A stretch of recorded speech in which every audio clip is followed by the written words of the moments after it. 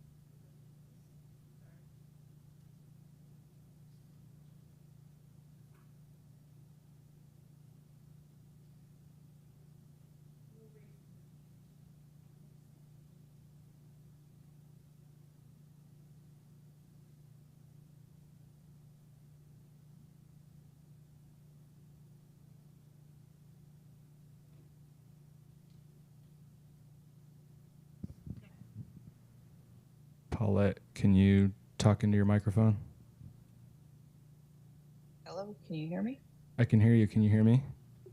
I can hear you just fine. Perfect. Thank you. You're welcome. Next, we'll test public comment. Okay. Did you want to have the video on to make sure that's working okay, or are you just fine with the audio? Just audio. Okay. Thank you. Mm-hmm.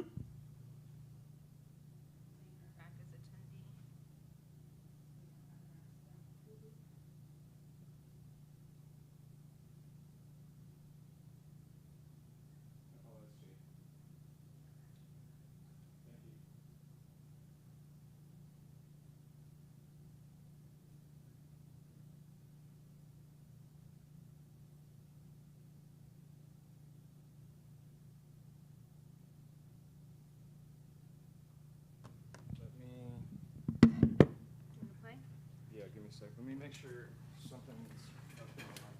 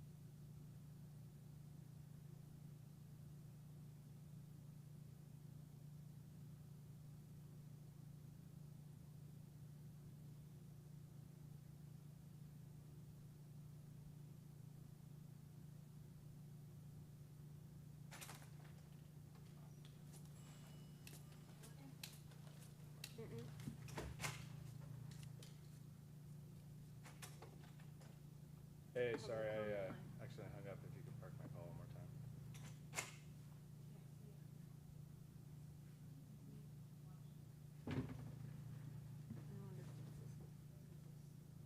It's all these temporary licenses causing us problems.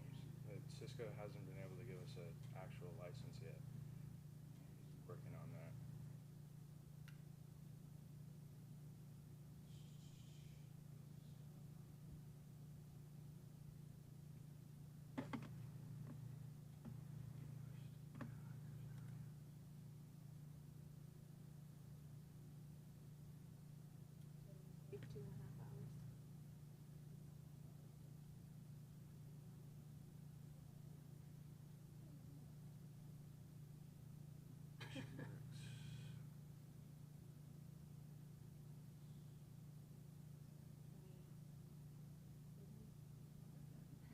All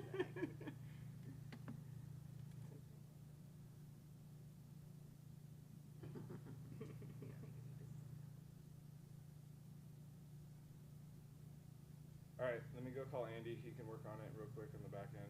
Okay. We ran into the same problem before. It's not registering. So he can log in and he just has to apply the temporary license again. Okay. And it gets it back online Perfect. because it thinks it's Alright. unlicensed. So I'll just- everything else is fine right Yeah, now. I think so. Okay. I'll leave it all up. All right, let me go call Andy. I'll let you know ASAP. Today's like heated stuff too. Oh, great. I'll be right back. Oh, Risa, black kitten named Axel is coming. Oh. I was gonna show you were gonna be here, so I was like, When I was talking to Lindsay, she goes, "Do you get to go to the board meeting tomorrow?" you get to see that part of the week. I'm like, I know. You get to play with him. That's your favorite part. I know. Start sending you the pet of the week again. I Yes. wasn't trying to make you upset. I know, you're So like, I never, "No." I didn't send it when you You're weren't like, "Look here. what you get to miss, man." We'll look at the little guy.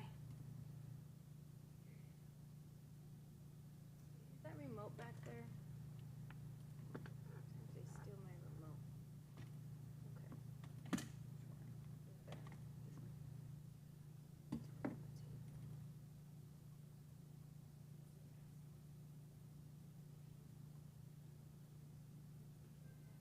Okay. There. Look at, look at him.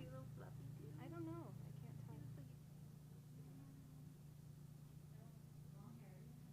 Oh, long hair. Oh, he's not like kitty cat.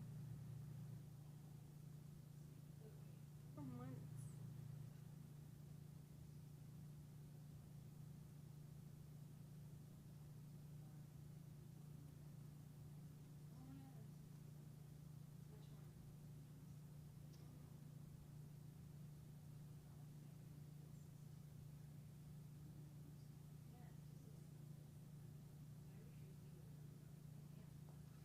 Can't.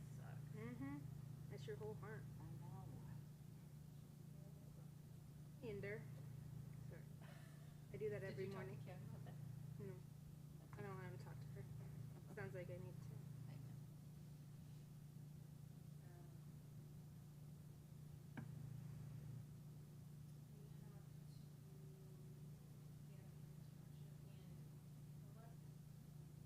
For the license.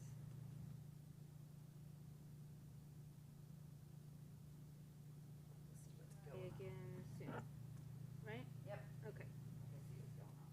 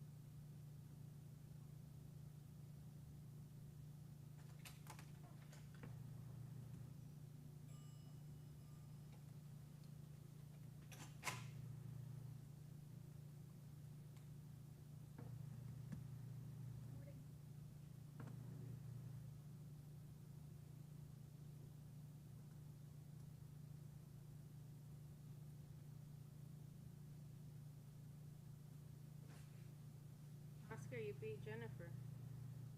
She is jury duty.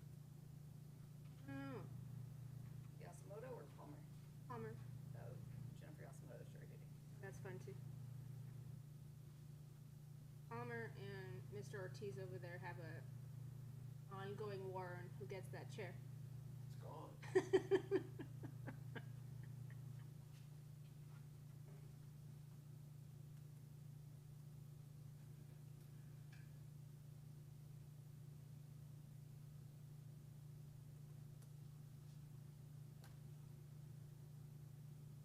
Restarting my entire computer.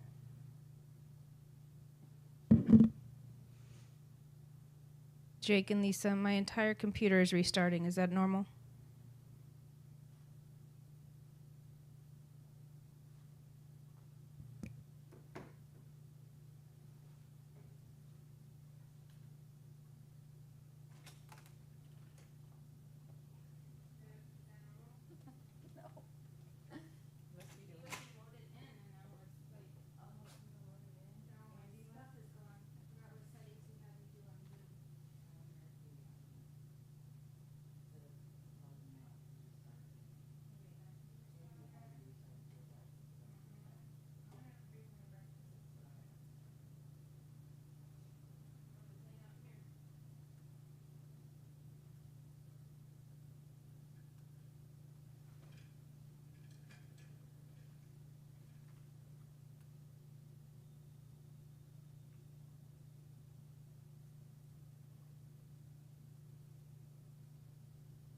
No.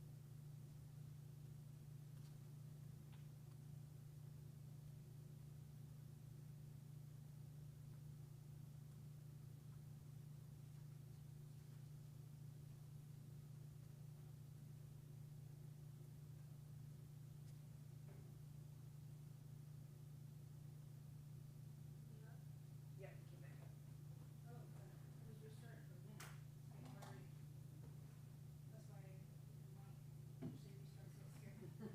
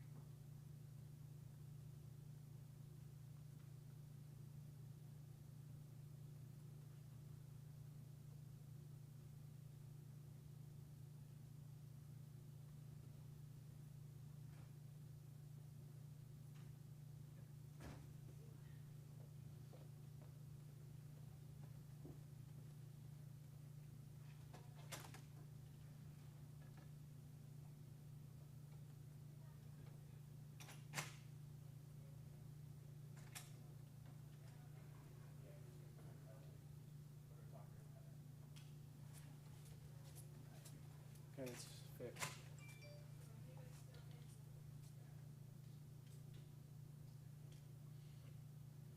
Let me just make sure. Hit Andy.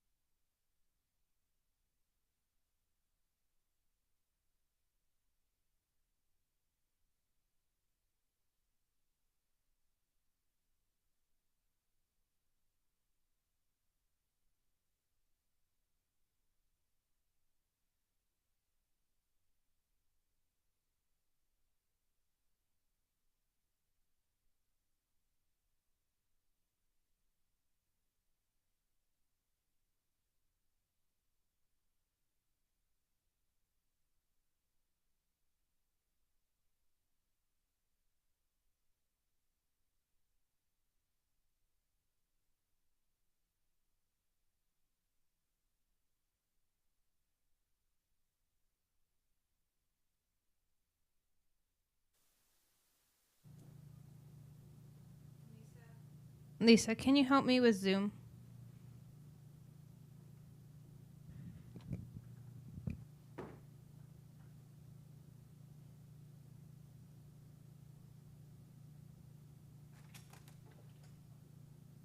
Sorry, not to boss you over.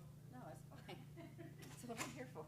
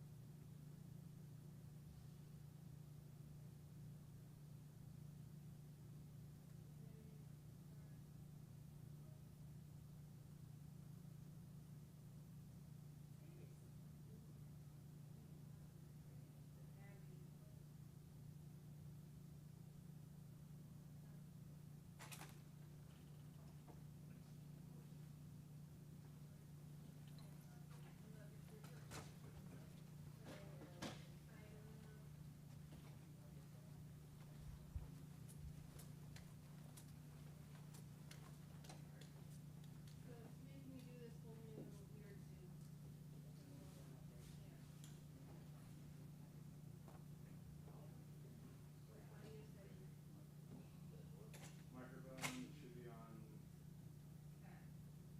Is everything muted? Yeah, we will both one microphone is on stand. The one next to Lisa. Everything is on. Oh, yeah, that's perfect. Oh.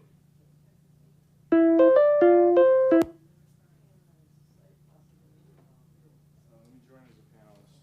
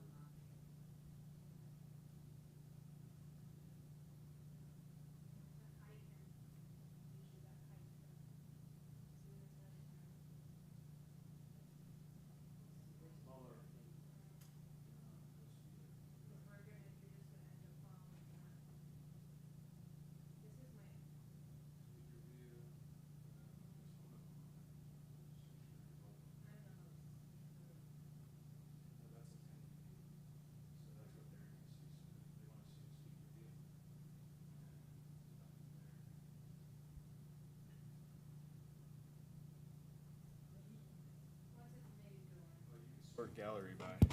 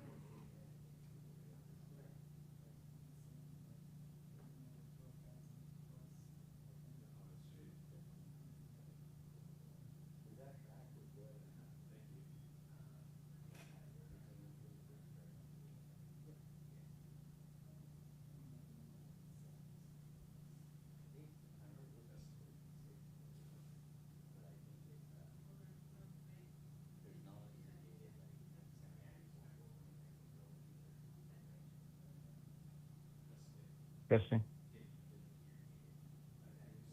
Can you speak back into the microphone? Can you? Oh. Testing. Testing. Testing 1, 2.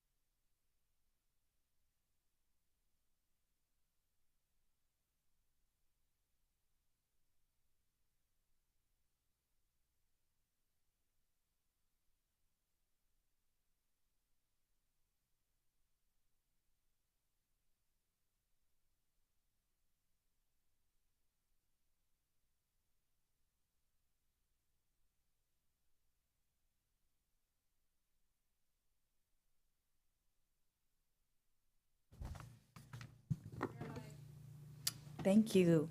Welcome, everyone, to the September 23rd Napa County Board of Supervisors meeting. May I have roll call, please? Vice Chair Manfrey. Here. Supervisor Ramos. Here. Supervisor Alessio. Here. Supervisor Gallagher. Chair Castro. Here. And I would like to ask the CEO of Napa County Hispanic Chamber of Commerce, Alonzo Corona, to lead us in the Pledge of Allegiance.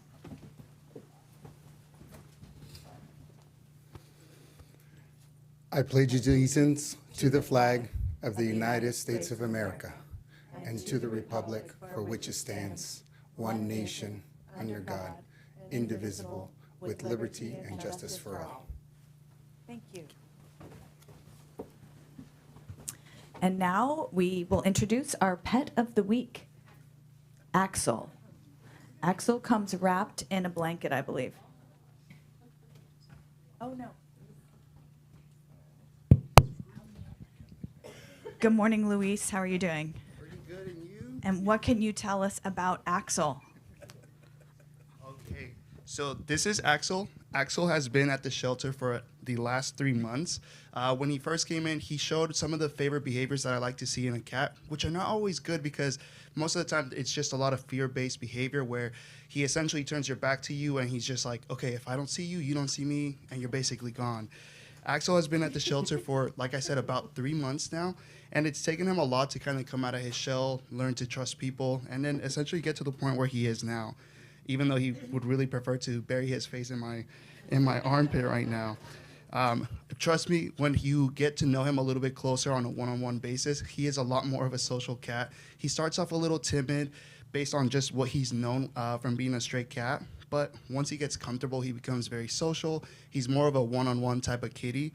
He did come in with a brother, but his brother's been adopted quite a while ago. But Axel's been sitting at the shelter for, again, over 3 months now, and we're just waiting for him to get to his forever home. That's terrific. And remind us how old Axel is, we think, roughly?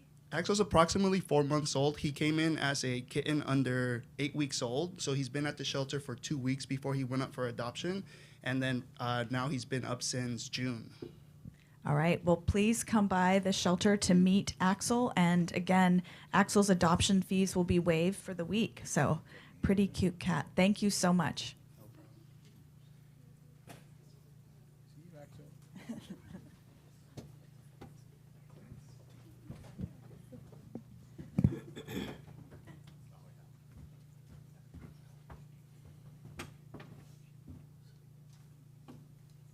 All right, and we have 3 proclamations today.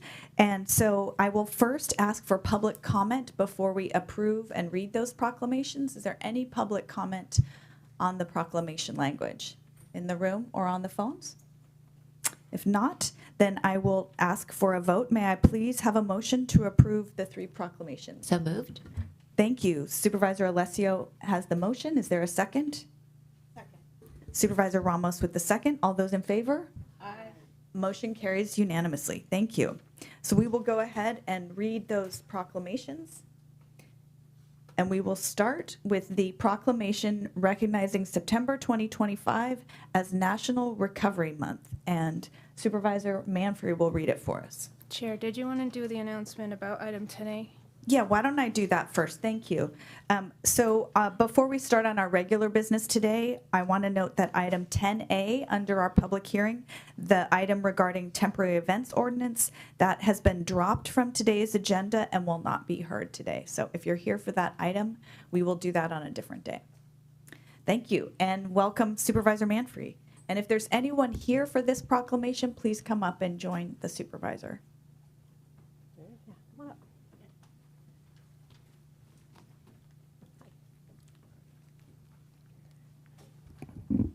Okay, so I will now be reading the proclamation for National Recovery Month, September 2025.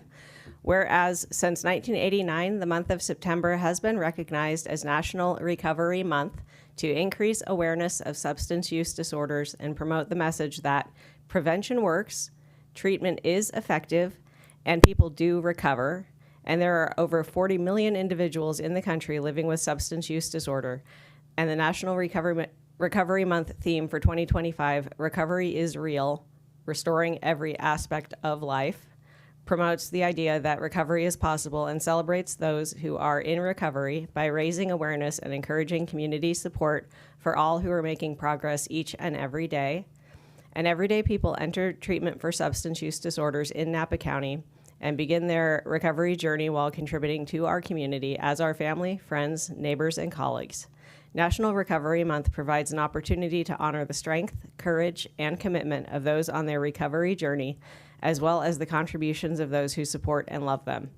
Napa County recognizes that it is essential to reduce stigma, promote access, and provide evidence-based treatment to enable people living with substance use disorders to recover. Now, therefore, let it be proclaimed that this Board of Supervisors, County of Napa, State of California, on this 23rd day of September 2025, does hereby proclaim September 2025 as National Recovery Month in Napa County, and in doing so, we encourage community members to contribute to our collective understanding that behavioral health is essential to overall health, prevention works, treatment is effective, and people do recover. Thank you. Do you want to? Thank you, Supervisor Manfree, and good morning. Good morning, everyone. This is my first Board of Supervisors meeting, so if I don't know how it goes, forgive me. I prepared a few words. My name is Zachariah Todd, and I'm a Behavioral Health Manager with Napa County Health and Human Services Agency. It is such an honor to be here at the Napa Board of Supervisors to recognize National Recovery Month. Each September, communities across America recognize and celebrate recovery, to celebrate the courage of those who have faced substance use and mental health challenges, and to acknowledge that recovery is real, an acronym that stands for restoring every aspect of life. Here in Napa, we know what resilience looks like. Our community has endured wildfires, earthquakes, loss, and hardship, and yet we continue to come together, rebuild, and support one another. That same spirit of resilience lives in recovery. Just as Napa has risen from challenges stronger and more united, so too do individuals and families find new strength and hope through recovery. Recovery does not happen in isolation. It happens because communities choose to support, encourage, and believe in people. It happens when we challenge stigma with understanding, when we replace judgment with compassion, and when we create opportunities for people to heal, rebuild, and thrive. Napa's deep sense of community makes this possible. So today we celebrate those who are in recovery and thank the families, peers, and providers who helped along the way. Let us also renew our commitment to ensuring that everyone in Napa County has the support, dignity, and opportunities they need to pursue a life of wellness and purpose. Recovery is powerful, recovery is worth celebrating, and recovery is real. Thank you. Thank you so much. And you know what? I'd like to ask if you and Supervisor Manfree can join us in the well, and we'll do a photo with the proclamation.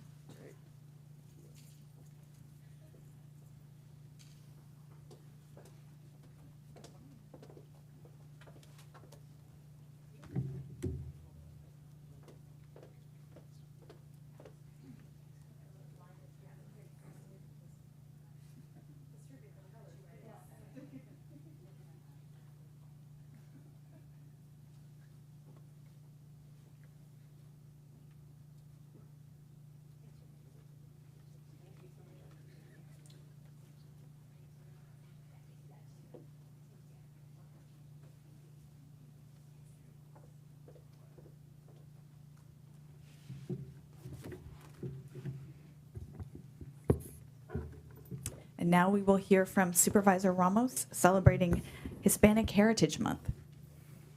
Thank you so much, Chair. It is an honor to be before you today to celebrate my heritage and the heritage of so many here in Napa County. Whereas the Napa County Board of Supervisors proudly proclaimed September 15 to October 15, 2025 as Hispanic Heritage Month in Napa County. And I'm going to pause and I'm going to ask everyone who is here with flags and in support of the proclamation to stand behind me. We're joined by so many here. I think that's an appropriate pause. We're joined by, by leaders of the Hispanic Network, the Latino Leaders Roundtable, the Hispanic Chamber of Commerce, people from the nonprofit community. You can go ahead and hover. That's cool. Like closer, closer. And those in the beautiful shirts stand behind me so I don't stand out so much. We recognize the rich history, diverse cultures, and invaluable contributions of Hispanics whose heritage have roots in Spain, Mexico, Puerto Rico, the Caribbean, and Central and South America. And whereas now, more than ever, it is crucial to honor and uplift Hispanic Heritage Month in times of growing fear and division, many within Hispanic communities face daily challenges, including the fear of discrimination, violence, and marginalization. These fears, often rooted in the color of their skin or the language they speak, remind us that we must stand united in solidarity, providing support and recognition where it is needed most. And whereas we respect the resilience and strength of our Hispanic communities despite centuries of adversity and discrimination, we have continuously led movements for justice, equality, and opportunity. These contributions have been vital to the growth and prosperity of Napa County, shaping both its economy and culture in ways that will echo for generations to come. The hard work, dedication, and leadership of Hispanic individuals have been fundamental in building the thriving community we call home. And whereas this year's theme for Hispanic Heritage Month, Collective Heritage, Honoring the Past, Inspiring the Future, calls us to reflect on the sacrifices of those who paved the way for future generations, like all those standing behind me. Their commitment to justice and equality has ignited change and continues to inspire resilience, unity, and hope for a brighter future. The Hispanic community's diversity enriches every aspect of society, and we honor the legacy of those whose contributions have positively impacted every sector from education to business, arts to public service, and beyond. And whereas today and every day, we honor the countless sacrifices made by Hispanic individuals throughout history, we stand in solidarity with them in the ongoing pursuit of justice, dignity, and respect. Let us be inspired to confront the injustices still present in our world and commit ourselves to creating a society where every voice is heard, every individual is empowered, and all members of our community can truly thrive. Now, therefore, be it proclaimed that this Board of Supervisors, County of Napa, State of California, on this 23rd day of September 2025, does hereby recognize September 15 to October 15, 2025, as Hispanic Heritage Month in Napa County. And we call upon the people of Napa County to celebrate and honor the rich heritage, contributions, and spirit of unity that define our Hispanic communities. We encourage all to reflect on the progress made and commit to working toward a future of inclusion, equity, and shared prosperity for all. Thank you. Excellent. And now I would invite Gerardo Martin with the Latino Leaders Roundtable and Coalition to say a few words. Thank you. On behalf of the Latino Leader Roundtable, I want to thank the Napa County Board of Supervisors for this proclamation recognizing Hispanic Heritage Month. This is an opportunity to honor the many contributions Latinos to our community, our culture, our hard work, our commitment to the building a better future for the next generation. We are proud to stand on the shoulders of those who came before us and those who are working to ensure Napa remains a place of opportunity, inclusion, and growth for all. Thank you for recognizing not only our heritage, but also the leadership, the unity that helps strengthen our entire community. We accept this proclamation with gratitude and renewed commitment to serve. Thank you. Thank you so much. Thank you. Good morning. Yeah, good morning. It's been about, I got to say, 13 years since we had the first proclamation back in 2012. And I was lucky enough to draft the first one along with Francis Ortiz Chavez, who's not here, and also Debbie Alter Star, somewhere there. And so since then, it has become a tradition. Not only that, Sonoma County got inspired after that, and so they continue to do that. And yet, remember, Latinos have been around for hundreds of years in our community, and it wasn't until 2012 that was recognized. So we need to kind of acknowledge that, But I'm also excited to see the dais at that time looked a lot different than it looks today. I got to say, it looks a lot better now. And so, on behalf of the Latino Leaders Roundtable, I wanted to thank you for your commitment, for allowing us to be part of the community and together, because if Latinos don't succeed, nobody else will. And lastly, I wanted to acknowledge my good friend Teresa Foster, who was one of the co-founders of the Latino Roundtable, along with Gerardo, and now Alonso Corona, who is the CEO of the Hispanic Chamber of Commerce, which is our fiscal agent for the Latino Roundtable. So thank you so much for this proclamation.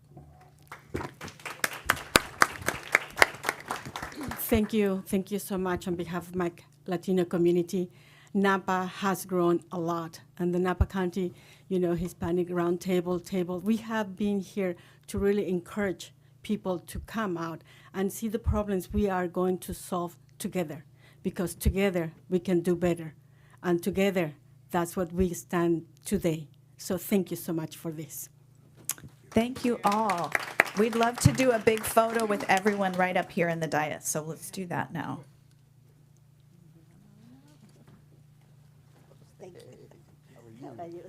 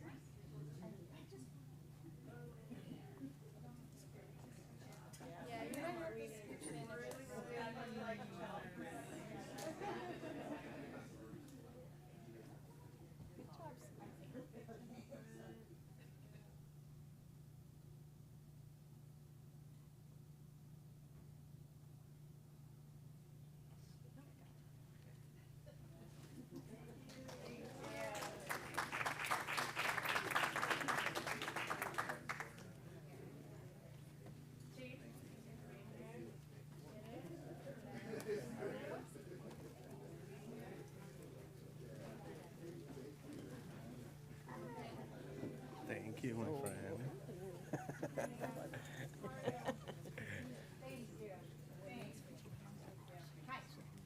Hi. Thank you. Yeah, I did.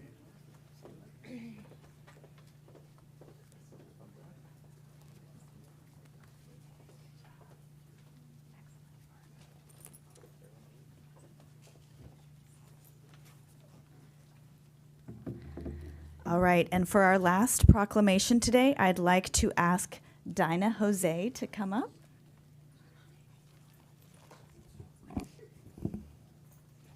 Good morning. I'm going to just start reading this because it's a lot. On September 26, 2025, Dinah Jose will retire after an extraordinary 40-year career in public service, marked by distinction, integrity, and an unwavering commitment to the safety and well-being of others. Dinah began her journey in criminal justice while completing her undergraduate studies in criminal justice management, simultaneously working at the San Joaquin Jail, where she advanced from a records clerk to the rank of lieutenant over an impressive 31 years of dedicated service. You can't cry because I'm going to start. Bringing her depth of experience and passion for public service to Napa County, Dinah accepted the position of Assistant Director of the Napa County Corrections Department on August 1st, 2016. In this role, she built a strong, cohesive team, championing professionalism, teamwork, and a culture of respect. Dinah was promoted to Director of Corrections on December 1st, 2018. Leading a staff of 133 correctional officers, managers, and support staff. Dinah created a culture that reflected her own values, those of integrity, honesty, and professionalism, where issue resolution was guided by adherence to the law and an overriding concern for those incarcerated persons in her care.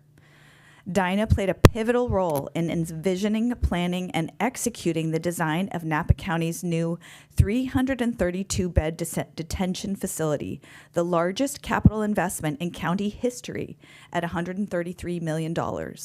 This state-of-the-art facility, already paid for, reflects Dinah's forward-thinking approach, featuring light-filled spaces, on-site medical services, and expanded programming to support rehabilitation and successful reentry.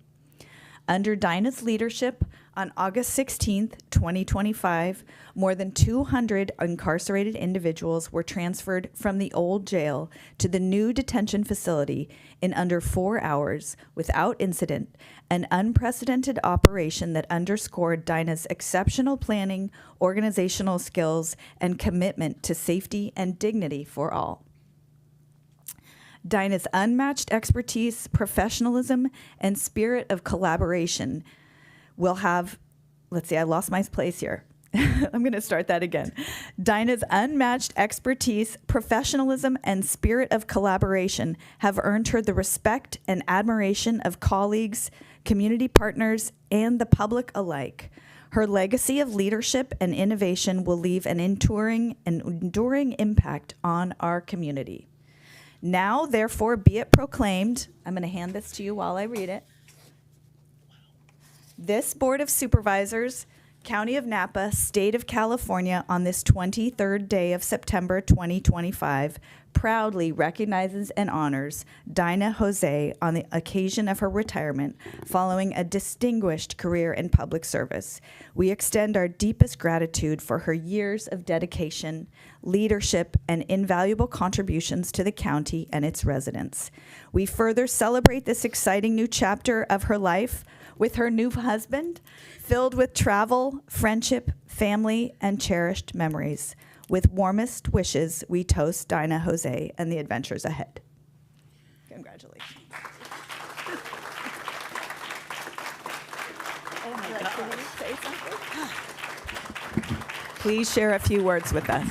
Oh my gosh. Thank you so much for this. I honestly did not see this coming at all until I was asked, you're going to be on board on Tuesday, right? I'm like, okay. I am truly honored. Thank you so much for this recognition, for this proclamation. This actually marks the 50 years for Napa County Corrections and Napa itself. You all began this journey in 1975, and then you actually moved into the new facility this year. So I am just honored to have played a role in that for you. For me, it's never been about the recognition, more about just doing the hard thing, making the hard decisions, getting the job done, and truly just trying to leave a mark and leaving things in a better condition than when I found it. I think we accomplished that, Melia. I think we've done that. So it's an exciting time. I've had a great time being here. The facility as described in this proclamation should allow Napa County to do all the things that it's required to do and should be doing for incarcerated persons. I say all the time, it's not sexy, but it's required, and we just need to hunker down and get it done. I could never have done this without my admin team in corrections. They held me up, they pushed us forward, and they were always willing to, when I'm in the hallway yelling for somebody or barking, to just get it done. So the team in corrections is strong, they're amazing, and they supported me and this process to the very end. And so it'd be easy for me to take all the credit, but I would not dare do that. It's all about the people, and I don't even see Juan here, but my partners in Public Works were truly amazing. I'd like to thank this board for your vision and all the boards prior to you that saw the need, backed it, and just pretty much gave me what we needed to do to get it done. So I always say go out on a high note, and I don't know how I ever top this in my life. It's been 40 years that I've been in this field, and it's been amazing, and I've had way more good days than I've ever had bad days, but it's time to move aside and move on and press forward, and so thank you so much. I am honored. I just wish you all the best of luck in Napa County. Thank you. Thank you, thank you, thank you. So if I could ask my colleagues to come down into the well, and anyone from Dinah's team, please come on up and we'll do a photo with you too. People that I pushed around. and made Yes, it all work. the people that she pushed around. There you go.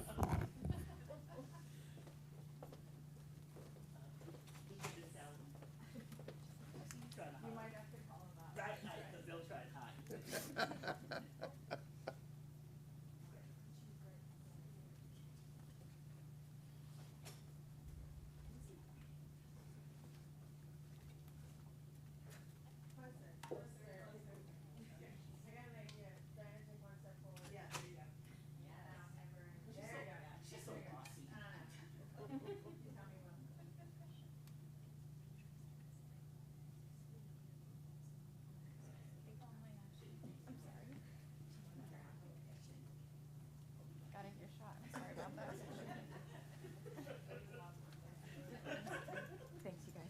Yeah, go for it. Yeah.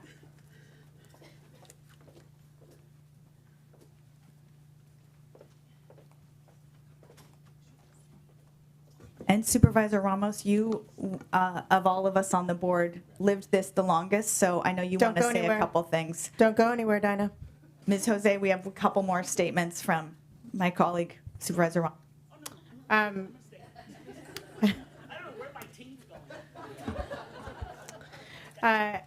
On behalf of this board and on behalf of our prior boards, Dinah, I want to thank you for your service to the County of Napa.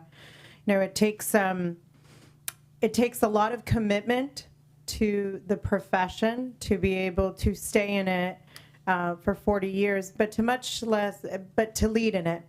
And when we asked you to step up, we did not hand you a glorious package all put together with a little bow. And in fact, we gave you a very tall task of hold the jail together, and literally hold it together, because after the 2014 earthquake, that jail left a lot to be desired. And there were many a times where we would joke that any day that we didn't get sued was a great day in Napa County, because we knew that we needed to do better. And you consistently led us through with the team at Public Works on how we make sure that we deliver a dignified correctional facility for our criminal justice clients. And you kept us on task, and I kept you to budget. And we weren't always friends in that regard, but we both did our job. And I want to thank you. When you put it in perspective, this is the largest to date capital project that the County of Napa has ever endeavored. And although we had our struggles, whether it be contractors or everything, and the pivots of the reentry facility and what came next, and you weathered all those storms with your team, the changes that have transpired in state law that have impacted your work. And I just want to thank you for always setting your sight on the finish line. We knew that the finish line of the relocation of our detention facility was very close in time to your own finish line. And I do want to thank you for not swapping those finish lines and for sticking with us through the move-in. And on behalf of this board, I wish you the very best in the next chapter of what's in store for you. And now that you put down the badge, I just want to say thank you for honoring the badge for 40 years. Thank you, Supervisor Ramos. All right, with that, we will move on to Mr. Alsop, good morning. Yeah, I'm sorry. This is really kind of the board's moment to honor Dinah, but I would be remiss if I didn't say something. Dinah, it's been really great knowing you. Thank you for your service and your leadership. You've got a pretty distinguished career, 40 years at this. I've talked to people around the state. They all know you, and if only by reputation. But appreciate you, your leadership over the past, I've been here for a couple of years with the jail, I haven't had to worry too much about it because you've been getting things done over there in partnership with Public Works, making sure that that gets all done. And I just want to appreciate you. I remember a conversation we had about you talking to me. We spent a couple hours in my office one time, and you talking about the tragedy that you've had in your life, the loss of your child, your son, some years ago, and that was really touched me. And I think in the context of the commitment that you've provided publicly, your public service, this job, you're an exceptional woman, and congratulations on your retirement. I hope it's wonderful. So congratulations. Thank you again, Dinah. Thank you, CEO Alsop. So with that, we are going to move on in our agenda today. We are now at item 5. That is our consent calendar. And do we have any board comments or items to pull off that consent? Supervisor Chair, Ramos. I would like to pull off you for just purposes of additional comments. Okay, so we will pull item 5U. And do I have anyone in the room or on the phones who would like to make public comment on any of these items, including 5U? Anyone on the phones? Okay, so no public comment. Okay, then I will go ahead and ask for a motion to vote on consent calendar items 5A to 5AC, accepting item 5U. So moved. Motion by Supervisor Ramos. Is there a second? I'll second. Second by Supervisor Manfree. All those in favor? Aye. Motion carries unanimously, and we will come back to item 5U under agenda item 8. And now we will ask for any public comment that people in the room or on the phones wish to make on an item not on the agenda. Do we have any public comment on something not on the agenda this morning? Yes. Good morning, sir. Come on up to the microphone. And if you could state your name. The name is Thomas Falcon. I own the property at 307 Circle Oaks Drive. Good morning, Chair, members of the board. I'm here today not only as a homeowner, but as a taxpayer and concerned citizen who expects this county to uphold its most basic duty, protecting the public and the public trust. Instead, we've evolved into the opposite, protecting county staff and shielding embarrassment rather than protecting safety. Years ago, the county installed an undocumented storm drain and for decades allowed it to illegally discharge stormwater uncontrolled down a slope. Excuse me, Mr. Falcon. You know, I think this one is coming up as its own agenda item. That will be a closed session. Okay. Yeah, 11B. Okay, sorry, I didn't have a. No problem. No problem. Yeah. Thanks. Yeah, thank you. Thank you for catching that, Supervisor Ramos. All right. So is there any other public comment in the room?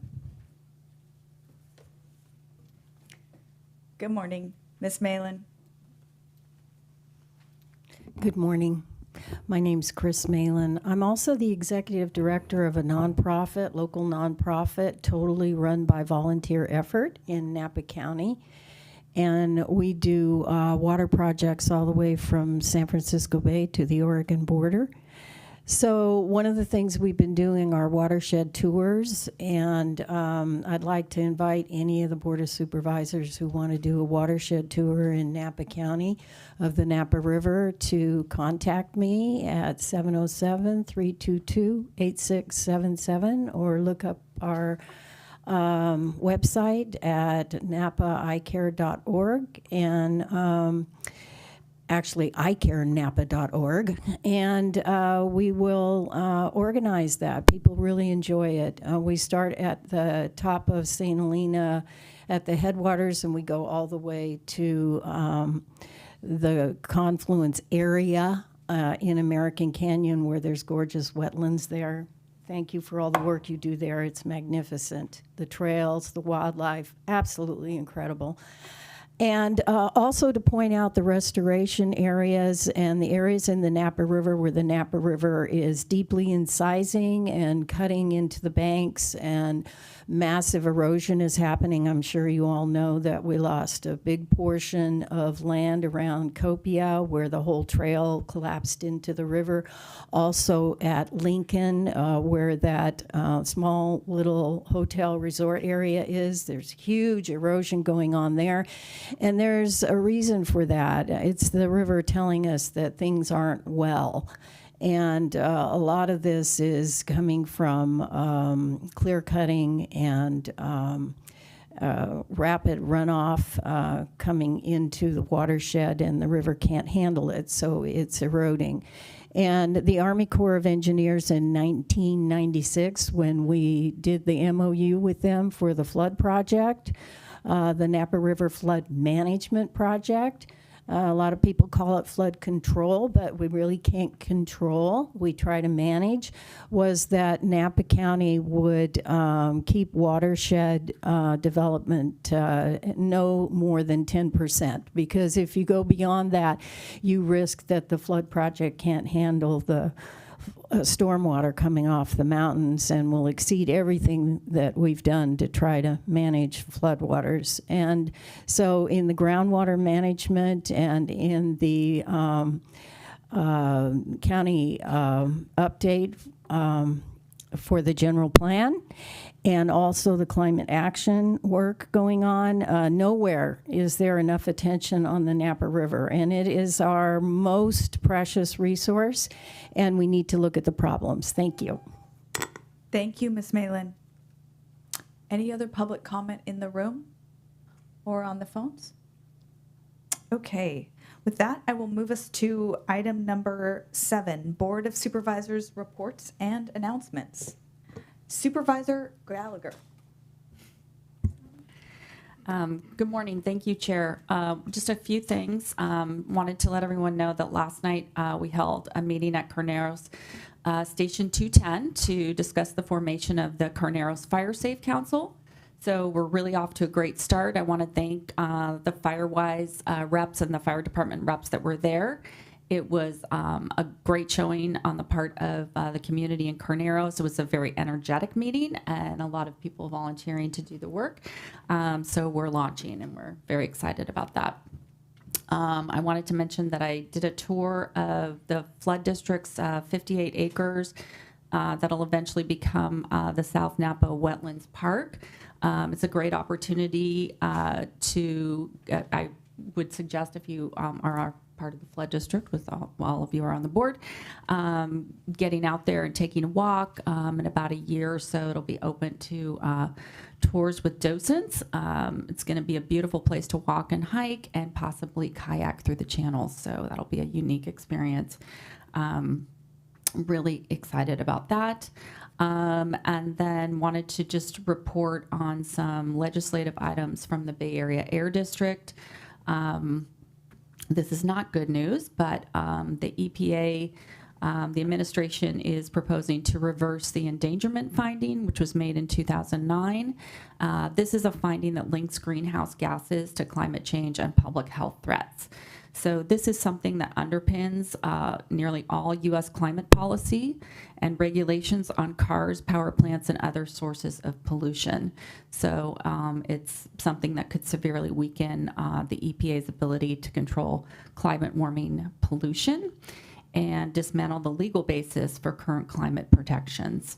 The administration says the finding was based on outdated and pessimistic science. So we can chew on that for a while. California is responding with lawsuits and looking at their own stricter statewide standards. So this is being tracked pretty closely by the Bay Area Air District, and I will report back if there are any other things to let you know. Thanks. Thank you, Supervisor Gallagher, and congratulations on that Carneros FSC.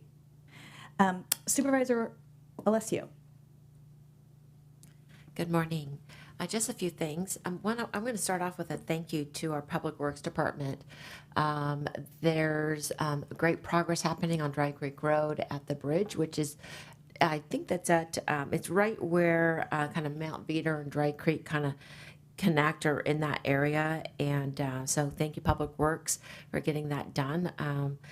In addition, I'm very happy to share that, you know, during the last storms when we had the major slides that happened because of the atmospheric rivers, and we lost some roads and some, we talk about the damage there. One of the biggest slide is at the 0.52 mile marker of Mount Veeder. It's right before, well, right next to Enchanted Hills for the blind. And great work is being done up there. I went up there last Friday, met the team up there. They were able to reopen the road, so it's access. There's a lot of construction. The retaining wall is in progress to get built. I think it's going to be done towards the end of November if all things go well. So just before we have the rainy season again. But Public Works, please extend my appreciation to all who've been working on that.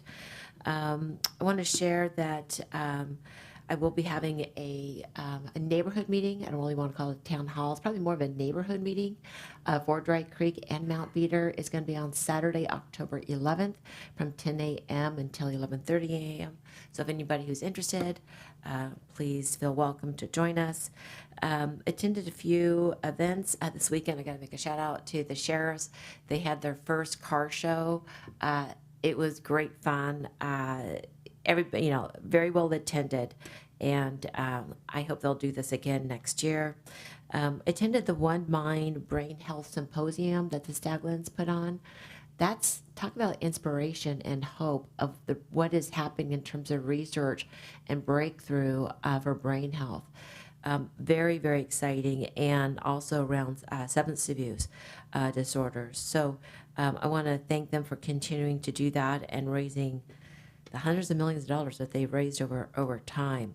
I attended the Suicide Prevention Conference, and I want to give a special appreciation to Councilmember Lisa Gift from Calistoga. She was the keynote speaker that night. It was very informative and really made a lot of connections in terms of the human experience of somebody who's going through such a challenge like that. So great job there. A few others, last I'm going to mention, and I know that our chair is also going to mention, my first ever attending the Belle Grist Mill, the state parks fundraiser. That was spectacular. I've heard about, I think it's the fourth one they've had. I highly recommend for folks to attend it next year. The mill is running. It's really spectacular. It's unique. I do recommend don't wear open-toe shoes like I did. Wear closed-toe shoes because you're out there in the, in the dirt. But it really is great. And raising funds and restoring that mill is really important to the history and heritage of Napa County. So just encourage everybody to support that effort. Thank you. Thank you, Supervisor Alessio. Supervisor Ramos or Supervisor Manfrey, do you have comments? Supervisor Manfrey. Okay, thanks. Yeah, just a couple of things. Thanks for all those updates about community events. There have been a lot of those lately. This past weekend was Coastal Cleanup, which I was lucky to participate in with the Resource Conservation District. We picked up loads of trash, and every little bit matters. It was amazing to see one person after another come back with their buckets and bags, and like how much collectively it was. Even at just the one site that I was at, but there were sites all over town. So that was a big effort for the community. It's a wonderful thing that happens this time of year every year. And the reason it happens this time of year is it's right before the fall rains come, which would wash trash into the rivers and the ocean. So if that's something I was thinking about, is like, this is well thought out. The reason we're doing it now is because this is when it makes the most difference. There was also the Master Gardeners Fall Fair this past weekend, which was just an absolutely delightful event with water-wise plants for sale and all kinds of community groups out just educating the public and helping people learn how to garden better. And it was Open Studios, and Open Studios for the arts community continues next weekend as well. So if you haven't got out there yet, there is still a chance next Saturday and Sunday all day long. Many dozens of artists all over the cities of Napa county will be showing off their work and selling their work in their studios. It's a really fun thing to do. If you've never done it before, I highly recommend it. We did a town hall at Circle Oaks on the 12th of September, which was wonderful, and I really appreciate the support of all of the departments who were there helping to connect with the community and make sure everybody feels like the resources are available to them and accessible. We'll be holding another town hall in Woodin Valley on the 1st of October. It's a Wednesday. So for anyone in the Woodin Valley or Gordon Valley area, I hope you will attend. We would be very happy to see you there. We will bring food, and there will be many interesting things to learn about. And also we'll be happy to hear from you about what's going on in your communities. And were you going to talk about RCRC or? Yeah, okay, I'll leave that one for you. But I was lucky to attend the Rural County Representatives of California Conference this past week. And I think that's most of it. Thank you so much. Thank you, Supervisor Manfrey. Supervisor Ramos. Thank you so much. I'll go ahead and first provide an update from ABAG MTC out of our legislation committee and also the Greater Executive Board of MTC, and that is that SB 63 has passed both chambers and is awaiting the governor's signature. And SB 63 is a 5-county measure that will have MTC oversight, so it is within Napa County's purview, even though we will not endure the additional taxation here in the county. And 4 of the counties, which would be Santa Clara, San Mateo, Alameda, and Contra Costa County, will be a 0.5% sales tax added to transactions. And in the city and county of San Francisco will be a 1% sales tax added to transactions to be able to fund public transportation improvements. This was a very, very long deliberation. I believe that's the right word. It was the deep end of the pool that Supervisor Manfrey was dumped into when she joined MTC. But this is important because this type of multi-county collaboration and next regional measure will really set the stage for how we pursue, from a strategic standpoint, a housing funding measure in 2028. And to that end, and in my capacity of both the MTC and ABAG, I will be traveling to Long Beach and County of Los Angeles shortly to be able to look at how they are doing housing, and I think that's really important, especially given the work that we're going to be doing today and talking about how do we use our housing impact fees. So a little foreshadowing for what's coming for the rest of the day. Next, the CSAC Board of Directors, we're members of CSAC, and thank you to Supervisor Cottrell for her vote. I presented a budget proposal for the remodel of CSAC's historic building at 1100 K Street. And it is pretty exciting endeavoring this. We do have a budget that will be adding a 6th floor. So during your time as supervisors, I am very excited that we will have a 6th floor that will host our receptions and our meetings, and you will be able to see the dome of the Capitol from the 6th floor. It's pretty exciting. That was a $36.9 million budget that was approved by the Board of Directors, and we are well positioned to be able to fund that. And there will be no increases to our county members attributable to the building remodel. Next, I wanted to share with you that the Napa Valley the Napa Vallejo Waste Management Authority took some significant actions this week at our meeting. First, we increased tipping fees. This was necessary just to adjust to current market conditions, and also our tipping fees were incredibly low, so people were actually driving here to dispose of waste here. So it's really important to make sure that we are not, by our market participation and our pricing, that we are not increasing travel times and greenhouse gas emissions in other ways. It kind of offsets us in a negative way if we're doing that. So we did increase those tipping fees and put in a cost inflator so that we aren't behind in future years.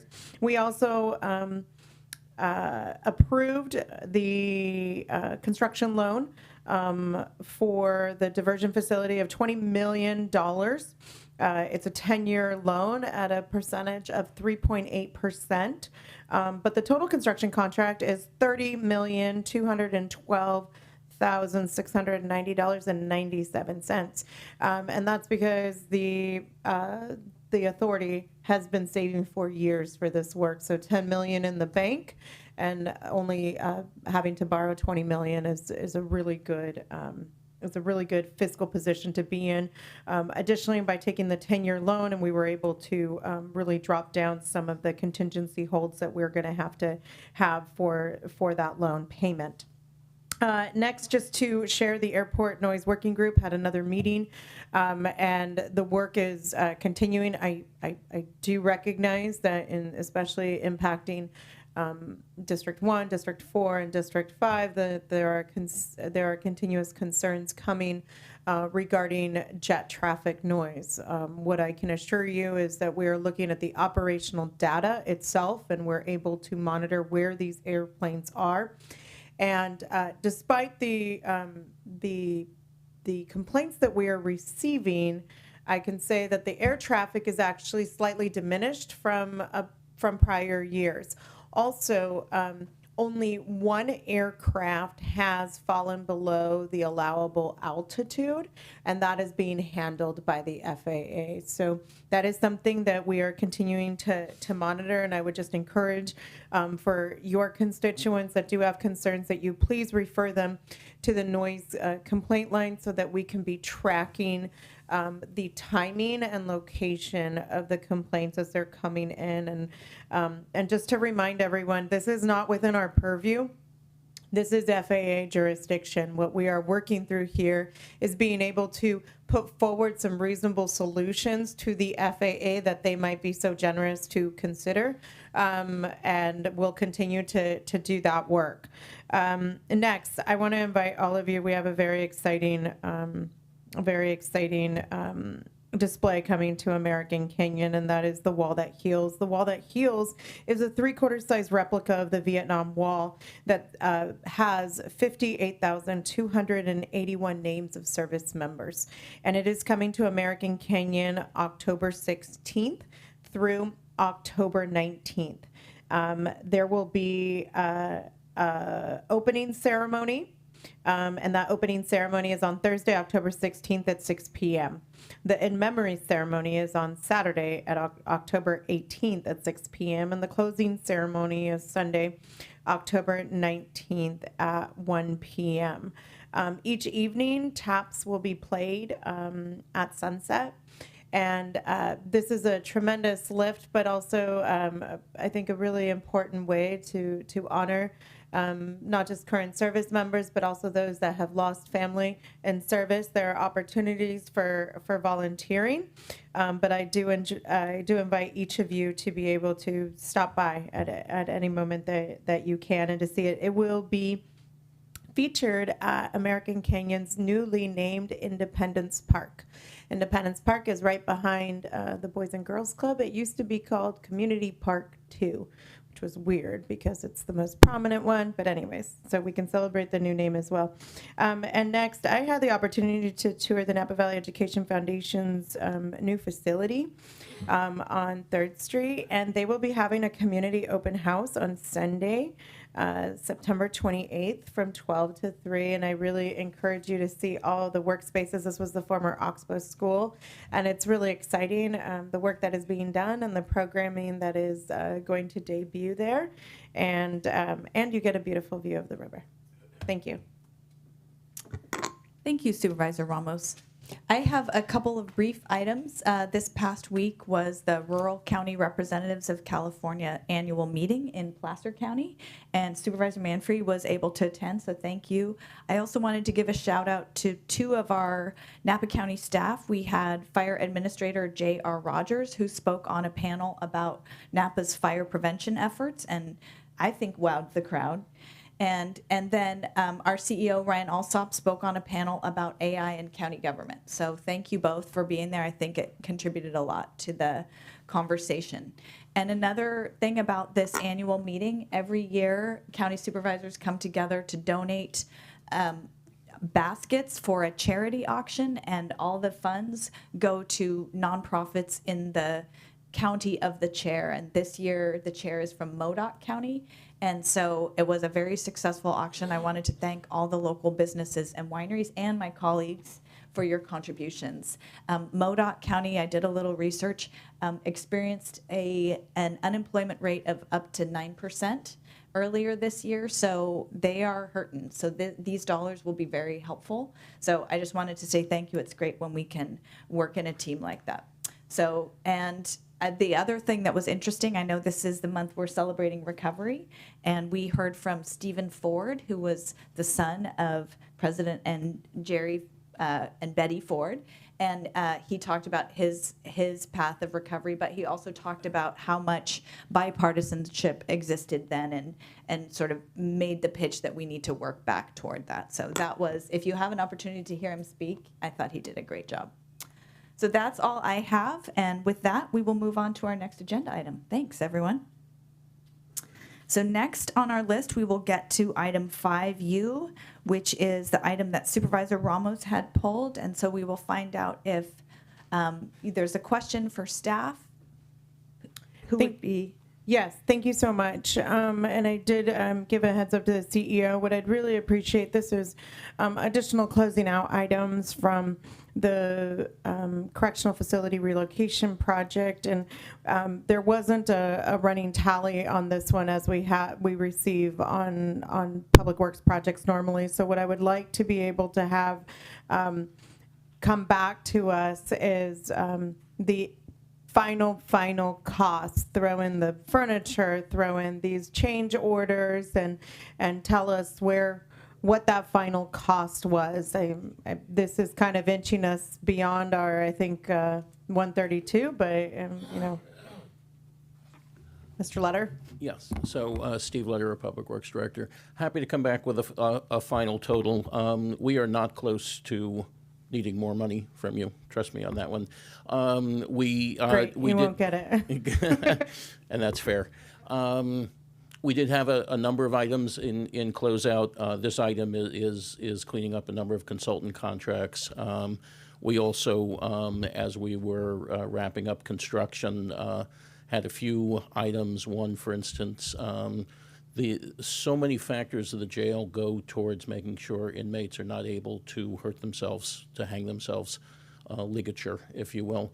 And all of those processes were signed off by BSCC during design, and literally at the last minute they asked for some changes in terms of bunk beds and whatnot, so we did that. Also, in accordance with board climate policy, we added a number of EV charging parking spots at the end, and then we've also done some additional work on the security system there that came up during operational testing. I think we'll agree security is good. So we are still under budget, and we're going to finish that way. The final, we'll know in a couple of months. There is a closeout audit with the state that happens as part of this project, and that's, I believe, scheduled for next month, to start next month. So we'll go through that closeout process. We're also still working with the state for them to sell their bonds, which are, support their end of funding the project. So the literal closeout final number is probably a couple months away, and we'll be happy to bring that back to the board. Thank you, and I think that's great timing to have it with BSCC, and I mean, we are aware of the fact that they've made some last-minute changes. I know we also had some telecommunication struggles at the very end, which I'm sure is an additional little tag there. So if we could just, I think, for purposes of when we look at how we manage capital projects going forward, we did, in fact, change the way we tracked these projects with this relocation correctional facility. This is the first one that we started actually looking at percentage changes and change orders, and every single item that came forward started doing that. And I think that making sure we can circle back at the end and have a complete, what the beginning costs were, an evaluation of what changed in the market. As we know, we endured a lot of changes in the market in construction and COVID inflated costs and inflation as well, and to close it out and see how we overall manage that project from its beginning estimates overall. I think that would be a great baseline for us as we move forward in other capital projects, because this is we've got more work to do. And with that, after you take public comment, I'd be happy to make the motion. Yeah, so we had already taken public comment at the earlier consent item, so we will go ahead and I'll be happy to ask for a motion at this point. I'll make a motion to approve 5U. Okay. I'll second. All right, a motion by Supervisor Ramos, a second by Supervisor Alessio. All those in favor? Aye. Thank you. And now we are at item 9A. We are beginning our administrative items, and we will now receive a presentation on development impact fee nexus studies for transportation and affordable housing and commercial linkage. Good morning, Ms. Craig and Ms. Palmer. Good morning, Chair and Supervisors. If we could have the presentation, please.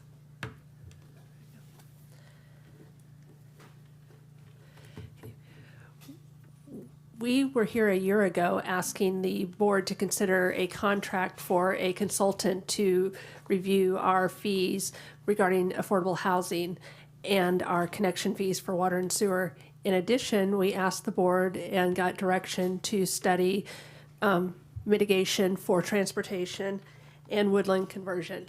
At this time, we want to share that woodland conversion is continuing to be studied, and unfortunately the water and sewer connection fee study had to be put on hold because of all the rains and all of the projects that have been going on in our very small staff of water and sewer. So those will be undertaken here at a later date and brought to you when available. At this time, we want to share with you the status of the transportation mitigation study and the affordable housing fee study. The transportation fee study was to identify what additional capital projects would be of benefit to those as development occurred. We are specifically talking about development impact fees. We're not talking about any other type of fee at this point. So when the impact fee was studied for transportation, 6 projects were identified for roundabouts and 4 bicycle lane improvement projects were identified. Those were then evaluated as to what new developments portion of those projects would be and what the existing deficiency would be.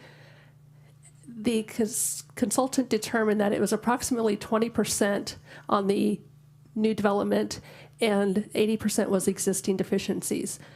We as a county have not identified the funding to address our existing deficiencies, and the fee that would result for the new impacts would be marginal at best and would not be able to accumulate or pay for those projects. So at this time, we are recommending that the board recognize the fee study, but understand that it is not going to be sufficient in order to deliver projects, and we recommend no fee for transportation at this time. Before we dive into the affordable housing study, I do want to share with you that Nexus studies, and we do have our Nexus consultant online and available for questions. We have Carlos and James with Wildan Financial, who can speak to any of the information in the studies specifically, either one of them. The studies determine the nexus for development, but then it also determines what a maximum fee could be for that new development. The board has the opportunity to set fees up to the maximum. However, fees can be set at less than the maximum, understanding that there are reasons to do that, and that the onus would then be on the board and the county as a whole to fund the difference of any development facilities that are required as a basis of those fees. The reasons, as listed in the staff report for setting impact fees at less than the maximum, vary. Sometimes it's one type of development may be underrepresented in the jurisdiction and an entity chooses to incentivize it, such as affordable housing. Development projects may not proceed if costs make projects unprofitable. because if it makes a project unprofitable, they won't come in and pay the fee. So it negates the value of setting a fee. Developers have choices where to locate, and a jurisdiction will choose to remain competitive with its neighbors. So you don't want to set yourself so far apart that you're incentivizing development to go elsewhere if you're seeking that development to come here. And another reason is entities may have other funding sources, such as grants or bonds, and those can be offsetting costs to an overall fee program. So with that, I am going to now turn it over to Jennifer to talk about the details of our affordable housing nexus studies, and our consultants will remain available for any questions, and then we can talk about the recommendation.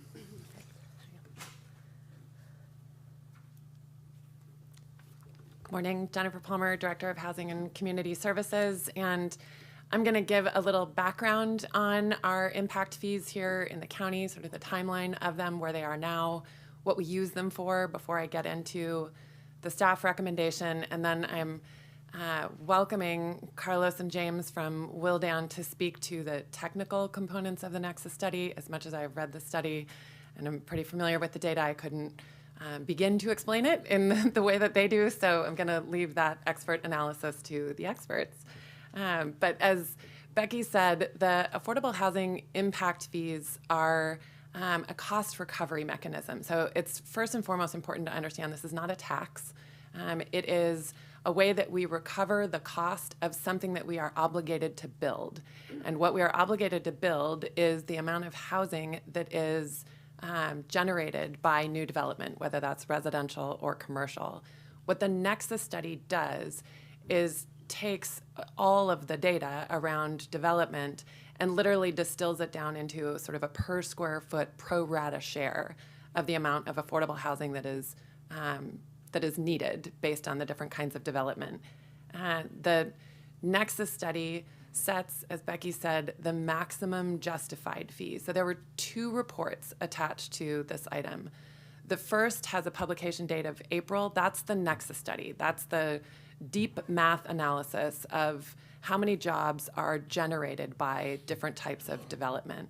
And the second study, the one with the September publication date, is the feasibility analysis. So that takes what was the maximum justified fees, which is the highest dollar per square foot you could set a fee, and then does analysis on what is feasible. What can a project, what's the net fee capacity is the term in those reports, for each of the different types of development, after which that project would not be considered profitable anymore.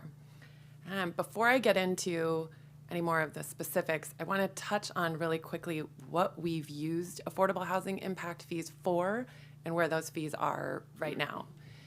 So we've been collecting fees since 2004. Is that right? Hold on. My slides are out of order. No, since 1993 we've had, and those fees have been used for largely, first and foremost, the multifamily affordable housing portfolio. So the county has invested in 37 projects, almost all in the various jurisdictions, not in the unincorporated county. So we're a partner with each of the cities for the affordable housing that's being built there. 37 projects, a total of $29 million in capital investment. So that $29 million doesn't include interest that's generated on that loan portfolio year over year. And that's contributed about 1,400 affordable housing units.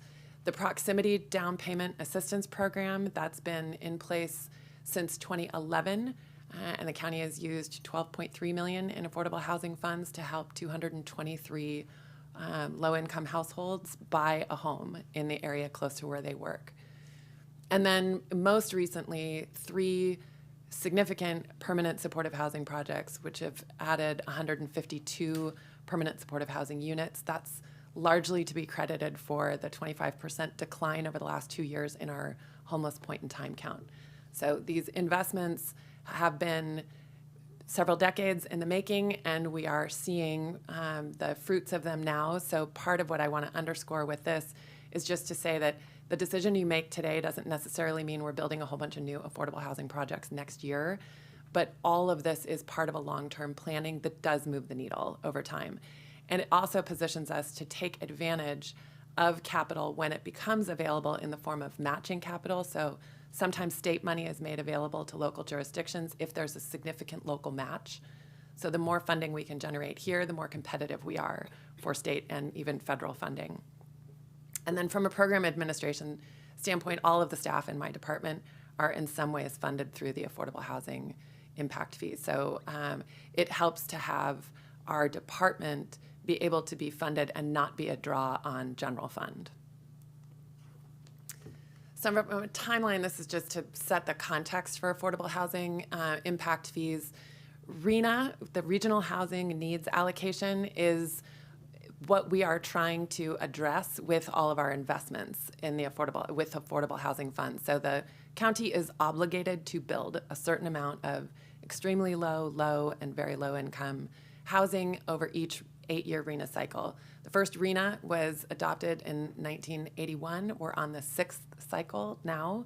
And in between those 6 cycles, we've had several different times where we've either adopted or raised the impact fees.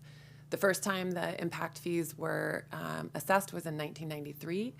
They were updated then in 2004. And then commercial fees were adopted 10 years later in 2014. Residential fees were adopted in 2010.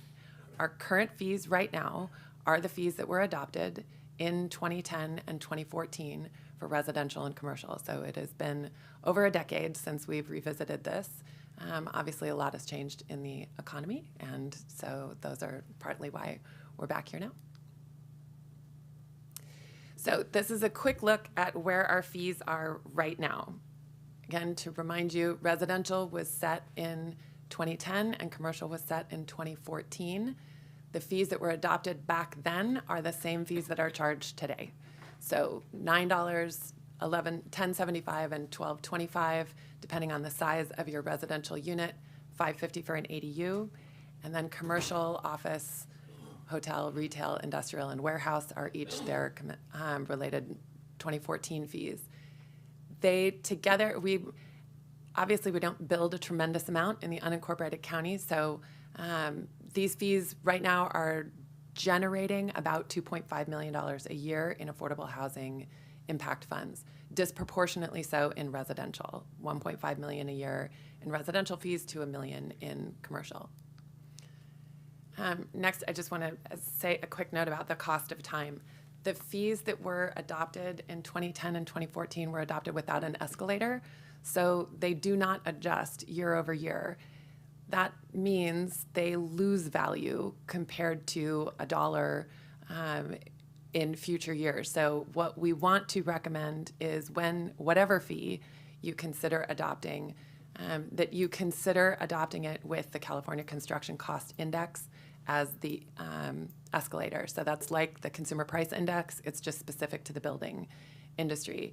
And so this is just simply looking at, had we adopted the fee back in 2010 and 2014 with the CCI as the escalator, where those fees would be today. So they go up incrementally each year, just a little bit. It's on average about 5%. It can be more. It can actually reduce fees in tough economic years. So it's a good escalator to adopt because it is really specific to the cost of building materials and labor. So had we adopted those fees, you're looking at almost twice where the fees would be right now. Okay, so now to get into the Nexus study and the feasibility studies. Again, the Nexus is setting the maximum justified fees, and that's what's on the screen here. The Nexus study result says the maximum allowable based on, this is just the math of how many affordable housing units are needed for different kinds of development. This has nothing to do with whether or not these are feasible, so I'm going to get to the feasibility side. These numbers are always pretty shocking. For comparison, in 2010 and 2014, the fees that were adopted were about 5% of what was the maximum justified fee. So it is very common for policymakers to set the fee much lower than the maximum justified rate.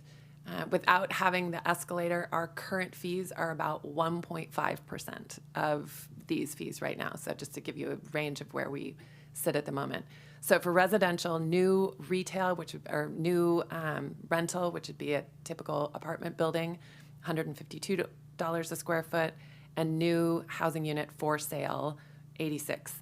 The Nexus study doesn't make a distinction between a new for sale housing unit versus an ADU, anything. So all new housing, all housing related construction, $86 a square foot.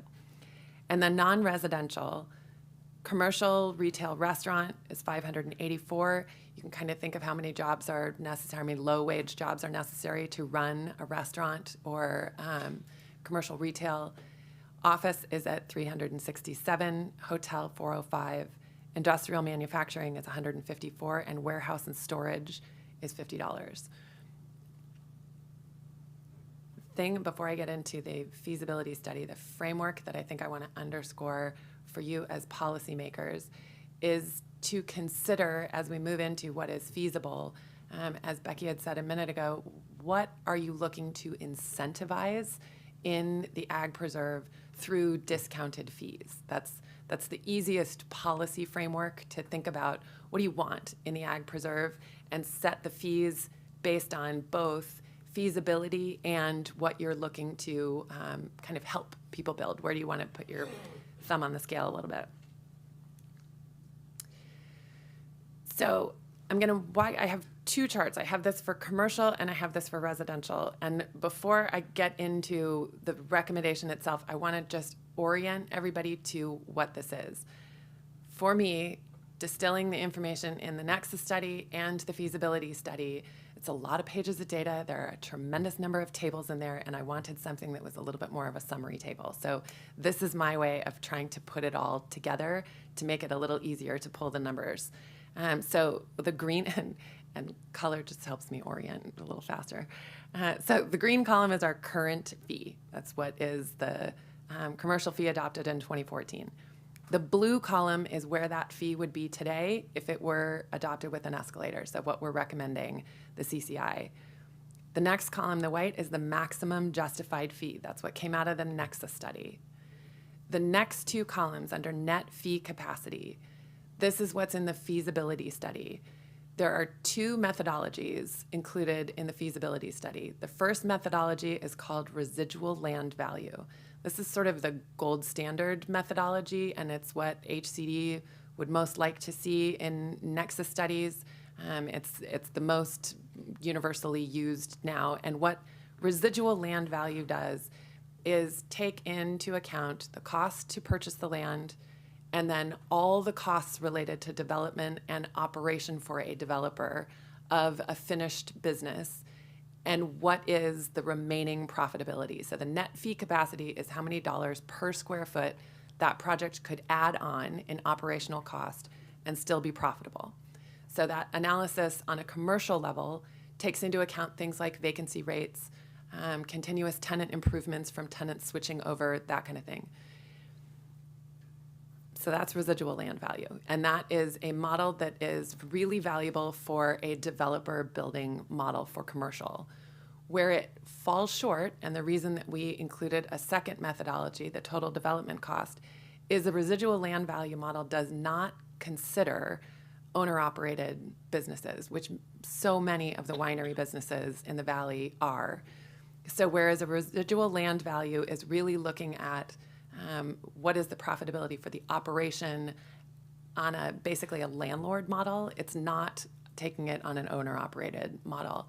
Total development cost is an alternative methodology that just simply considers as feasible 1% to 3% of the total project cost as the maximum net fee capacity.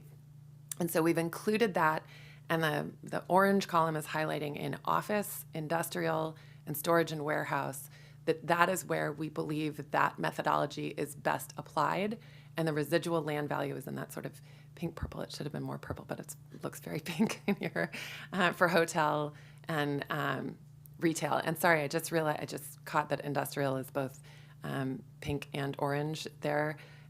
We are recommending that industrial be total development cost.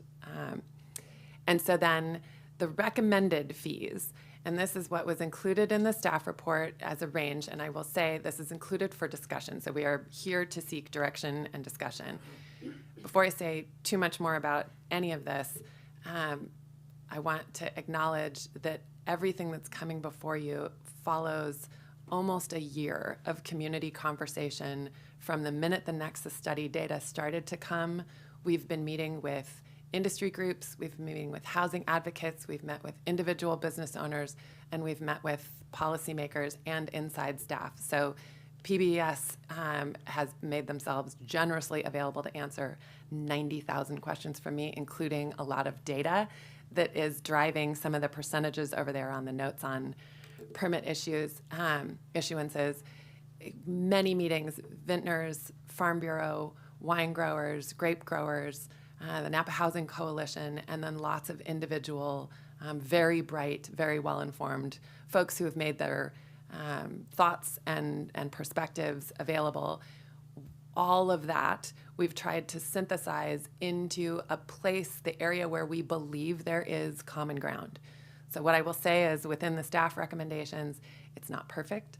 There's no one entity that's getting everything that they want, but that's kind of what we were looking for, is that nobody is thrilled and everybody is maybe a little disappointed, being the area where you realize you've found some compromise. Within that, however, there is room to move, and I'm sure you will hear from folks today on requests to move, but that was what we were shooting for with the recommendation fee levels. And so with that, where the fees are recommended for commercial is for within the total development cost, keeping the recommended fee to within the 3% limit. So the office fee being set at the $14.68, that's 4% of the maximum justified fee. That's also pretty even with the 3% maximum total development cost. Same with industrial at $770, warehouse and storage at $750. That is 5 and 15% of the maximum justified fee, but we're calibrating it based on the 3% in the total development cost. And then hotel and retail being the areas that we believe you are not trying to incentivize in the unincorporated county, and so going much higher on those areas, keeping them within 10% of the maximum justified, but certainly within what the net fee capacity is for the residual land value for retail and restaurant at $58, and then hotel at $100. The last column on here is to give you some sense of where the permits are issued, what's the most square footage that's being built on a commercial basis. 71% of the commercial impact fees are collected on warehouse and storage permits. So that's largely, and warehouse and storage is wholesale distribution, it's crush pads, and it's wine storage. So those are the three uses under warehouse and storage. So it's all industry related, and that's where the vast majority of our commercial permits are being pulled. Okay, now I'm going to go and do the same thing for residential. So columns across here. The new column included in here is the average size. So we permit residential based on square footage. I've had a couple questions come up as to why are these square footage breaks what they are. All I can say is they've just always been that. And so for the sake of a clean and clear picture, I kept with those square footage breaks. That does not mean you are constrained by the current square footage break. So if the board decides that starting at 2,000 square foot is the break that you would like to have, those things are all on the table for discussion. This was just simply to compare past data going forward. And then the average size is to give you a sense. I think it's hard to look at square footage for housing. I think it's easier to talk about 2-bedroom, 3-bedroom, 4-bedroom. So the average size next to each of those square footage is to give you a range of the size house that we're talking about. And then the 2025 fees, same thing. These are the fees adopted in 2010, where they would be with the CCI had that been adopted. Then the maximum justified fee at $86 per square foot, where this is interesting. Both both models are included for the residential, both the residual land value and the total development cost. Residual land value actually is the gold standard even for residential. So the fact that the net fee capacity for residual land value is 388, it is so much more than the maximum justified fee. That is because of how valuable housing is in the unincorporated county, because most parcels are 30 acres with one house. So you have a much higher upside for the future sale value of that house than, say, a house in the city of Napa. So the residual land value is saying there's almost no fee you could set that isn't going to still result in significant profit at the sale of that house. Where I want to suggest that there be a different way of looking at the value of the investment in the house is in smaller house sizes, because I think for a number of reasons. First and foremost is that our state of housing and our housing needs assessments all show that the missing housing typology in the county is small houses. So if there's any hope of getting somebody to build a smaller house, it's going to be through fee incentives. And the other is we do have a few areas in pockets where there are still opportunities for young families to start a home somewhere, and keeping in mind that they're not looking with a large investment portfolio kind of mindset. They're borrowing to the maximum capacity that they can and then remodeling that house. And so in that case, I think the total development cost model is more appropriate to be looking at 1% to 3%. And so that would constrain those fees. It's still a pretty high fee, and we're not recommending that you adopt up to the maximum of even the total development cost for the smaller homes. But it just gives you I included both of them in there because I think that's important to think differently about really large homes versus smaller homes. And then ADUs, there currently are no fees at all on ADUs up to 750 square feet. That's state law. You can choose to go higher there. So you could say an ADU up to 1,000 square feet has no fees. So that's part of what we're looking for direction here. And the other two things I will say here, the vast majority of the homes that are built in the unincorporated county are very large. They're 3,000 square feet and above. So 81% of all of the permits, all of the affordable housing impact fee permits were on housing units that were either net new housing units, 3,000 square feet or above, or remodels that we're adding to make the house more than 3,000 square feet. So very large homes. And one thing that was included in the staff recommendation, taking into account a lot of the feedback around housing and trying to reconcile, why do we charge any fee at all on new housing units? Like that's what we're after building here. So there is it almost feels a little counterintuitive to then assess a fee. Small housing units are what we're really in need of throughout the county. And anywhere that we can get smaller housing units built, that's a win. Same with ADUs. So one of the things that is included in here is the idea of a house up to 2,000 square feet, in this case it's 1,200 square feet, being not assessed any fee at all, combined with an ADU that you can get pretty close to a 3,000 square foot house with a main house and an ADU. ADUs can be contiguous to the main house, so you can functionally build it, and it looks as if it's all one main house, but it has certain types of lock-offs to allow for a second unit to have it be considered an ADU. And the value to considering incentivizing that as a combined way of getting to 3,000 square feet is that from a RENA standpoint, that's 2 housing units. That's a main house and an ADU. And for the county, there's a certain amount of value there. So as you think about what those square footage ranges are, I think remembering that when somebody is building anything, we do want to try and incentivize them to build an ADU as well. The county has a loan program, a forgivable loan program. We will partner in the development of that unit. So this is an additional enhancement to getting folks to also build that ADU. And I think Okay. So with that, I'm going to just leave with what our timeline is, and then we are ready to hear discussion and answer additional questions. So this meeting is for direction to inform a resolution that we will bring back on October 21st. So the resolution that this required, adopting the Nexus study required a public notice that actually was published last week, noticing the public hearing on October 21st. That is when we will bring back the resolution based on your feedback today. What we are then proposing is that the fees become effective January 2nd. They could become effective 30 days after you adopt the resolution, but there's a lot that goes into the change, the impact on the permit issuance staff in PBS. IT has to be prepared for that. And just to underscore that nobody's trying to hurriedly rush new fees through. It gives a reasonable amount of time that somebody can still pull a permit under the current fees between now and January 2nd. So that's the reason for the recommendation.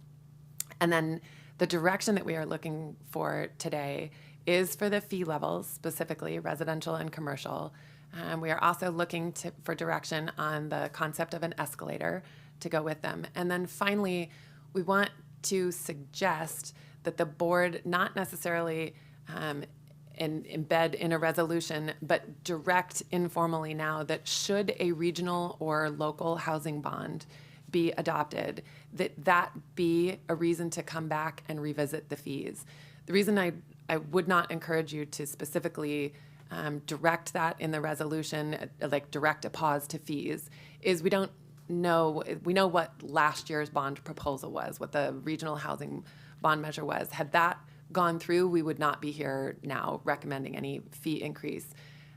But not knowing what may come next, there could be local match requirements.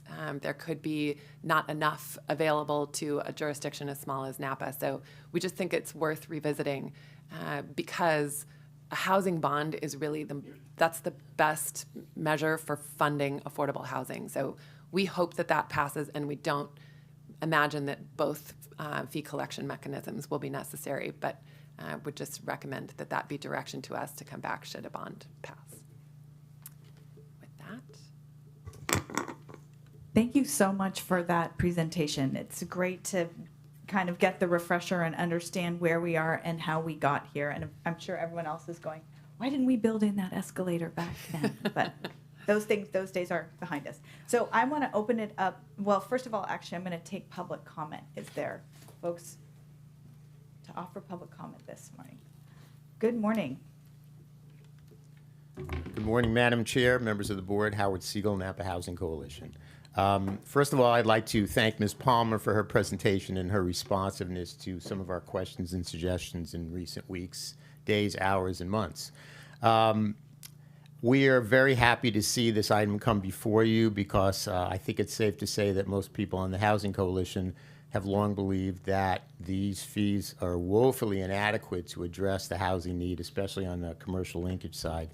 As a former county housing director myself, I've gone through this process multiple times, so I understand the challenge you're faced with to try to achieve that delicate balance between making the fees high enough to have a substantial impact while not overly discouraging development, especially in the areas where you don't want to.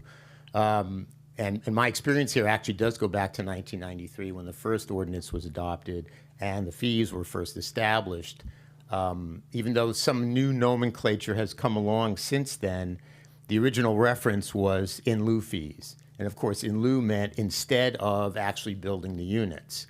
So when you look at the cost of construction, especially the extent to which it has increased since the fees were last updated 10 years ago, I think it's safe to say it fairly exceeds the overall cost of inflation, which is why I'm pleased to see the CCI inflation clause as opposed to the CPI. So I think that is helpful and more appropriate. And the other thing, and you know, the fees I'm not going to comment on any specific numbers. I don't think I'm smart enough to know what the right number is, but it seems like you've been given enough information to make an informed decision. The other thing that I was also happy to see, because I noticed in the original staff report, the reference to perhaps suspending fees in the event of a future housing bond. And so I'm happy to see that, again, not knowing what the parameters might be, not knowing whether or to what extent matching fees would be required, I think revisiting it is also appropriate. So again, good luck and thank you for your listening. Thank you, Mr. Siegel. Good morning, Mr. Shinneman. Good morning. I'm Chuck Shinneman with the Housing Coalition Steering Committee as well.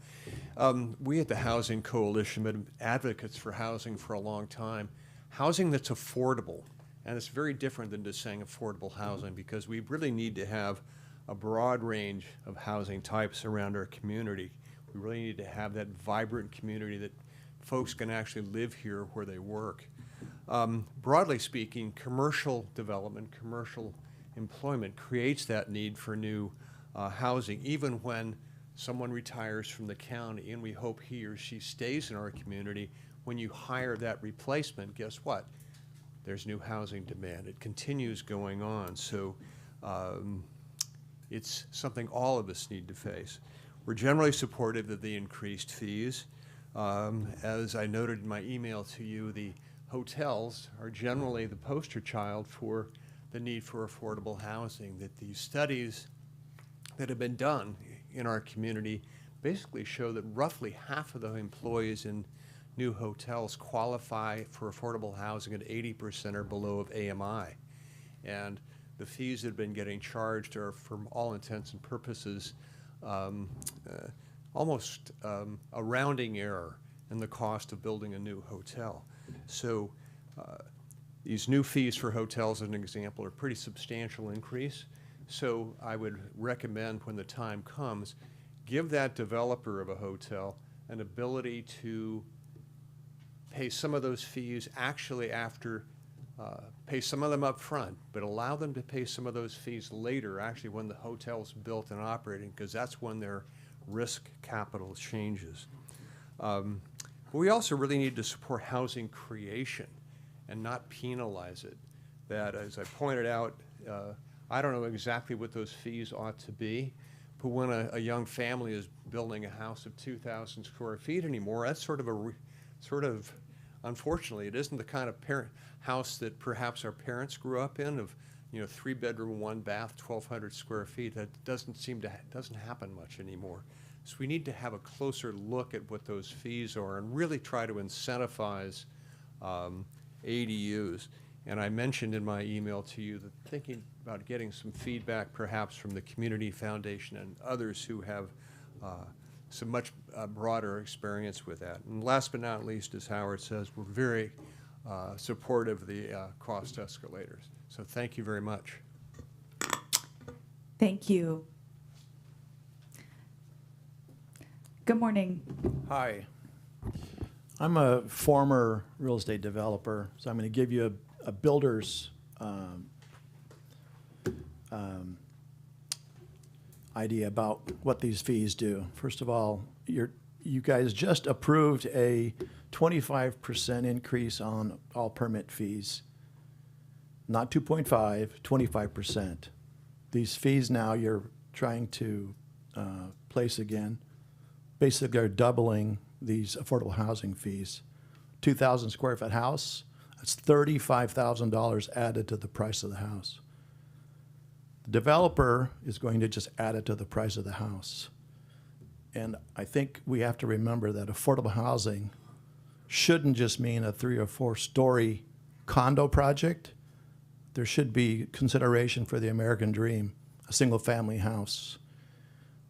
Also, these impact fees should only be charged on new projects, basically new lots that are created, not existing lots that a person's owned for maybe 40, 50 years. They just didn't build on it. And suddenly you're going to make them pay a $35,000 fee which is an impact fee. Presumably, when that lot was developed, there was an impact at that time that was considered. Now you're going to make them pay double if you're going to charge any new house this affordable housing fee, which was done to me on a lot that's 40, 50 years old. You know, we need to encourage single-family development for families. Thank you. Thank you, Mr. Falcon. Good morning, Ms. Benvenuto. Good morning, Michelle Benvenuto, Wine Growers of Napa County. So Wine Growers supports the Development Impact Fee Nexus studies as a tool to provide needed housing for our workforce. Our industry has a history of supporting housing solutions, including CSA 4, where grape growers voted to tax themselves to fund farm worker housing. But much of our workforce now is families working across both ag and tourism, and this approach provides critical funding to meet those needs. We support the proposed fee levels and including an escalator tied to the CCI. We also want to recognize what Jennifer alluded to. Jennifer and Becky, their professionalism, their outreach, they've been amazing to work with.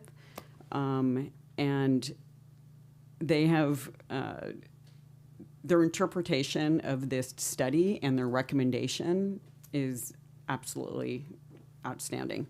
So we approach this, especially the fee approach for small housing and ADUs.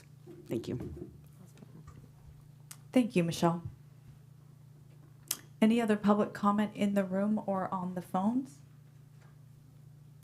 Okay, then I will bring it back for questions and comments. So we had a very brief presentation at the beginning about transportation fee studies. Does anyone have comments on that? No. Okay, I have comments on that, so I'm going to go ahead and make those comments and then move us into the other thing.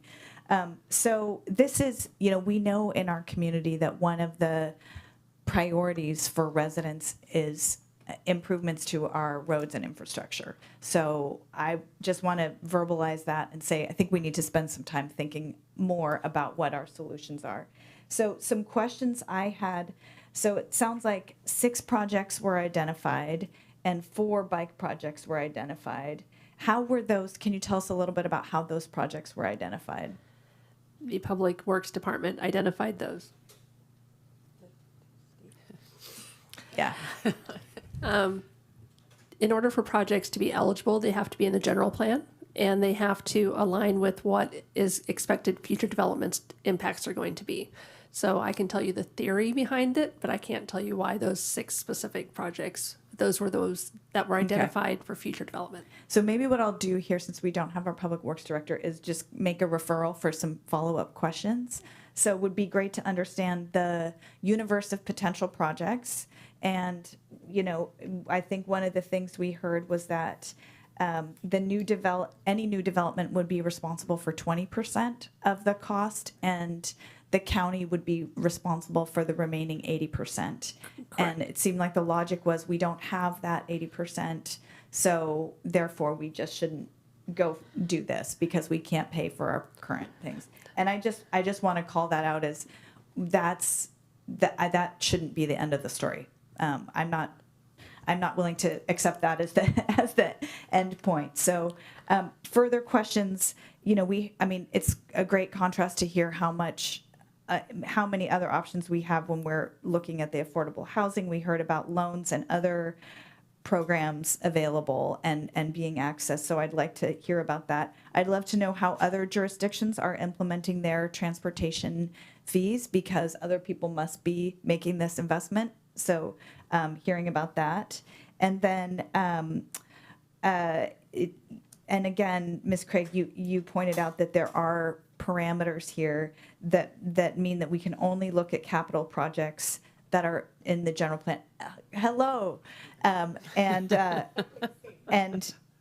I'm curious because, if we're talking about a nexus study, we can probably establish a nexus between a new project and increased maintenance needs or, things like that. So are we really examining the full scope of a new project's impact if we're only looking at capital projects? And then I think in general, I would, just to go back to where I think we all know public sentiment is that new projects should pay for their share of increased transportation infrastructure impact. So figuring out how we can do that, I'd love to keep this conversation going. Understood. Thank you. All right. So with that, I will turn to Supervisor Ramos and then Supervisor Alessio. Thank you. And I'll just add on to the transportation part. I think one of the things that we need to look at is holistically with our bonding capacity of Measure U.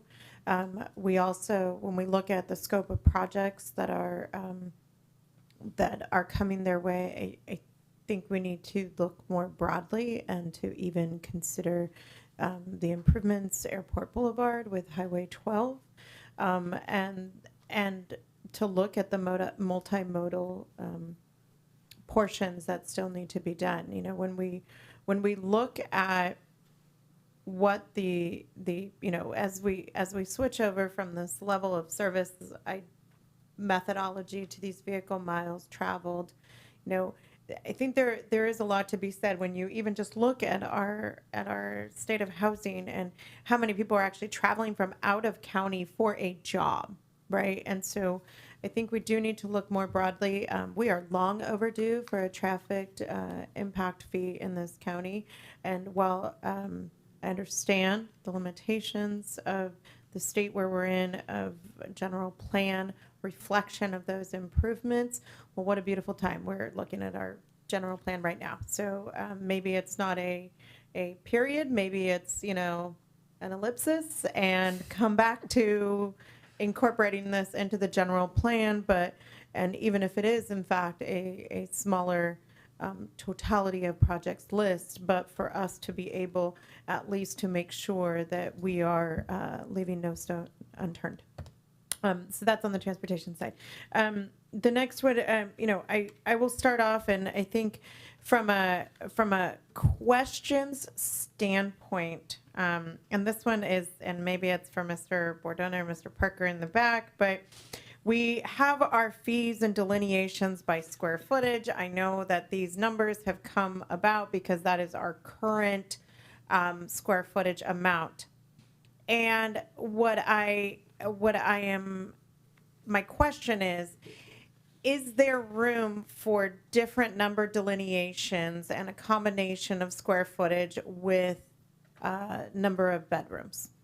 And the reason I ask this is our report on state of housing says that we lack 1-bedroom units.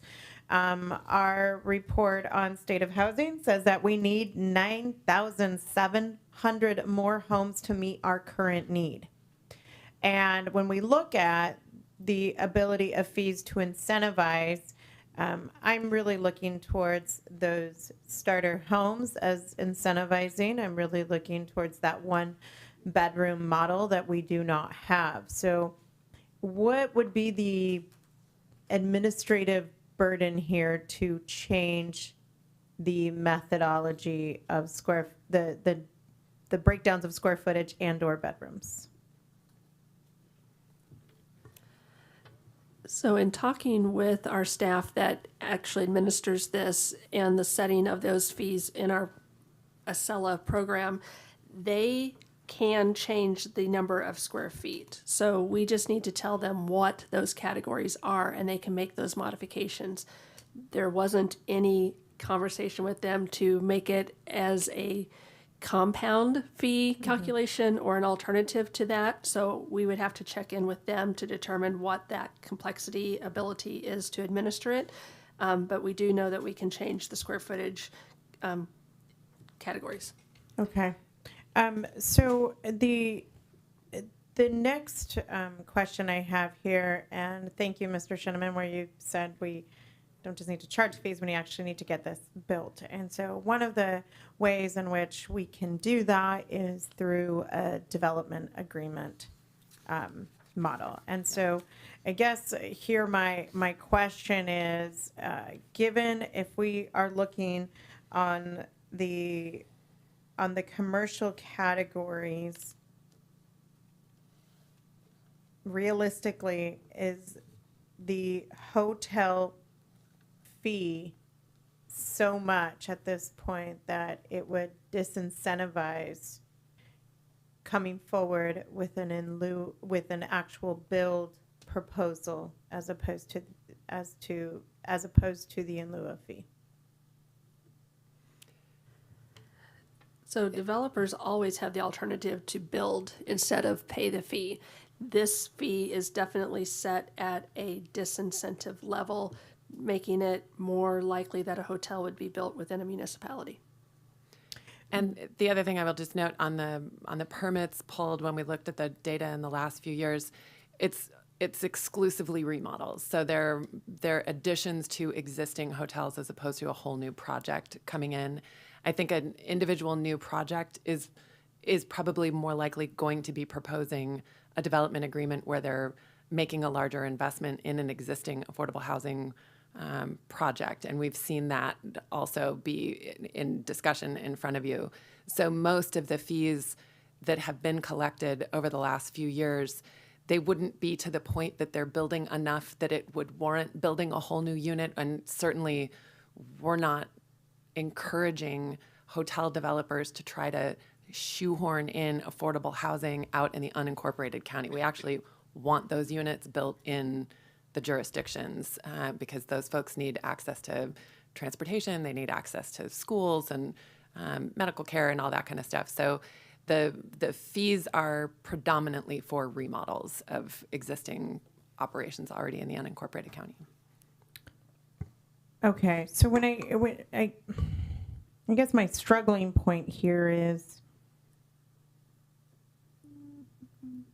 how it's not so much, I don't want us to view it in the sense of disincentivizing the construction, the development of hotels. I mean, if I look within, and I'm trying to make best use of our GIS mapping here, if I look at those parcels that are available at the current time with zoning, so putting out of the equation and up for discussion purposes that we could initiate a zoning change. But when I look at those parcels, you know, we've got like the Oak Knoll hotel project, which did look at the feasibility of building units, and it wasn't there. It did not pencil out.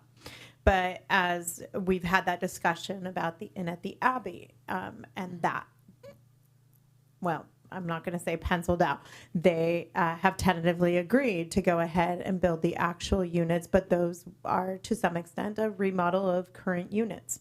And so my question is, in the feasibility, did we at all look at the threshold amount here that would push a developer into wanting to build the units? Because at the end of the day, whatever fee's coming this way, we cannot build it cheaper, and we know that.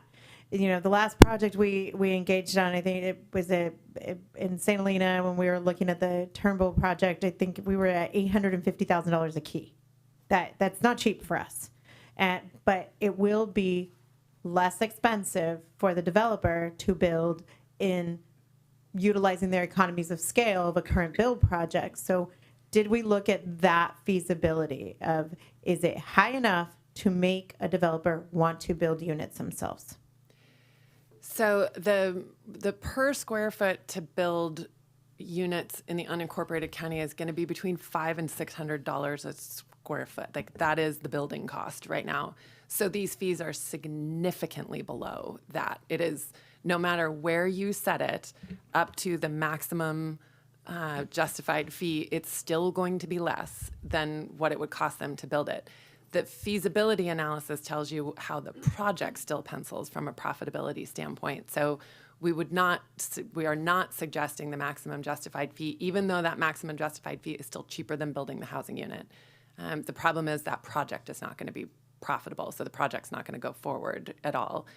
But at $100 per square versus, I think the net fee capacity is $161 under the residual land value, you are giving a discount and they're still profiting, but you're ensuring that they are contributing a meaningful amount of funding towards our obligation to build that housing.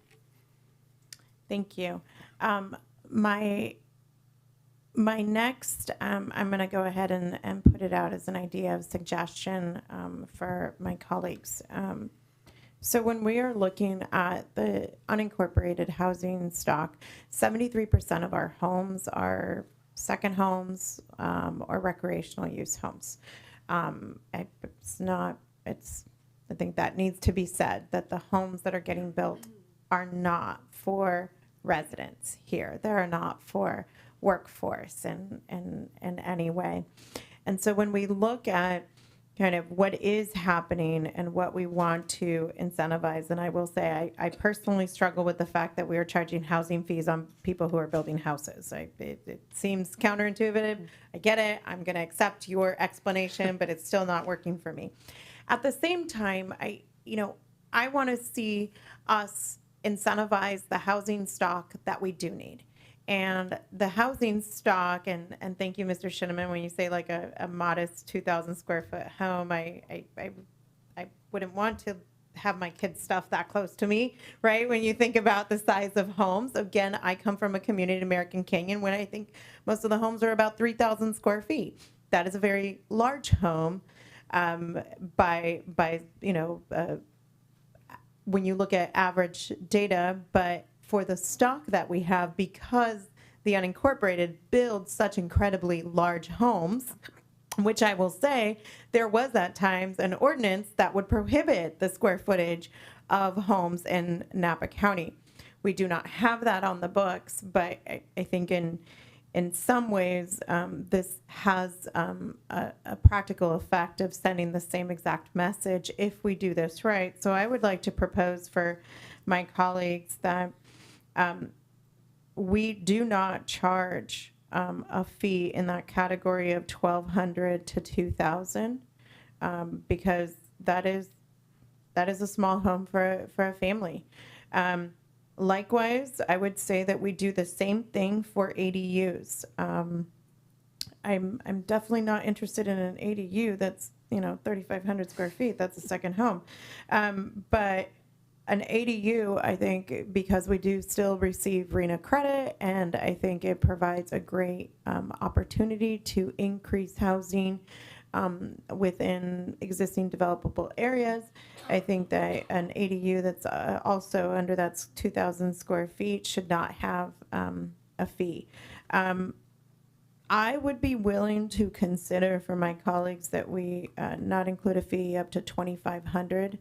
And that is based upon some of my research of the average size of plans that are available out for a 3-bedroom home. If you don't necessarily engage the services of a custom architect, the popular floor plans are between 2,000 and 2,500 square feet. So I would ask for that we consider that. I will say I do like the inclusion of the CCI. I think that's far more reflective for the work that we are doing here. When it comes to the hotel fees, this is looking at our mapping and the areas that we would, in the existing zoning, have this as an allowable use. There are very few spots, of which some of them are like up by Berryessa and little pockets here and there. So for the most part, this is going to, it seems to me that it's going to be mostly on remodels and expansions of existing hotels. Given just how the balance sheets work in that respect, I would ask for at least some look into the payment of those fees on certificate of occupancy and not on the pulling of the building permit. Because that would allow some, about 18 months to 24 months, given construction time, to be able to spread that out. Thank you. Thank you, Supervisor Ramos. Supervisor Alessio. Thank you. I like where Supervisor Ramos was going with some of that, and I have some similar thoughts. I do have a few questions to start with, though. And Do we have a market comparison with other similar jurisdictions on their fee structure, on what that looks like? Yes, we do. It is not included. Did I miss it in the big fat? I looked at that, but I didn't see it in there. Is it in there? Okay. What I will say, yes, and this is something that we wanted to see as we were looking to develop any kind of recommendation is what are our surrounding counties doing? The problem is, we haven't updated ours since 2010, 2014. Some of these fees too were adopted last in 2015, 2016. So I can tell you did you find it? Oh, beautiful. What page is it on? It is on page 68.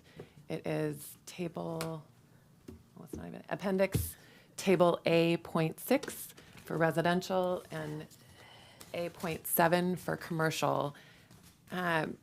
This gives you a sense of where these particular recommendations land among some like jurisdictions. It's also really hard to find other like jurisdictions where there's an unincorporated county with an ag preserve, where it's primarily a hospitality-driven business out there. So like this, we did insist that this table be in here for exactly this conversation, but I will say, like, it's only modestly helpful to answer the question that you're looking to answer here. Okay, so I'm sorry. I'm looking for are we looking at the affordable housing and commercial linkage fee financial feasibility? Is that what you're looking at? Sorry, or the other? It's page 86 in the April report. This one. Yeah. Oh, thanks. Okay, thank you. Let's see here.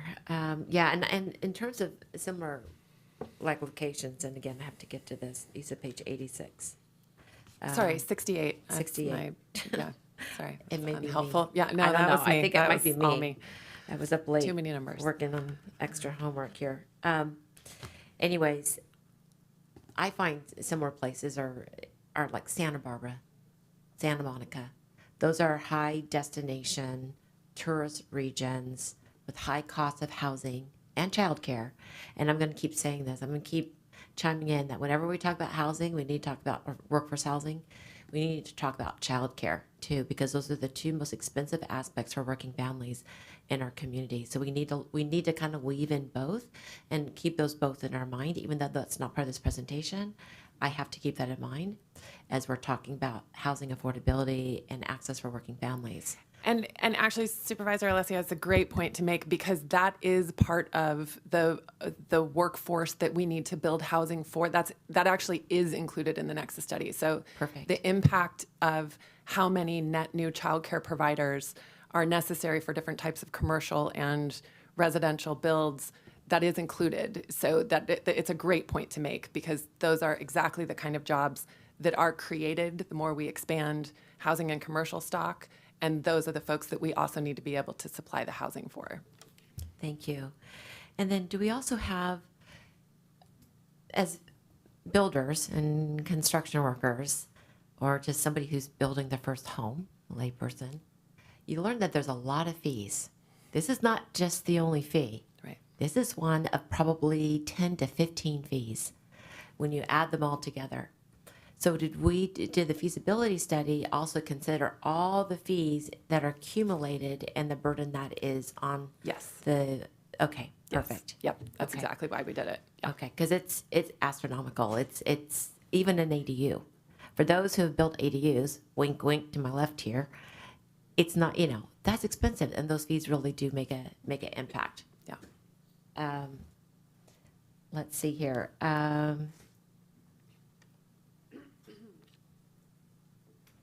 Sorry, I wrote these questions and now I have to reread them to see if they still make sense to me. I do want to say, I think this might be a good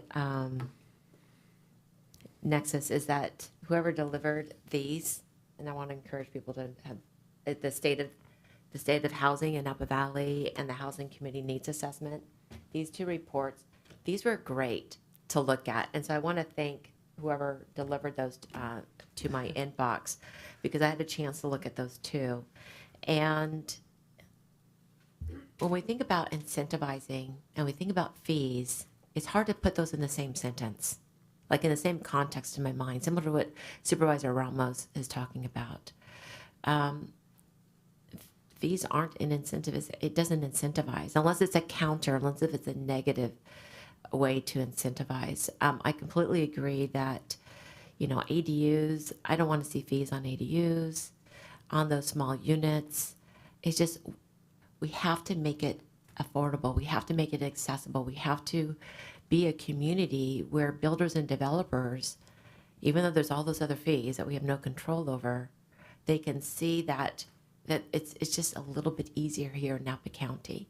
And frankly, that's why it's so important too, on the other side, outside of the conversation here, is that our building and planning environmental department provides excellent customer service, because time and service and efficiency is also critical to the projects and to the works of housing and bringing these people into our county and unincorporated area to build.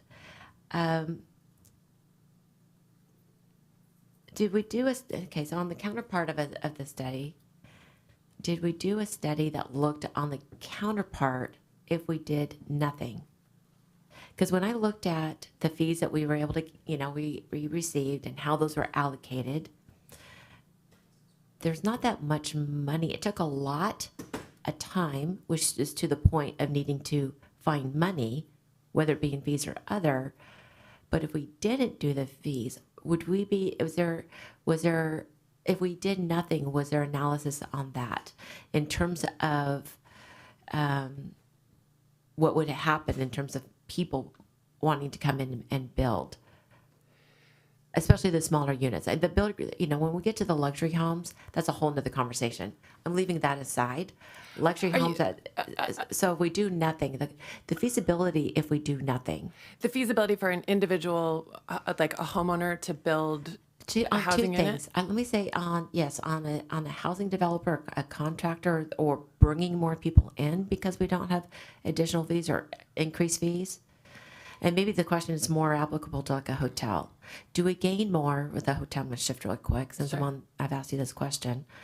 Do we gain more by having a hotel being built and the TOT that we receive, such as the city of Napa has had? And I know it does create jobs, but there's also the TOT factor that the city uses back into, and we do too. We don't have very many in the unincorporated areas, and as just mentioned, we don't have a lot of space for very many. But in terms of weighing out the cost, the benefit, right? Are we doing better by having more hotels or having more fees? And again, it's a balancing act, because if we tip too far, they're not going to build, or they won't be able to build. It won't pencil out. Right. And so the economic feasibility analysis, again, like, as long as you're below what the residual land value analysis is, it's still profitable for the developer. So I think that's a benchmark. For residential, I think it's important to say broadly, this is residential only in the unincorporated county, and not very much residential is built there because you can't build very much residential. So of the 259 permits pulled between 2022 and 2024 for residential of any kind, only 37 were for a brand new home. 35 were for ADUs. The rest were for remodels. So 1 in 4 permits pulled is for a net new residence. We just don't build very much net new residential. Most of it is expansion, and a lot, I think 67 were fire rebuild. They were. You don't pay for the square footage that is replacing the structure that was lost. You're only paying for what is additional. A lot of those rebuilds have built back much bigger than the original house that was there. So the average additional square feet, looking at that permit data, was 2,000 additional square feet on top of the house. So we are not talking about small starter homes here. Okay. Those are built largely in the jurisdictions. And as a framework for thinking about why our collecting a little bit more on those really big homes is we're an investment partner in everything our fellow jurisdictions do, particularly with the city of Napa because of our RENA sharing agreement. So when we are able to collect more fees, we are a more effective investment partner in the jurisdictions where we want the affordable housing built in the first place. So if that helps give a little bit of policy and kind of data framework around it, we're not preventing a large development of tract homes anywhere by any of the policy that you're going to make. We're talking about small boutique bespoke homes built in the unincorporated area. Thank you for that. And the data that Supervisor Ramos just shared, which I've always been curious. Oh, she's gone. You know, even in the city of Napa, I've been trying to find out how many of the homes were not primary homes, full-time residents. So I don't know how she got that data of 73%. I'll have to ask her how she learned that. But I think that's really significant too. And again, I don't think the luxury homes I'm not as concerned about, because people that are affording luxury homes here can afford the fees that are then passed down, as mentioned before. Because these fees, any fees, my concern is not only does it de-incentivize what we need in terms of, and I'm speaking specifically the small units, not just 1 bedroom, but 2 bedroom, 2 bath. We really need 2 bedroom, 2 bath, because that allows for a roommate situation. That allows for 2, single workers to be able to share one place, and that's a lot more affordable than getting their own single 1 bedroom or studio. So let's see here. Question. I'm sorry. You'll know this. I don't know this. Yeah. What is the opportunity for more workforce housing at wineries and at wine growers on those properties? Do we have is there, because when I've talked to folks out there and they said, they'd like to house their workers, and that's who we're talking about, housing folks who are in the ag or even tourism. They'd like to house their workers, but they're not able to. Is that because we don't have the policy in place or the zoning in place to provide housing where people are working, which would be really more ideal? That I'm absolutely going to have to defer to PBS. I think we'd have to come back with a new item for that. That's not what we're looking to. Okay. I'm just looking at, yeah, because I'm looking at, what is the best way to incentivize? What is the best way to achieve what we need? What we need are small units that are affordable. And so that's why I'm going outside the scope of the fees, because I'm not excited about fees. We could probably say this in the last, 5-10 years, we could say this a lot in terms of the instability of our economic times. Right, and how more expensive it is to build.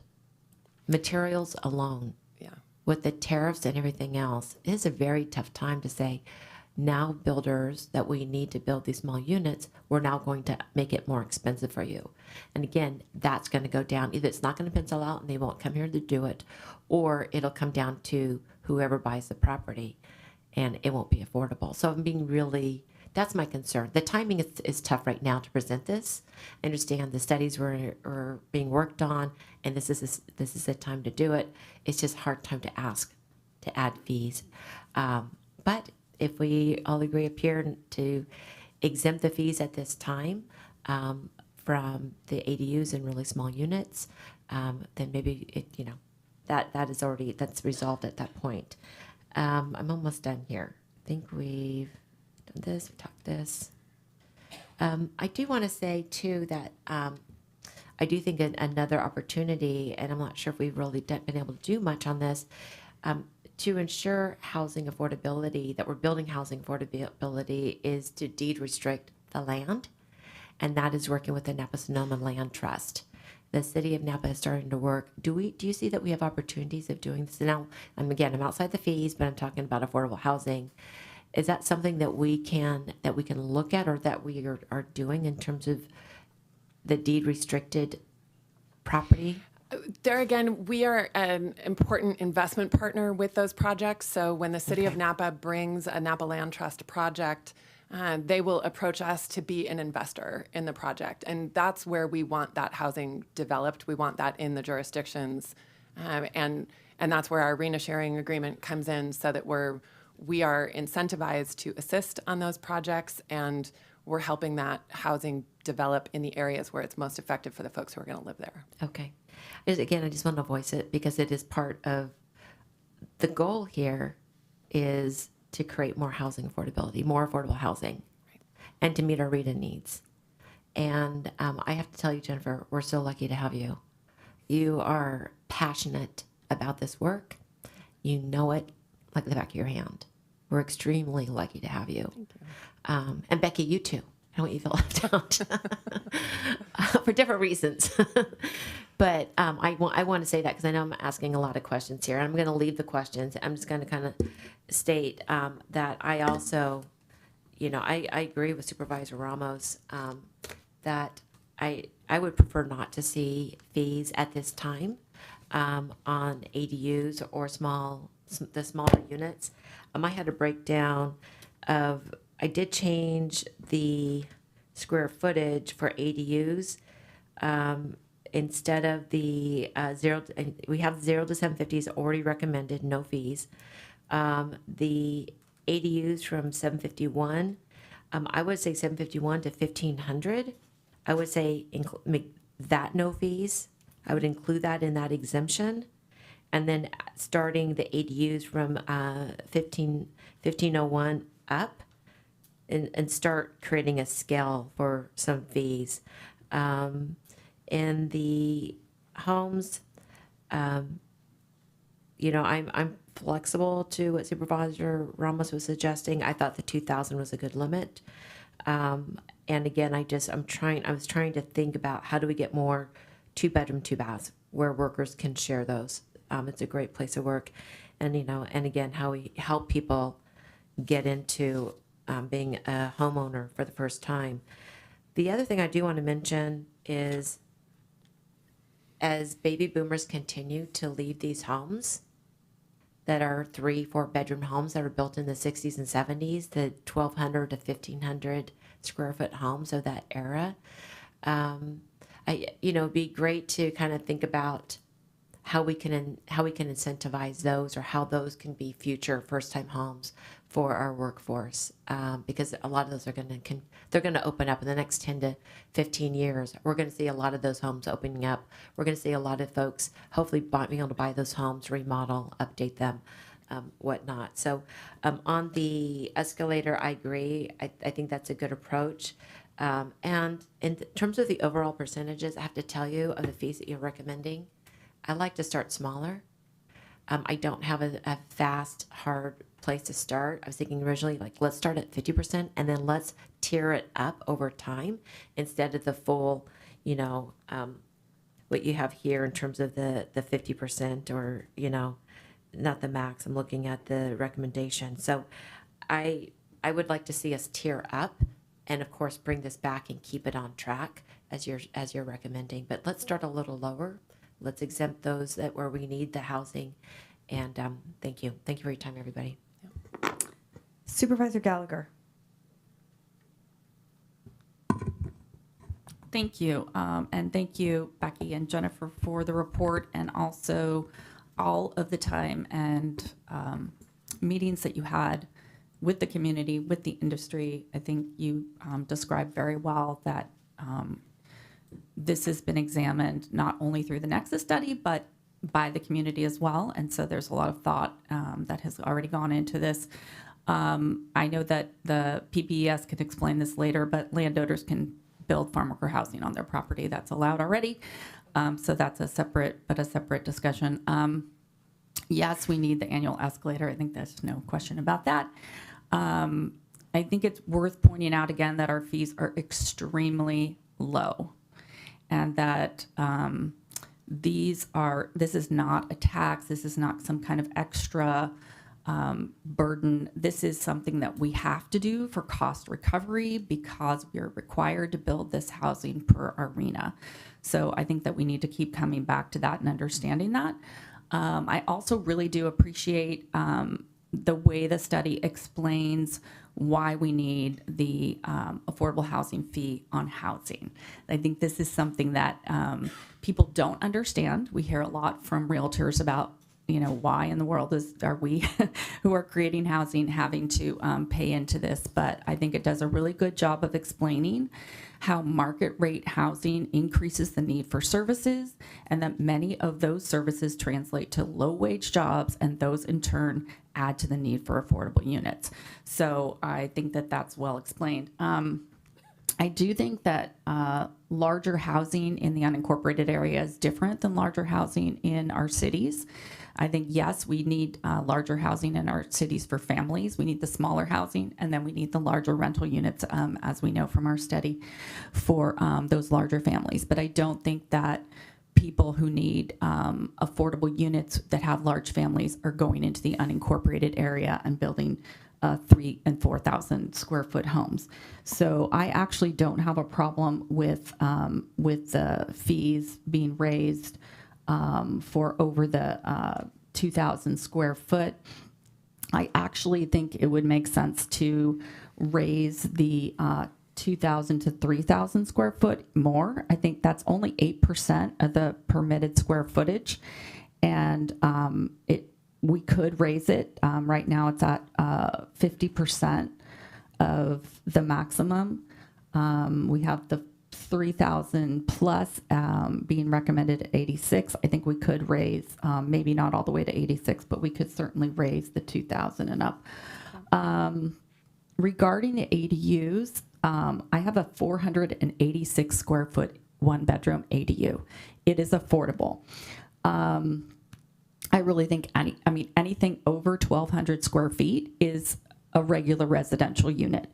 So we can definitely say that it is more than fair to have zero fee for up to 750 square feet. We could probably go up to about 1,200 square feet, or whatever that would be, $1,199 to take those in. But definitely we should be charging over that 1,200 square foot, and I would say you could raise the ADU, I would say 1,200 feet and over, you could raise it. And anyone who is creating an ADU or what they're calling an ADU, which is not an ADU, but they're calling it an ADU over 1,200 square feet, no.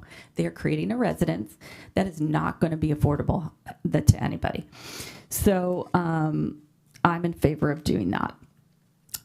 In terms of the commercial, I think that we should raise the hotel.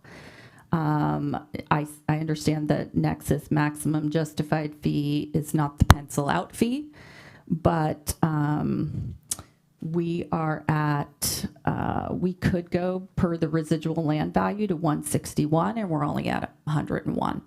I think there's no reason why we can't go to the 161, frankly. We don't want hotels in the unincorporated area. We don't want expansion of hotels in the unincorporated area. We don't. This is ag. And I like that we're keeping the industrial and warehouse low. I think that's the whole point, is to incentivize the agricultural businesses and those businesses that support our ag industry in those industrial and warehouse storage areas. So I'm in favor of keeping those low. I would even suggest you just make them the same. The 770 and 750. I don't know, just put them both at 750.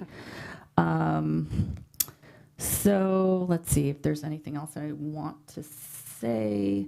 I think that the whole point of this is to not only raise the fees because we are so drastically below where we need to be, but what it does is it does incentivize the right kind of housing, and it does disincentivize the types of commercial uses we don't want in our unincorporated area. So I'm in favor of that. I've kind of made my tweaks known to you, and thank you again. You guys did an amazing job, and I think as demonstrated by Ms. Benvenuto, there's a lot of support out there, and not only with our industry but our community. So thank you so much for all the hard work. Thank you, Supervisor Gallagher. Supervisor Manfree. Okay, hard act to follow.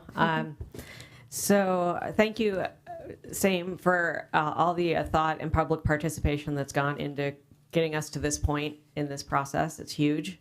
And I think I want us to remember a few things. One is that impact fees to developers that don't cover the full costs offloads costs to the community. So every time we look at a budget and wonder why we don't have enough money for things, some of that shortfall is coming from us making the decision to prioritize some certain types of growth over others by making it more profitable to build in that direction.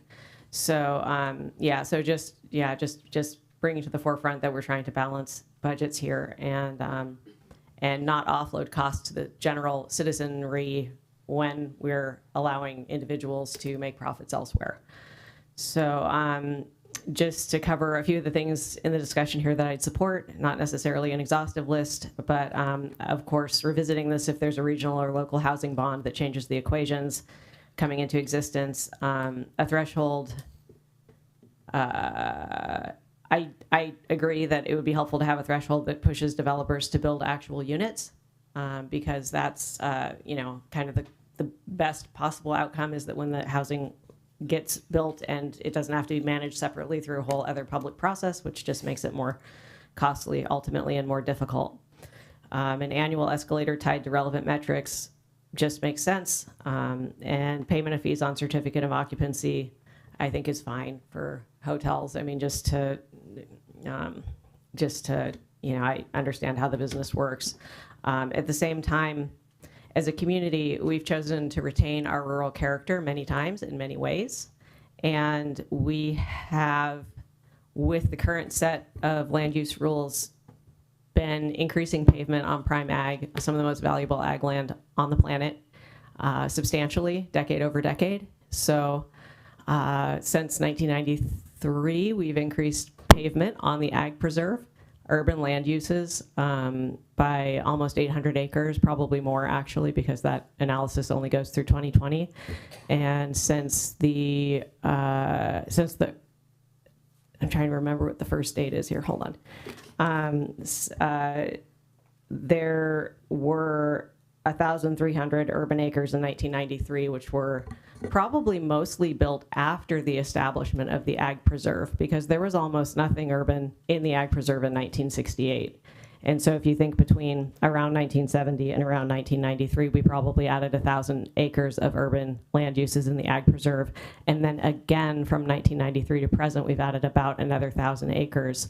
We're paving our best ag land, and I just don't want that point to get lost somehow as we're trying to, look at the fine details of this.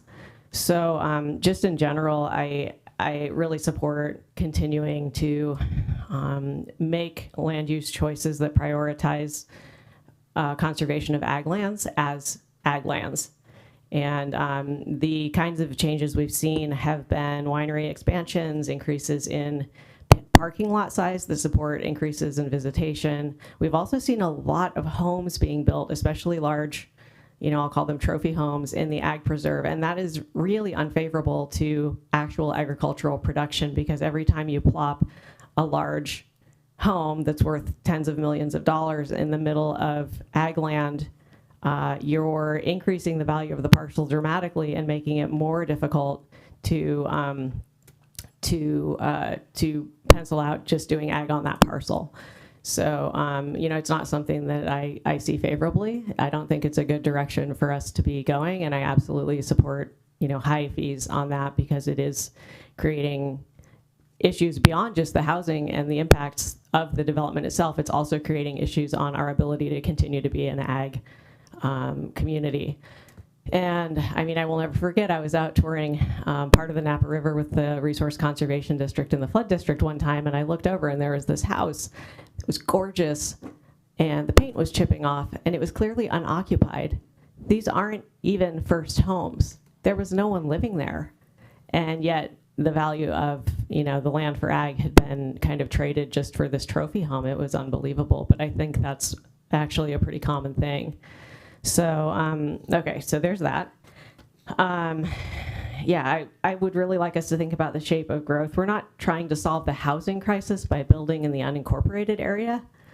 And, the kind of building that we're doing in the unincorporated area, as a representative for a mostly rural district and as a rural resident, I've really seen a shift in my lifetime from it being a blue collar, working class, attainable kind of situation to being a situation where my neighbors live in another state, where my neighbors are doing a fire rebuild, but it's literally their 5th home. These aren't homes that are serving the community as housing in a meaningful way. They are vacation homes. They're occupied only some of the time. A lot of them. That said, there are more affordable communities like Circle Oaks or Berryessa Estates, Berryessa Highlands, Spanish Flat. And that's like to be considered in its own way, and Angwin too. But when we're talking about the kind of diffuse development that's going on in the ag preserve and in the ag watershed, it's a whole different animal than it used to be. So let's see.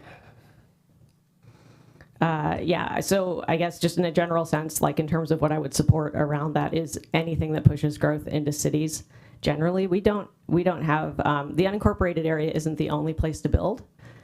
Even for somebody who wants to build a 2nd or 3rd or 4th home, they can still build it in a city, if they want to. If this is where they want to do that.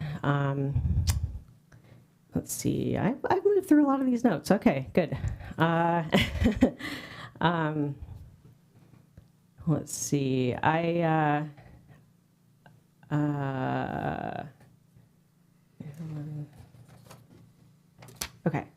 I think that Supervisor Gallagher's comments of breaking some of these categories into 2 might help, and it would still allow comparison over time if you keep the breaks the same, but split within them, and that raising fees on larger homes is entirely appropriate. I think perhaps we'll continue the conversation like over the coming weeks, but that's it for now. Thank you. Thank you, Supervisor Manfree. A lot of great comments up here, so thank you for everyone. Thank you, Supervisor Gallagher. A lot of my comments track what you have said. I think I want to articulate just also, as Supervisor Manfree just said, we don't need to encourage more housing in the ag preserve or in general in the unincorporated area. Part of the social contract, if you will, between the county, the unincorporated area, and the municipalities when we created the ag preserve was to set aside this land for agriculture, and with the idea that housing should be in the municipalities. So I think that what's been put forward here supports that policy, and I want to lean into that. And I also I want to say thank you to Ms. Benvenuto for her comments too, because I think this is also part of the overall economic development strategy we have, which is providing housing in municipalities for our workforce. So I think acknowledging that, and Supervisor Gallagher, you made the point that the fees help us get to where we need to be in the building of our workforce housing. So a question I did have, do we have any data, Ms. Palmer, you have mentioned some numbers about homes built in the unincorporated area. Yes. Do we have any idea about the land values for those homes? I mean, just as a ballpark. And the reason I'm going for that is, if we think about, and I appreciate Supervisor Alessio's point, if someone is looking to build a small home, we often think, okay, well, that must be because there are limited resources there. But if we can understand what the land value there is, we might actually say, okay, that person has more means than we might have assumed. So if you turn to page 15 in the feasibility analysis, table 4 actually includes the prototype building cost and a market rate land cost for the single family residential and the multifamily residential. Got it. So can you walk us through that a little bit? Sure. So that is looking at, and I'm going to have to look at this. Okay, I see what you're getting at. The land cost is significantly, it's more than double the building cost. Right. Yes. So So by the time somebody has acquired the land, the cost of what they're going to put on the land as far as the home, if they're buying it to build a single family home, that is 25% of the investment that they're making in that property. Right. So that's helpful because I think it's been mentioned before that most of these homes, or maybe perhaps not most, but a significant percentage are second or third homes. And these numbers tell us that there are very few starter homes. Correct. Here as well. Okay, I think that's just about all that I wanted to say. I also just wanted to say thank you to staff and the consultants. You guys did an incredible job here, and I really appreciate the work that you did connecting with people in the community. And I loved what you said at the beginning. Nobody is thrilled. Everybody is a little disappointed, which means that we're pretty close to where the right compromise is. So in general, I do like some of the tweaks that Supervisor Gallagher suggested, but in general, I'm supportive of the numbers that you put forward here because I think we do need to go in that direction. So thank you. So with that, if I can summarize, oh, sorry, Supervisor Ramos. Yeah. I have some questions. So we have in here, I'm looking at our ordinance on the ADUs, and it says that the total floor space, blah, blah, blah. The total floor space of a second unit shall not exceed 1,200. That's on the junior. We don't have a maximum on the accessory dwelling units? It is also 1,200? Okay, that's what I thought. I'm looking at this, so I'm confused how we ended up with an ADU that's 3,500. I think that's you, Mr. Bordona. It says here that we have the largest ADU is 3,500 square feet, and we have a fee structure. If we're only allowed to permit ADUs at 1,200 square feet. I might need some help. What are you referring to? So do we have a maximum square footage for an ADU? I believe as defined by the state, an ADU is 1,200 square feet. Correct. So now I'm a little confused as to why we have a proposed fee structure for an ADU that exceeds the state allowable designation of 1,200 square feet for an ADU. And how we've ended up with, it says here in the notes, a 3,500 square foot ADU. So what's going on? I cannot speak to the permitting side of, there is a 3,500 square foot permitted ADU in the data. So that just is what I can't speak to how that got permitted. The vast majority of the ADUs that are built are below 1,200 square feet. We had almost none below the 750 square feet.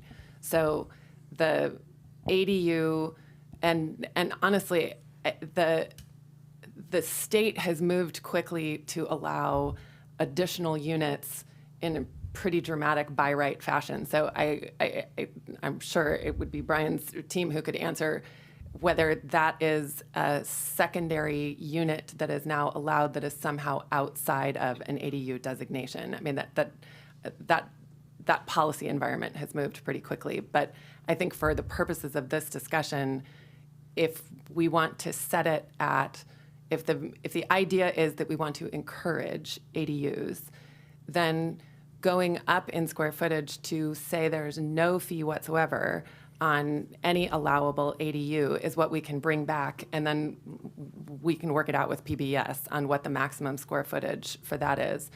I also think it's important to consider we have a program where we will partner. We were literally a development partner in ADUs for anyone who wants to build the ADU who wants it to be an affordable unit. We will provide up to $100,000 in forgivable loan capital in exchange for their 5-year commitment to do that. So I do think there is something to be said for leaving it at 750 square feet because we already provide a huge incentive for folks. And if they're not taking advantage of that, they're not looking to develop that as an affordable housing unit. So that would be my threshold there. We can't charge fees below 750 square feet by state law. We can above. And what the county has done is provide the Affordable Accessory Dwelling Unit Forgivable Loan Program to help folks who want to partner with us. And that's wildly popular, and there's still plenty of money to fund that. So that could be more direction that if and when the funding were ever exhausted on that program, to come back and think about raising the square footage for an ADU. But if you want to go up to 1,200 square feet, you can access forgivable loan capital. That's so much better than reducing a fee.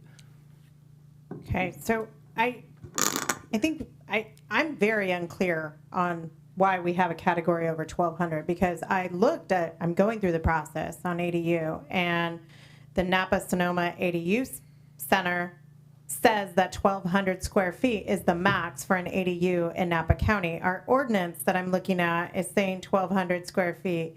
HCD says 1,200 square feet. So I think we have a problem here. So I'm just going to go ahead and say I think staff, between planning staff and housing, need to figure out why we are counting this 3,500 square foot as an ADU. That sounds like a second home, which is a problem in and of itself. But then that tells me that our fees should not at all reflect anything over 1,200, because that is the law, that is our ordinance. So I'm going to pivot here a little and say, I think we should keep ADUs up to 750, since we're not allowed to anyways, consistent with state law, at 0.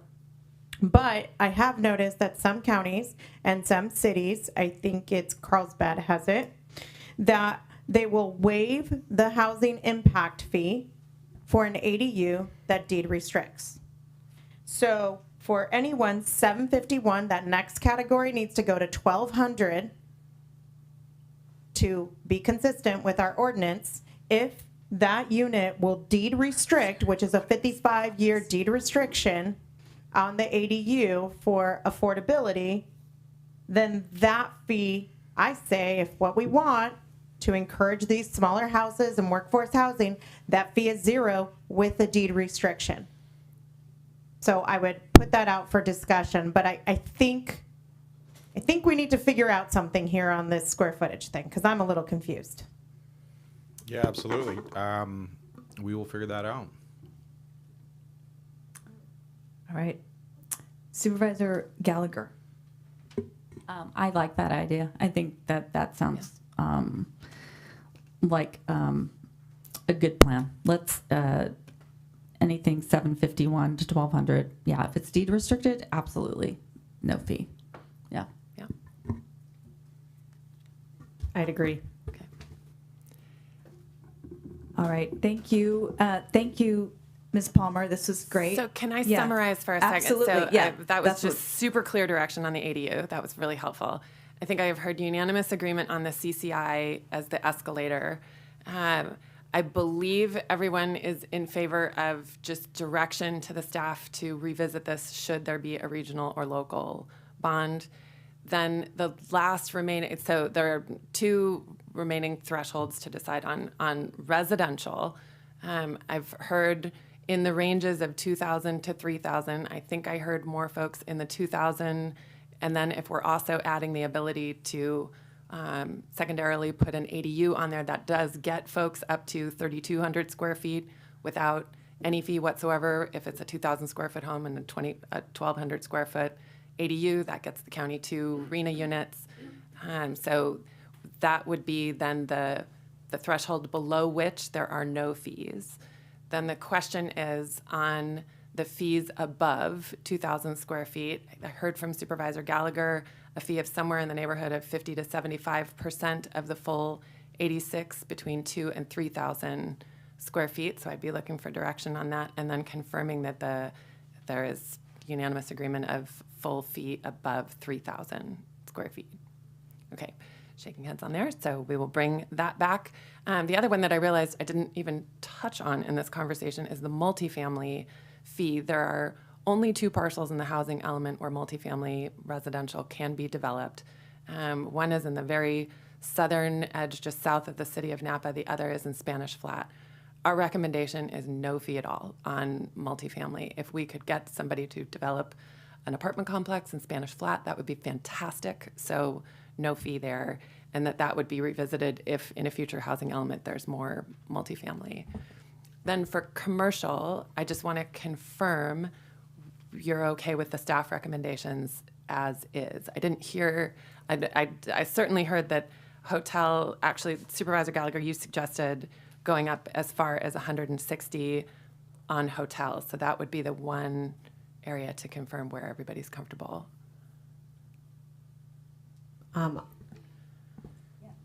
Supervisor Alessio and then Supervisor Manfrey. Thank you for getting us back and to kind of clear up all the discussion here, Jennifer. It's amazing you can do that. Yeah, when it comes to the hotels, and I greatly respect and and my colleagues and what they shared about the hotels.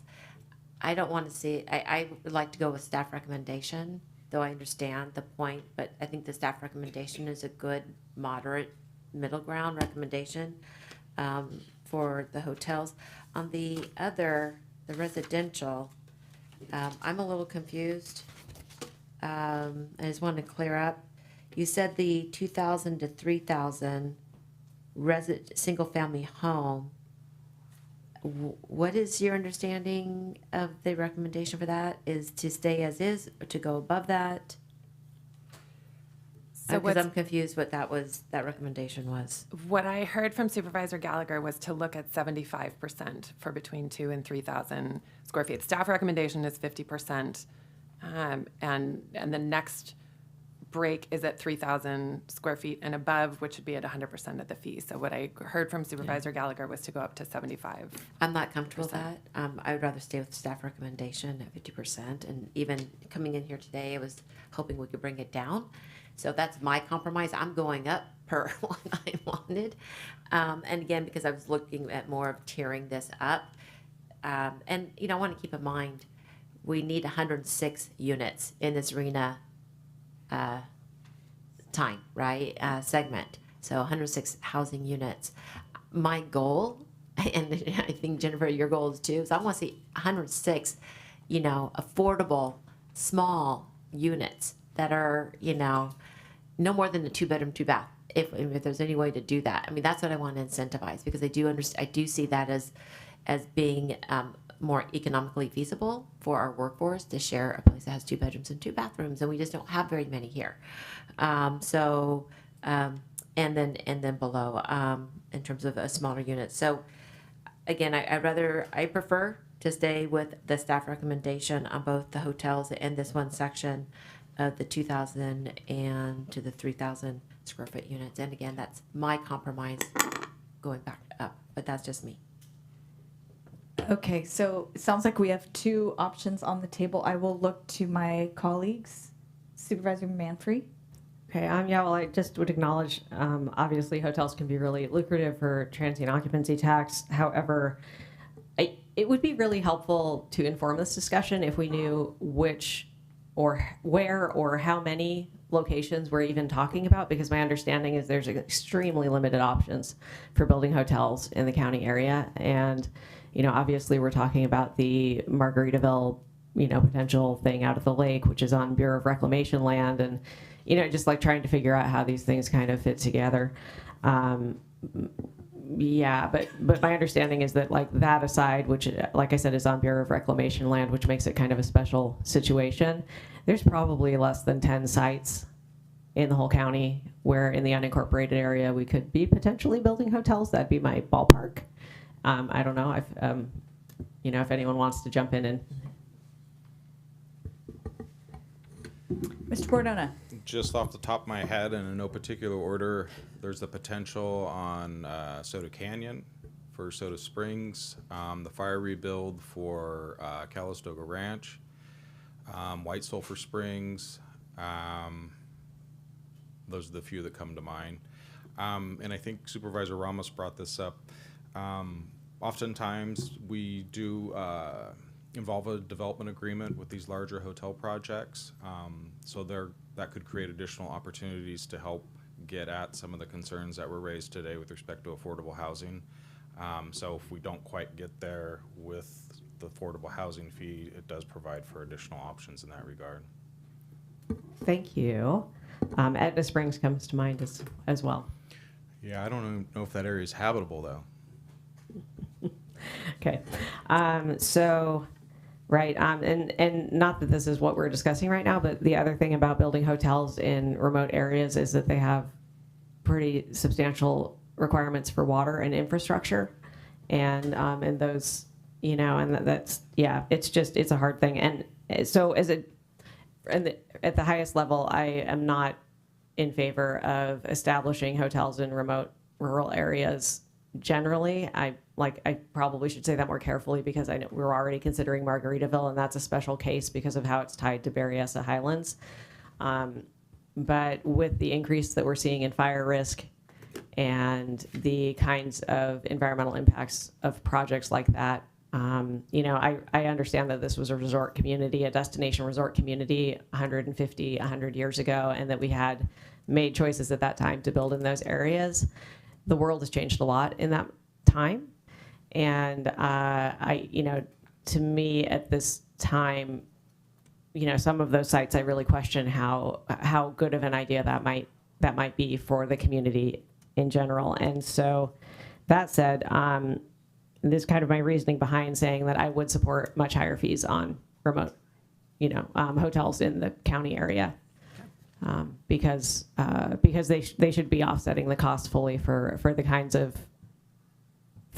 of impacts they're incurring. Thank you, Supervisor Manfrey. Supervisor Ramos, did you want to weigh in here?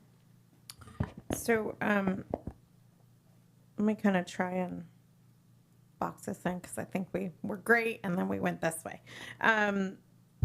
So when it comes to residential, if I look at are looking at specifically at that category of 2,000 to 3,000 square feet.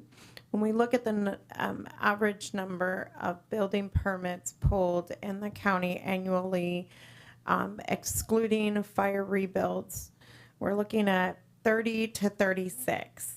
So on a high-end year, this category right here of the 8%, we are looking at maximum of 3 units that are in that category that is built. That's not going to make or break anything at this point. It's not going to incentivize or de-incentivize. I also don't think that from a perspective when I think to myself of using my parents as an example, that they bought some land, I think it was in 1980, and they had plans to build a home there, and they ended up coming closer to where their kids could have a social life, and they didn't actually get to build on that property. I don't see my parents building a home that's on the smaller side. I also don't see them doing great intensification. I would see them probably in that category. I think that when we look at some of the properties, completely understanding that the size of the home is impacting the land value, this is not that size of the home that's impacting the land value. It's the larger ones. The larger ones are also the ones that are having the larger water consumption. They're the ones that we have found through our watershed analysis report duly done with the city of Napa years ago, that it is the homes, the larger homes with larger landscaped areas that are contributing to the pollutants in the watersheds as well. So when we look at the totality of where the impact is, I do see that in the 3,000 square foot. I don't think that deviating from the staff recommendation in the 2,000 to 3,000 category is really going to yield any big result. And it does show a recognition, and I think in some ways a policy statement that we are disfavoring the larger sized homes in the unincorporated county. When it comes to the hotels, I see all of your perspectives, and I'm going to try and get us to a place where I think we can recognize the value of TOT currently and also look at how we can make a policy statement about new development in these areas without shooting ourselves in the foot. And I would ask for staff's indulgence here into considering whether there could be a different fee structure for remodels versus new. Because remodels would be investments into our current hotel stock. It would be a policy expression that we do value those businesses that are currently within our stock, but also sending a message that there are very few places that we believe, and based upon current zoning, I think it's Muscoway Corners and Spanish Flat that are commercially zoned and don't have existing, right? We have pockets of auberge and other little ones that, very interesting when you look at the pink of the map. But I would ask, is that difference allowable? I believe, again, I'm going to ask my colleague, Director Bordona, but I believe that's allowable as far as designating a different, there are different permitting designations for residential renovation or addition versus new unit. If you're seeking to just simply set a hotel fee, like if the fee for remodel, you want it to be at 50% of the staff recommended amount, but a net new is at the full, that would just be policy direction, and we'll make sure we bring that back.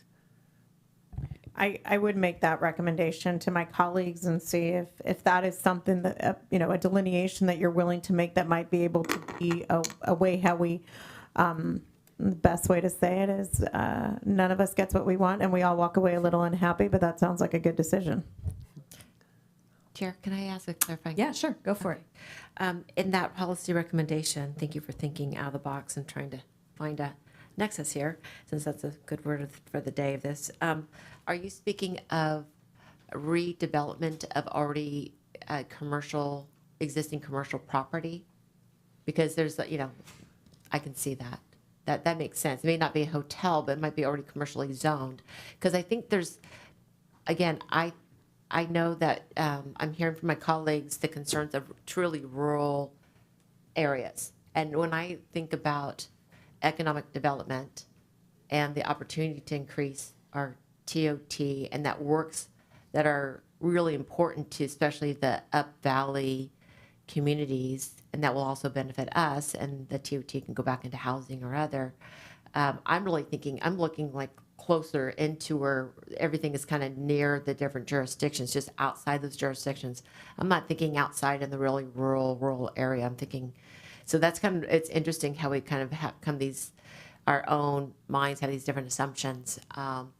But if that's what Supervisor Ramos is referring to, is the existing of already commercial existing space, then that makes a good sense to me, because I think it stays away from the really rural sensitive ag environmental areas in the sense of the ease of that, and yet allows a path for the building that's already within that's already in the context of commercial space. So if that's what that means, then I think I just want to clarify that we're not speaking about commercial as a broad category. We're speaking about hotels right now. So a place that was already a hotel. It was already permitted as a hotel, and the question is, if they want to add additional square feet, is there a lower fee for that versus a net new hotel going in?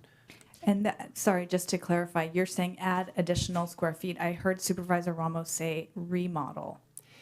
Remodel of existing square footage has no additional fee Yes, or so impact, that's so already covered. it would be Right. expansion of an Expansion. existing facility. Sorry, that is what I meant. When I've not known someone to remodel and not add, so I'm saying it in the commonplace of expansions of existing hotels, because that is a lesser impact than an entirely new hotel. So a way that you could consider direction to staff. Right now, the staff recommended amount is about $100 a square foot. So in this tiered, you could say to Supervisor Gallagher's recommendation to go higher, that a net new hotel is going to pay $150 per square foot, and a renovation and expansion of an existing would pay $75. And so you're doing 50% of the fee that you've set for the new hotel if it's an existing business that is expanding. I think, if I understand what you're, okay.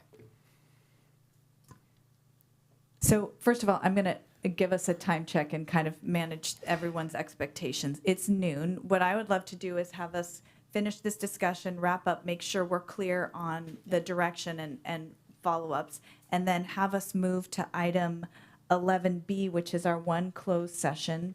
And so that way we can take public comment on that item, and then we could come back 90 minutes afterward for the rest of the day. Does that work for everyone? Okay, and that way, folks here in the room, thank you for your patience with this great discussion.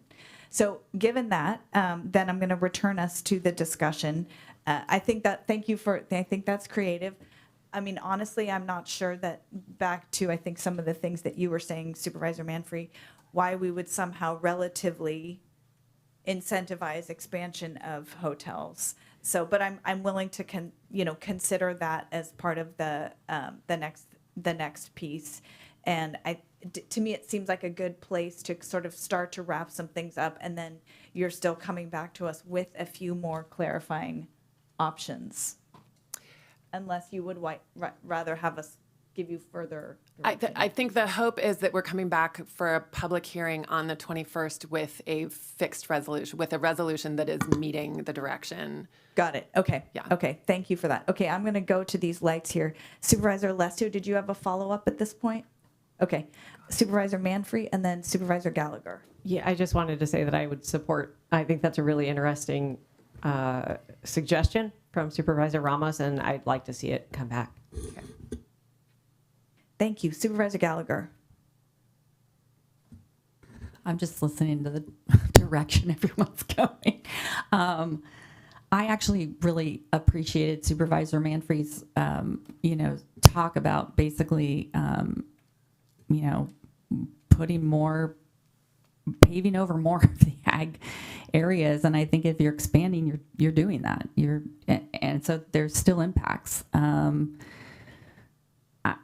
I think I would probably stay with raising it, and not, whether it's probably not differentiating necessarily between a remodel / new. But if the direction is, more people are going the other direction, I'm not going to put up a roadblock. Thank you. And I think back to this point about the number of instances where we would actually be looking at significant expansion. I think when I put on the ground lens, I think it's probably not that many. So I'm happy, and that way I think we're finding common ground where we're bumping up the hotel number a bit, and with the added component of a lesser extent for the potential expansion. Okay. Okay. I'm supportive of that. Okay. May I? Yes. Thanks. I'm gonna have to think about that, because truly, and our wine industry is not always going to be in this very pain point right now. It's going to take a while with the current policies and tariffs and the economic instability that's happening and that's impacting us locally, both not in the wine industry and in tourism. There's going to be an after. But that said, if you think about, and again, I understand the concerns around hotels, especially in sensitive areas, and I feel like that would get worked out through the process of planning, building, and environment departments. The city of Napa has revitalized and doing so well because of a few hotels. Calistoga is actually doing a lot better than St. Helena because they have a few hotels. I would rather our system and the process of a developer that they have to go through, which is a monumental lift, to go through that process and not have the additional, like, I don't think Napa wants us here. I think we can do better going to Sonoma or do better going to another area. And where we have areas in our county, more up valley, where there's opportunities. And again, that I think would be good for our valley, good for our wine industry, good for tourism, good for the people, because the property tax, sales tax, TOT tax, as we all know, goes back into local government so we can serve the people's needs. So I'd rather not add another, make it anymore. I'm fine with, the staff's recommendation is looking better and better all the time. But that's I'm looking at that. There's a lot to go through for anybody to build a hotel. It's just not, So, again, with all due respect, and I hear what my colleagues are saying, and I respect what they're saying, but I also think that we're not quite looking at the economics of it in my point of view. So I just want to end on that note, that I see it as an economic stimulus, and it does support both our economy and our residents. Thank you, Supervisor Alessio. I would like to offer my perspective as a planning commissioner. We had a project come before us that was in a commercially designated zone and came forward with a hotel. They wanted to do knew they had some workforce housing requirement, and the amount that they needed to contribute was so low that they even came back and of their own accord tripled that amount, and it still built right it was sort of 1.5 units worth. So I hear what you're saying. I also want to say we have some incredible hotels already in the unincorporated. I fully want to support those hotels. Again, I don't think that our county policy right now is to encourage more hotels in our ag preserve. So I feel very comfortable with this compromise we've come up with here. And I really think that it's important to, as you said, we're doing this so that we can further the policy that we're covering the impacts that we're facing in development. So with that, I will close this item. I will say thank you, and we will get this item back from you in sometime. On October 21st, we'll be back Okay. with the resolution. Wonderful. Thank you. Thank you. So at this point, we will go into closed session. We have one item for closed session. We have dropped item 11A from closed session, but we will be doing item 11B. And Mr. Falcon, thank you so much for your patience. This is the moment for public comment on item 11B. You guys help me stick with my intermittent fasting today. Years ago, the county installed an undocumented storm drain, and for decades, they allowed it to illegally discharge stormwater uncontrolled down a slope and on private property. It violated state storm water law and basic engineering standards. The reckless decision caused a landslide, damaging homes and HOA common property. Rather than immediate fix the danger, Public Works and County Council went into defense mode. They claimed the drain was private. Then they tried to rely on a expired encroachment permit to shield their negligence. For 7 months, they've tried every maneuver to cover up mistakes rather than uphold the public trust and protect safety. Recently, they crossed a new line. They told us unless we and our neighbors dropped our claims, the county would not reroute its illegal stormwater. That's not negotiation, it's extortion. Conditioning public safety on silence or legal releases is unethical, unlawful, and a betrayal of the people you represent. Supervisors, today you're considering whether to reroute this pipeline. Let me be clear. This is not a favor to us. This is your legal duty. Your role is to protect your role is not to protect the department head who was negligent or spend taxpayer money on outside counsel to grind down ordinary citizens. Your duty is to protect lives, homes, and public infrastructure. With rains coming upon us, every day of delay increases risk, cost, exposure for us. Roads and drainage are not inseparable. When a county accepts a subdivision, it accepts the integrated drainage system that makes the roads safe. The duty cannot be cherry-picked away nor shifted to homeowner associations. Your public works director and your legal counsel know this, yet try to say they only accepted roads, not the drainage infrastructure. They tried to say that HOA is responsible now. I urge you to stop allowing county resources to be weaponized against its own citizen. Stop hiding behind manufactured theories. Please remember you represent us, not Public Works, not County Council.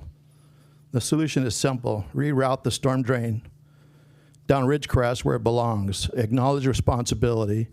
Put safety first. That is not a conception. We, the homeowners, will do our part. We'll be reasonable, but only for a little while longer. Please do your jobs and do what is right. I have confidence in you. Make this nightmare go away or risk very high-profile litigation. Thank you very much. If you have any questions, I'm happy to answer any questions. Thank you, Mr. Falcon. Appreciate it. Thank you. All right, so with that, we will break to go into closed session and then be back out at 1:30.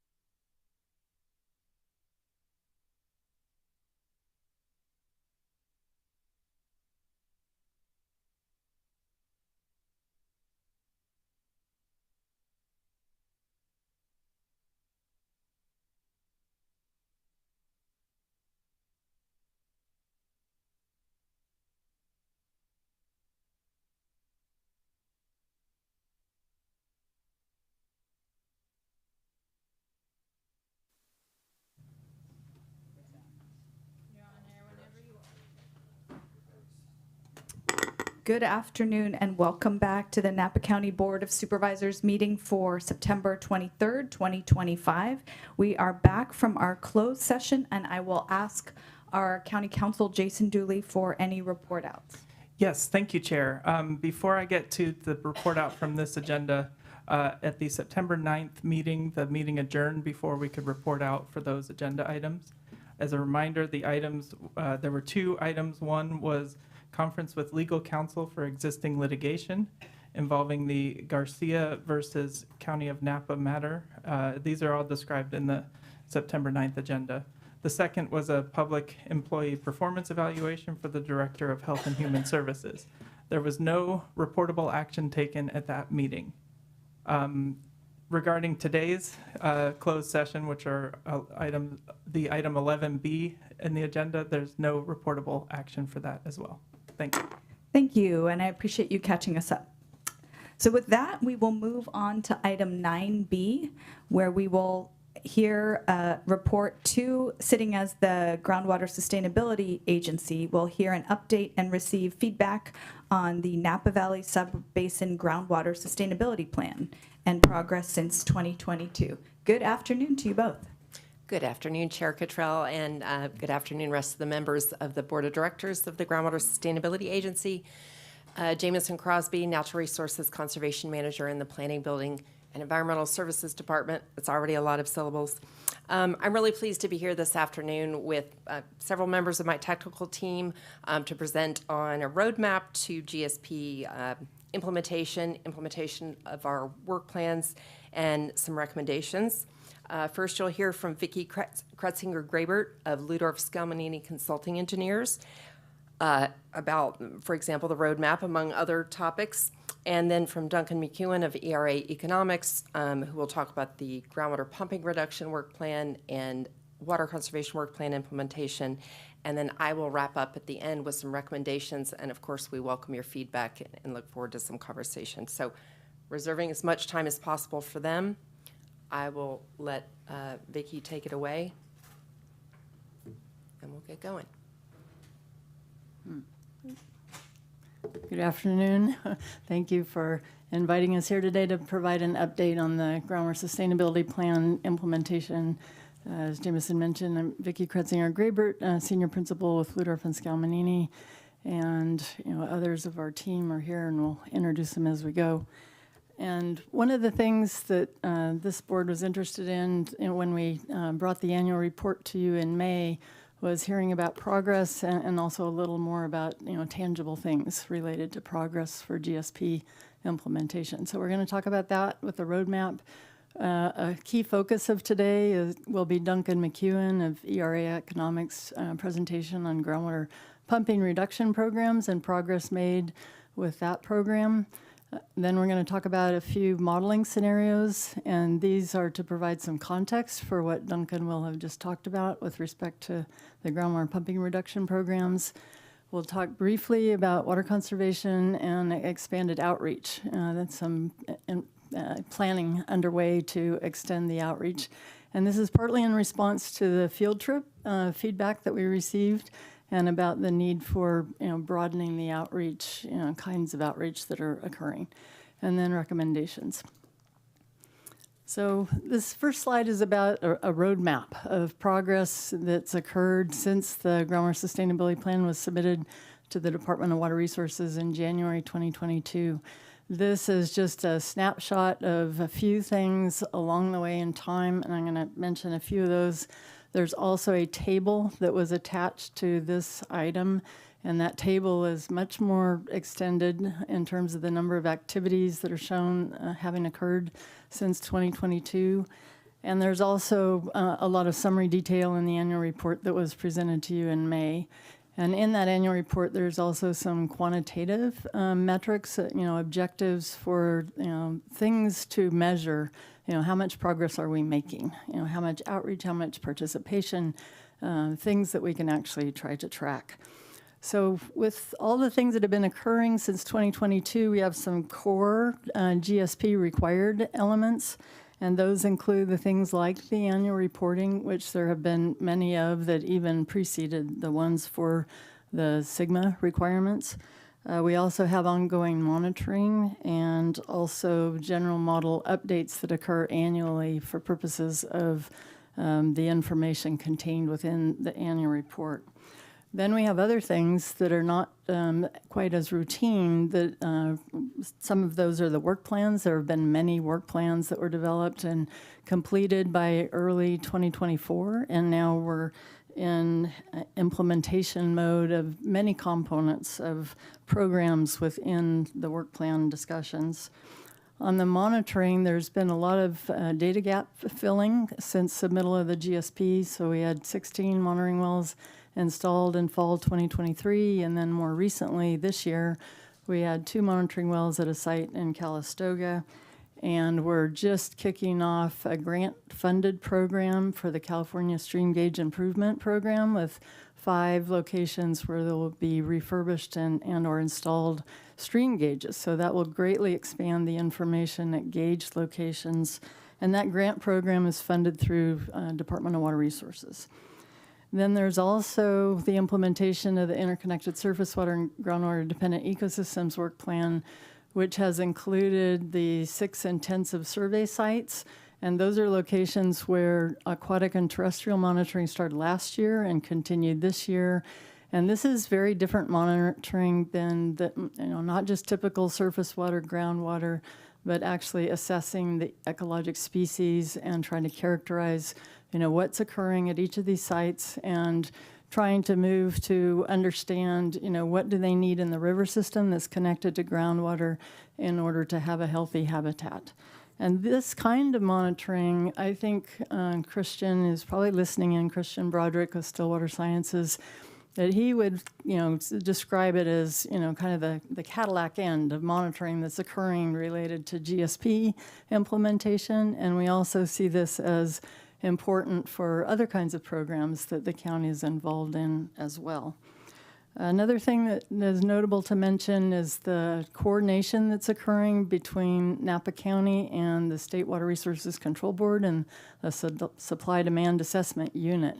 So that unit had started efforts to do Napa River watershed modeling, things that they set in motion back in 2024. And more recently, there was the Memorandum of Understanding signed between the county and the State Water Board. And even more recently than that, the GSA staff and technical consultants have shared with the Water Board the Napa Valley Integrated Hydrologic Model that Nick Newcomb, my colleague here today, was the main developer of. And the State Board has used that to help to look at data sets through the watershed.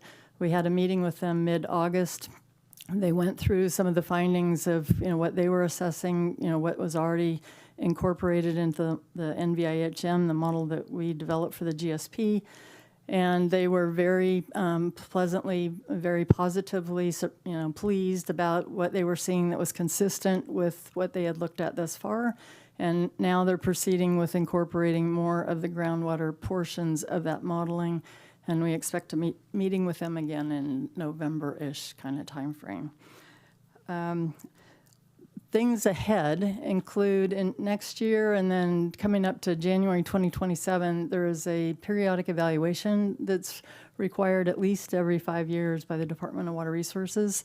And that is kind of a more expansive documentation and an assessment of what's gone on since the GSP was originally submitted and approved by the Department of Water Resources. So that includes any updates of the hydrogeologic conceptualization, the monitoring, and projects and management actions and their implementation, and I'm going to talk about that more next.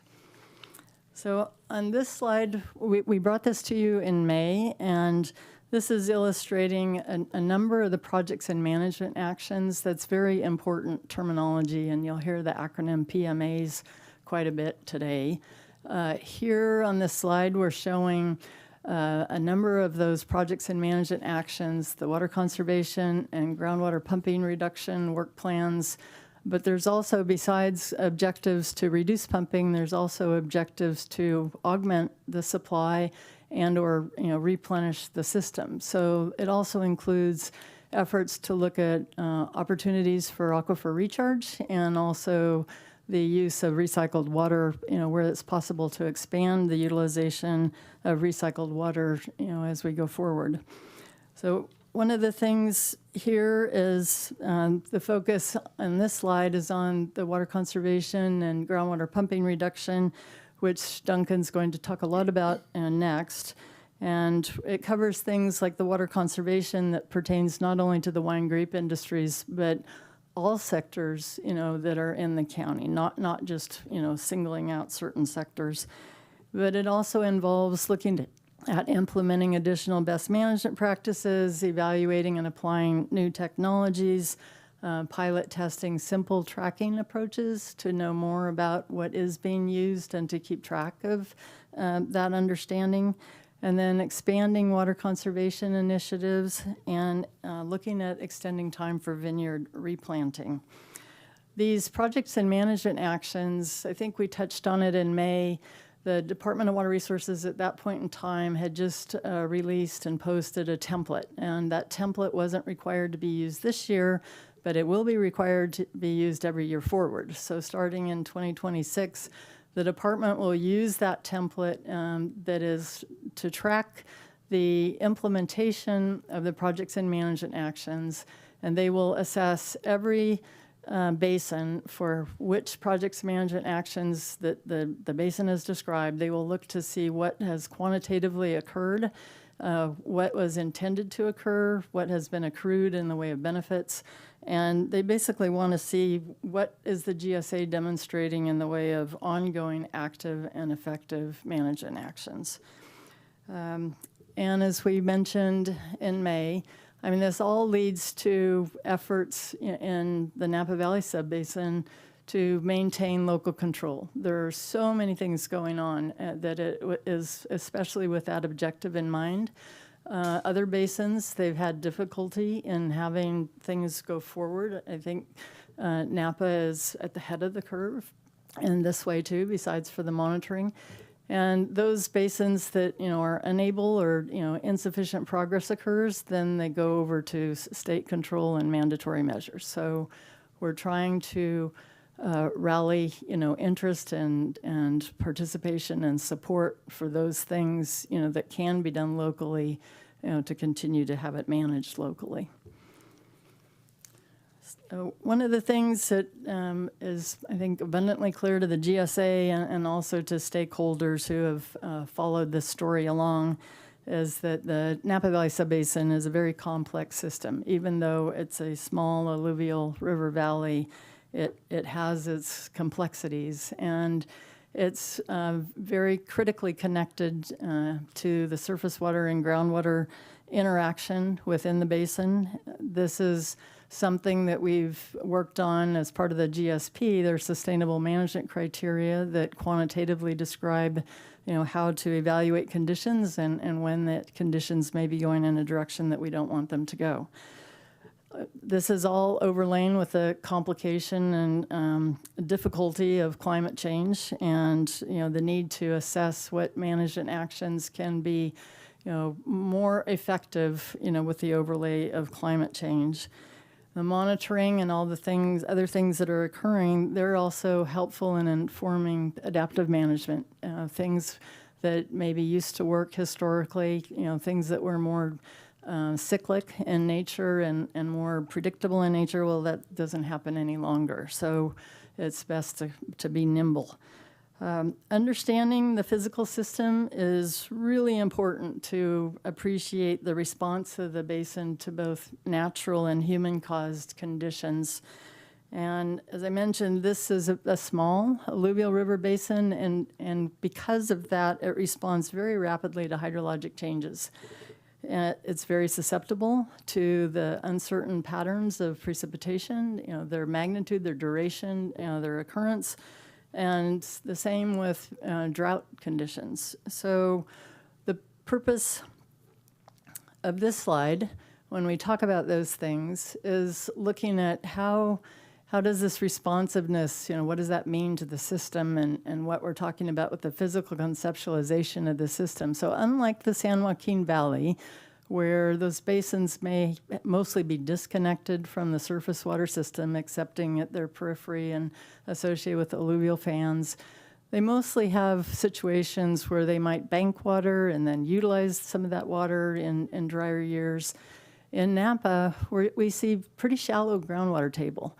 On average, it's only 10 to 30 feet deep or thereabouts, and shallower in a lot of places. There's a lot of dry farming as a result. But that shallow groundwater table can change by only a matter of a few feet, and that's significant to the interconnectivity between the surface water and the groundwater system. So it makes it very susceptible, this system, to the lesser amount of recharge that occurs when we have dry or very dry years, and especially when those years occur concurrently or back to back. So one of the things to think about, and there are so many beneficial uses that are also concurrent beneficial uses. The vineyard needs for groundwater supplies, both direct from applied water or indirect from dry farming. But there's also the discharge of groundwater to the surface water system that's supporting the groundwater-dependent ecological species. So all of these things mean that there needs to be more attention to how to manage stormwater, surplus rainwater, how to have it stay longer on the landscape, find other ways to benefit from the water when it's more abundant, to keep it in the system, and to help create more of a buffer to the drought and non-drought times. And most importantly, all of this is necessary all the time. It's not a matter of non-drought or drought. It's something that in this basin is important to have be a routine thing to embrace all of the time. So there are a lot of programs that are underway now for groundwater demand management and also groundwater replenishment, as Duncan's going to talk about. We're asking you today, as we go through the presentation, to keep two types of recommendations in mind. One of them is about implementing the 2023 safety element, which pertains a lot to water conservation and is very related to all these things that are part of the work plans that are currently being implemented. And the other is about implementing a program to incentivize measuring and reporting in the vicinity of significant streams. And with that, I'm going to turn it over to Duncan McEwen to continue on groundwater pumping. I'll give it back. All right. Good afternoon, Chair Cottrell and members of the board. Duncan McEwen with ERA Economics, and I'm going to go over, well, I'll do a quick recap just to kind of refresh on the GPR and WC work plans, groundwater pumping reduction and water conservation work plans, and then a quick update on what we've been up to and where the program development stands. So when we were here last, which was about a year ago, maybe less than that, maybe it was May, there was 6 of these boxes that we were working on for GPR implementation. It was those top 6 boxes. So what's changed since the last time we were here? There's been development on all of those programs. And so I'll go through these, a few of them in a little bit of detail.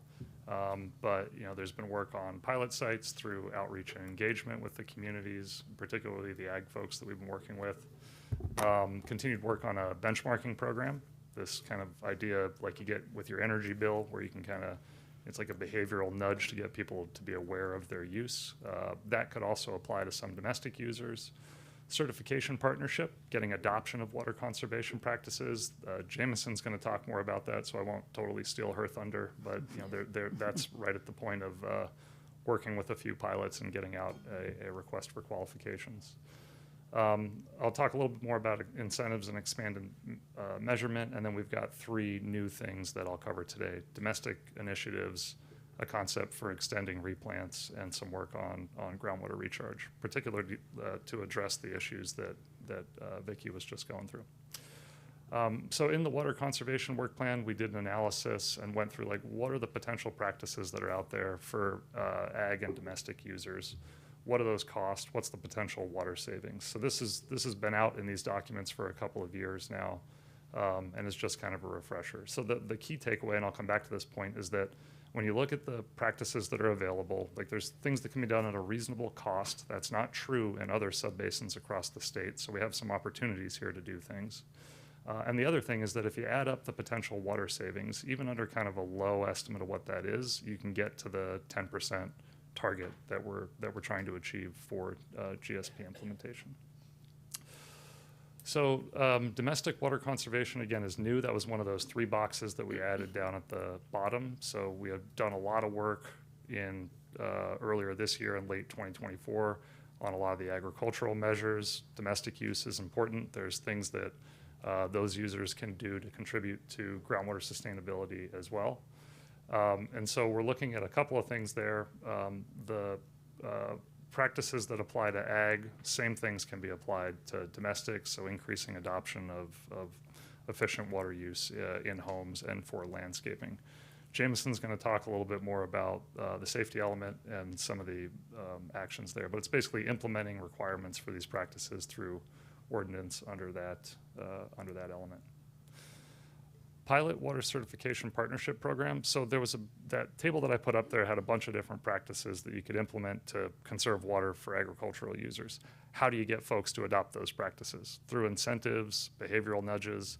That's what this program concept is. So it's working with existing or potentially new partnerships for folks that are interested to increase adoption of practices that are going to result in groundwater benefits on vineyards. This is focused on ag users initially. It would be incentive driven, obviously voluntary, and then the status of that right now is we've done a ton of work on getting that program developed, what it would cost, how it would work, a lot of work with the partner certification programs, and there's a draft RFQ that Jameson will speak to in just a few minutes. I think the other thing I'd mention here is that for any of these programs, particularly when we're looking at incentive-driven measures, kind of more voluntary approaches, we probably want to keep in mind an ability to measure so that we're sure we're getting some outcomes.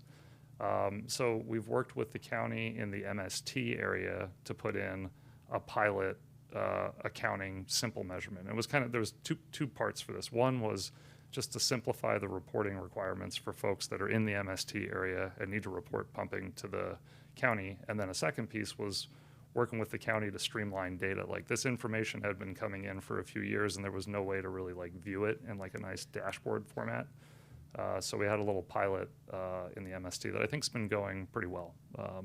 We've received some pretty positive feedback from the folks that have been using that software just to simplify reporting.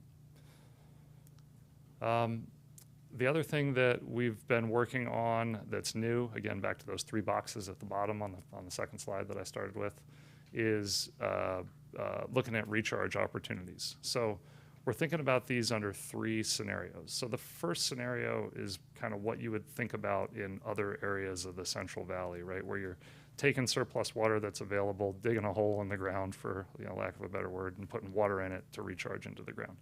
As Vicki was explaining, with a small, responsive alluvial aquifer and the really important issues with interconnected surface water, we're probably looking at a slightly different type of recharge. So scenario 2 is looking at in lieu recharge, where we're looking at and I'll show a map of this in just a second, what existing diversion rights are, what utilization of those are, and looking at where there's the potential to increase surface diversions, whether those are being used for frost or irrigation. We're working through some of those questions. And use that in lieu of groundwater pumping, right? So increase within existing capacity to divert, use that water instead of pumping groundwater, provides an in lieu benefit. And then the third scenario is combining 2 concepts. So it's looking at areas that would be closer to significant streams, the river and its tributaries, that are going to provide more of those benefits for interconnected surface water and groundwater dependent ecosystems that Vicki just went through. And so you could look at where are there ways to kind of target repurposing opportunities to get a little bit of recharge and reduce irrigated ag within those footprints? Where are there synergies to do both? And I know, the recharge work, just like all of the water conservation work, it's private landowners, it's incentive driven. You need to figure out programs and policies that are going to make sense for folks that want to make those decisions and generate benefits for the groundwater basin. So we're putting together the technical analysis. The economic analysis will inform what incentives need to look like. Is this a feasible activity? And then a financial analysis to look at what that will cost. And this is work that we've just started over the last couple of months, and we'll be continuing to work with ag organizations that have been good partners so far, try to do some outreach, understand what's actually going to work, boots on the ground, and come back with that analysis. I mentioned this concept of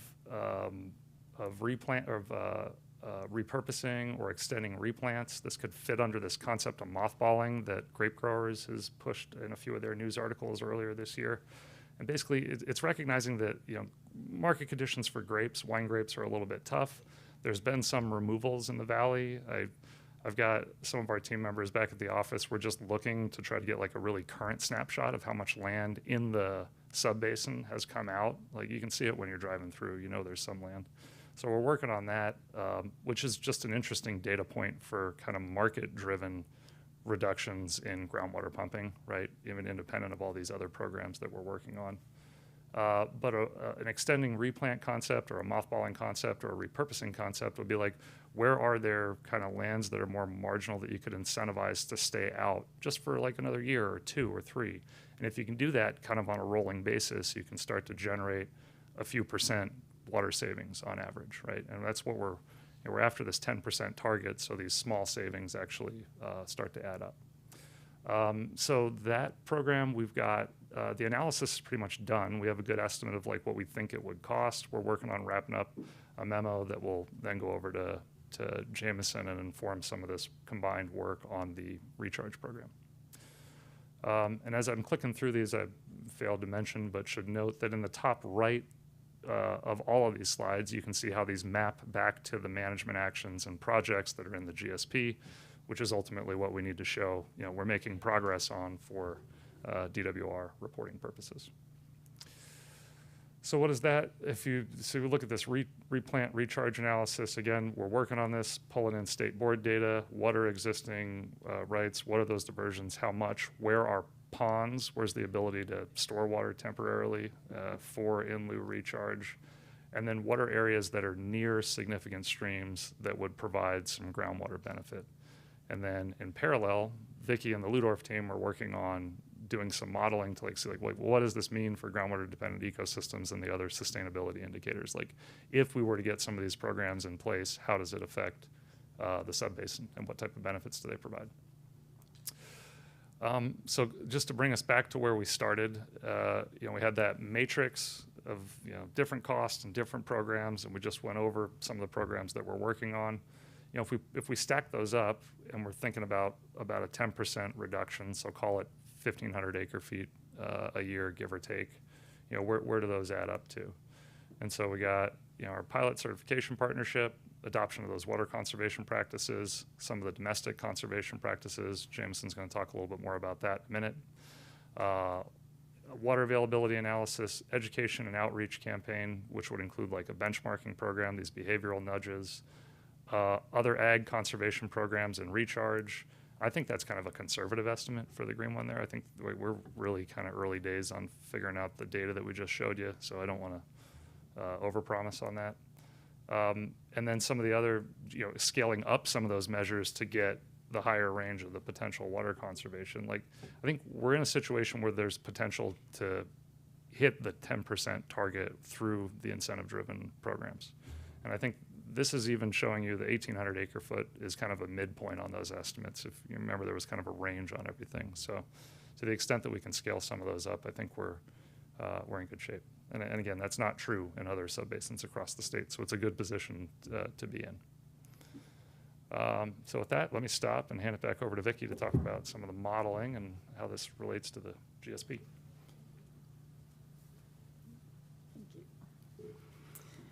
So the next few slides that we're going to talk about are related to modeling and related to specifically the groundwater pumping reduction. And these are just to provide some context, for all the different things that Duncan just touched on, summarized, what's going on. So for modeling scenarios that were developed just to provide some information in a more quantitative way. We focused on this 10% construct of achieving groundwater pumping reduction, and this is across the entire subbasin within the, as described in the GSP, but it's also not an absolute. So it can be done with complementary efforts, such as the supply augmentation and recharge. But one of the things that we're focusing on right now is, the 10% reduction. And if other things happen and that helps to achieve the goal, then that's great too. So what we're showing here on the figure are related to the 500 and 1,500 foot buffers related to significant streams within the Napa Valley Subbasin. Those 500, 1,500 foot kinds of buffers are also related to what has gone on with the 2015 water availability analysis historically and what is being carried through with the update of the water availability analysis. So here we're looking at trying to estimate, the pumping reduction that would occur by all of the outdoor uses. So it's not just about the wine grape industry. It's also about self-supplied users and the St. Helena, and also winery wells. In doing this, we looked at the land use associated with these significant stream corridors. So the 500 foot being about 12,000 irrigated acres. The actual buffer related to that 500 foot is closer to 20,000 acres. So that also includes native vegetation, within that 500 foot buffer. The 1,500 foot significant streams buffer is about 26,000 irrigated acres, and again, a larger area that includes native vegetation when you consider all of the area in that buffer. And then the entire groundwater basin, approximately 33,000 or so irrigated acres, but the whole subbasin is 46,000 and about 600 acres.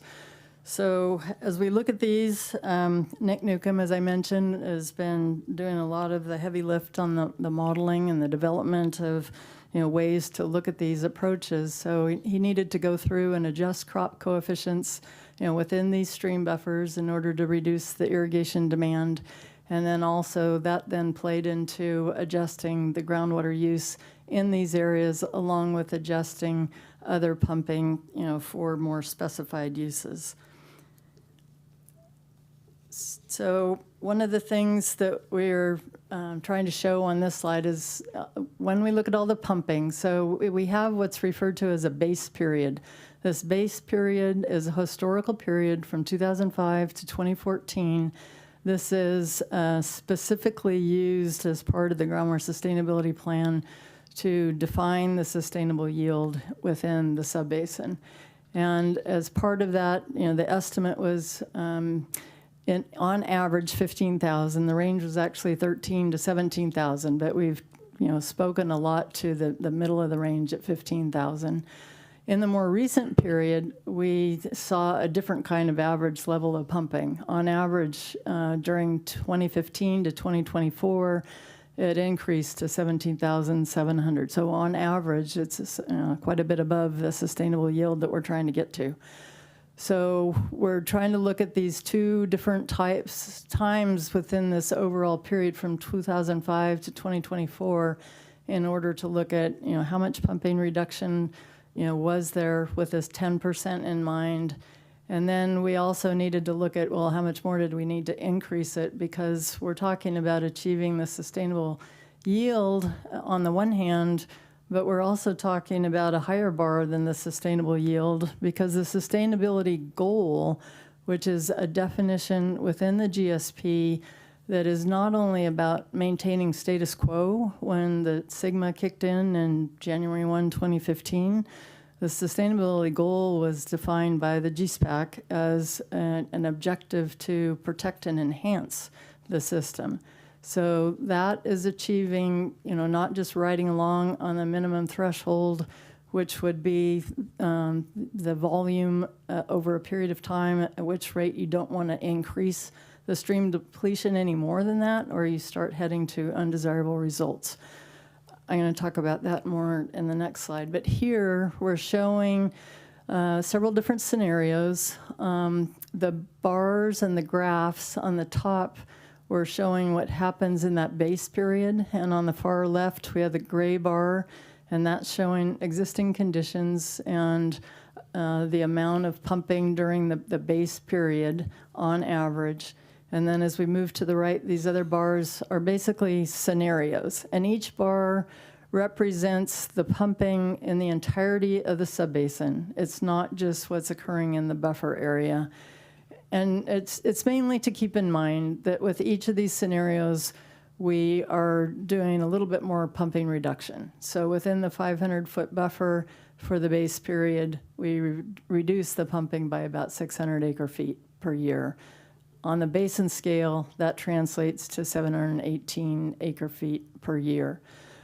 Just as an example, in the table, we're trying to put some context to, how much groundwater are we talking about is pumping within these areas where there's quite a bit of pumping within that 500-foot buffer. And there's a very significant amount of pumping when you look at the total of the 1,500-foot buffer.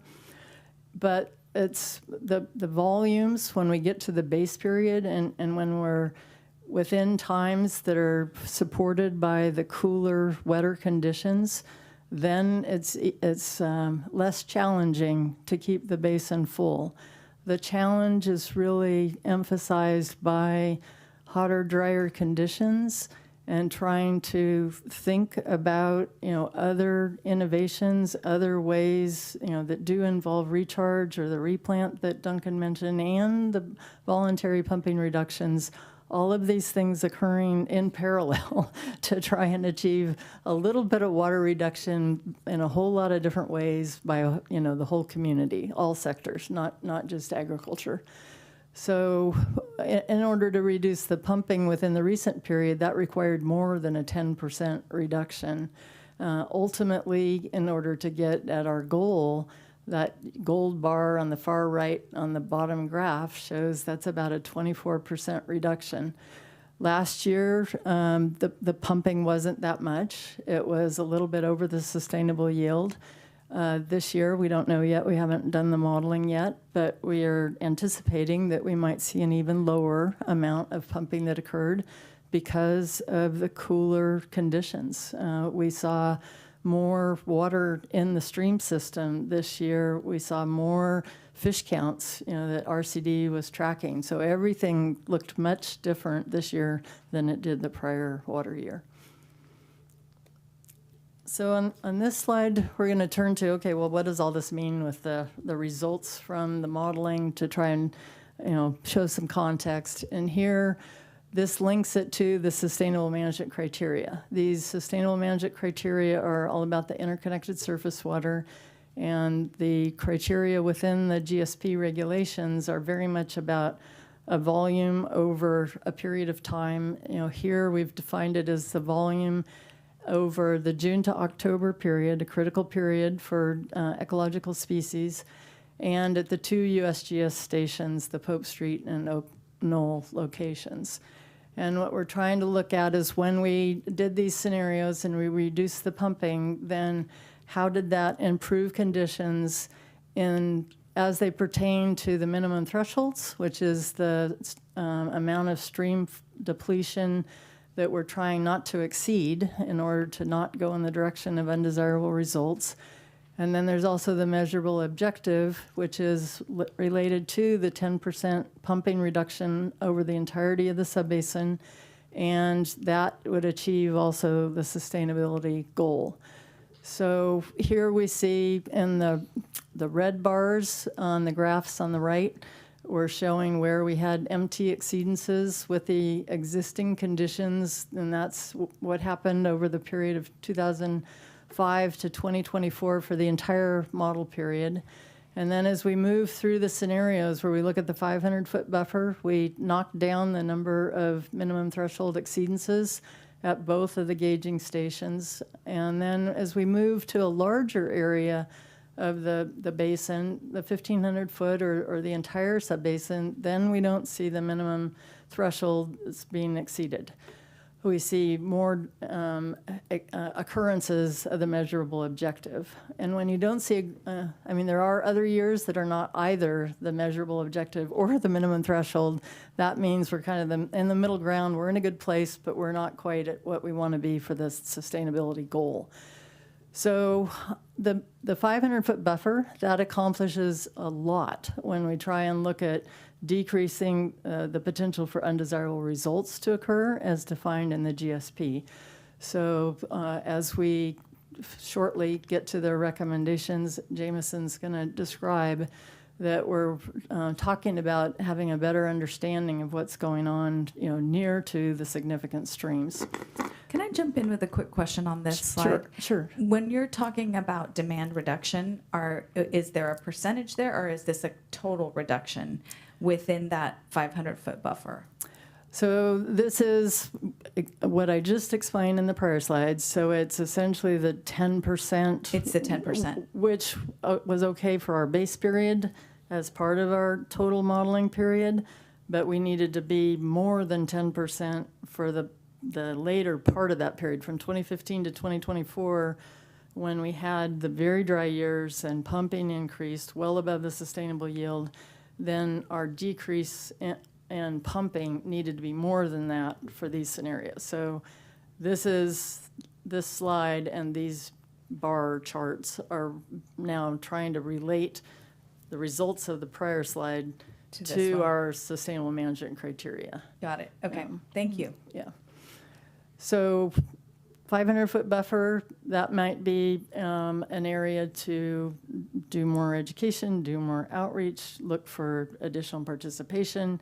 We'll talk more about that shortly. The other, more expansive look at the larger area, because the 10% pumping reduction in the GSP is all about the subbasin on whole. It was never about an individual parcel.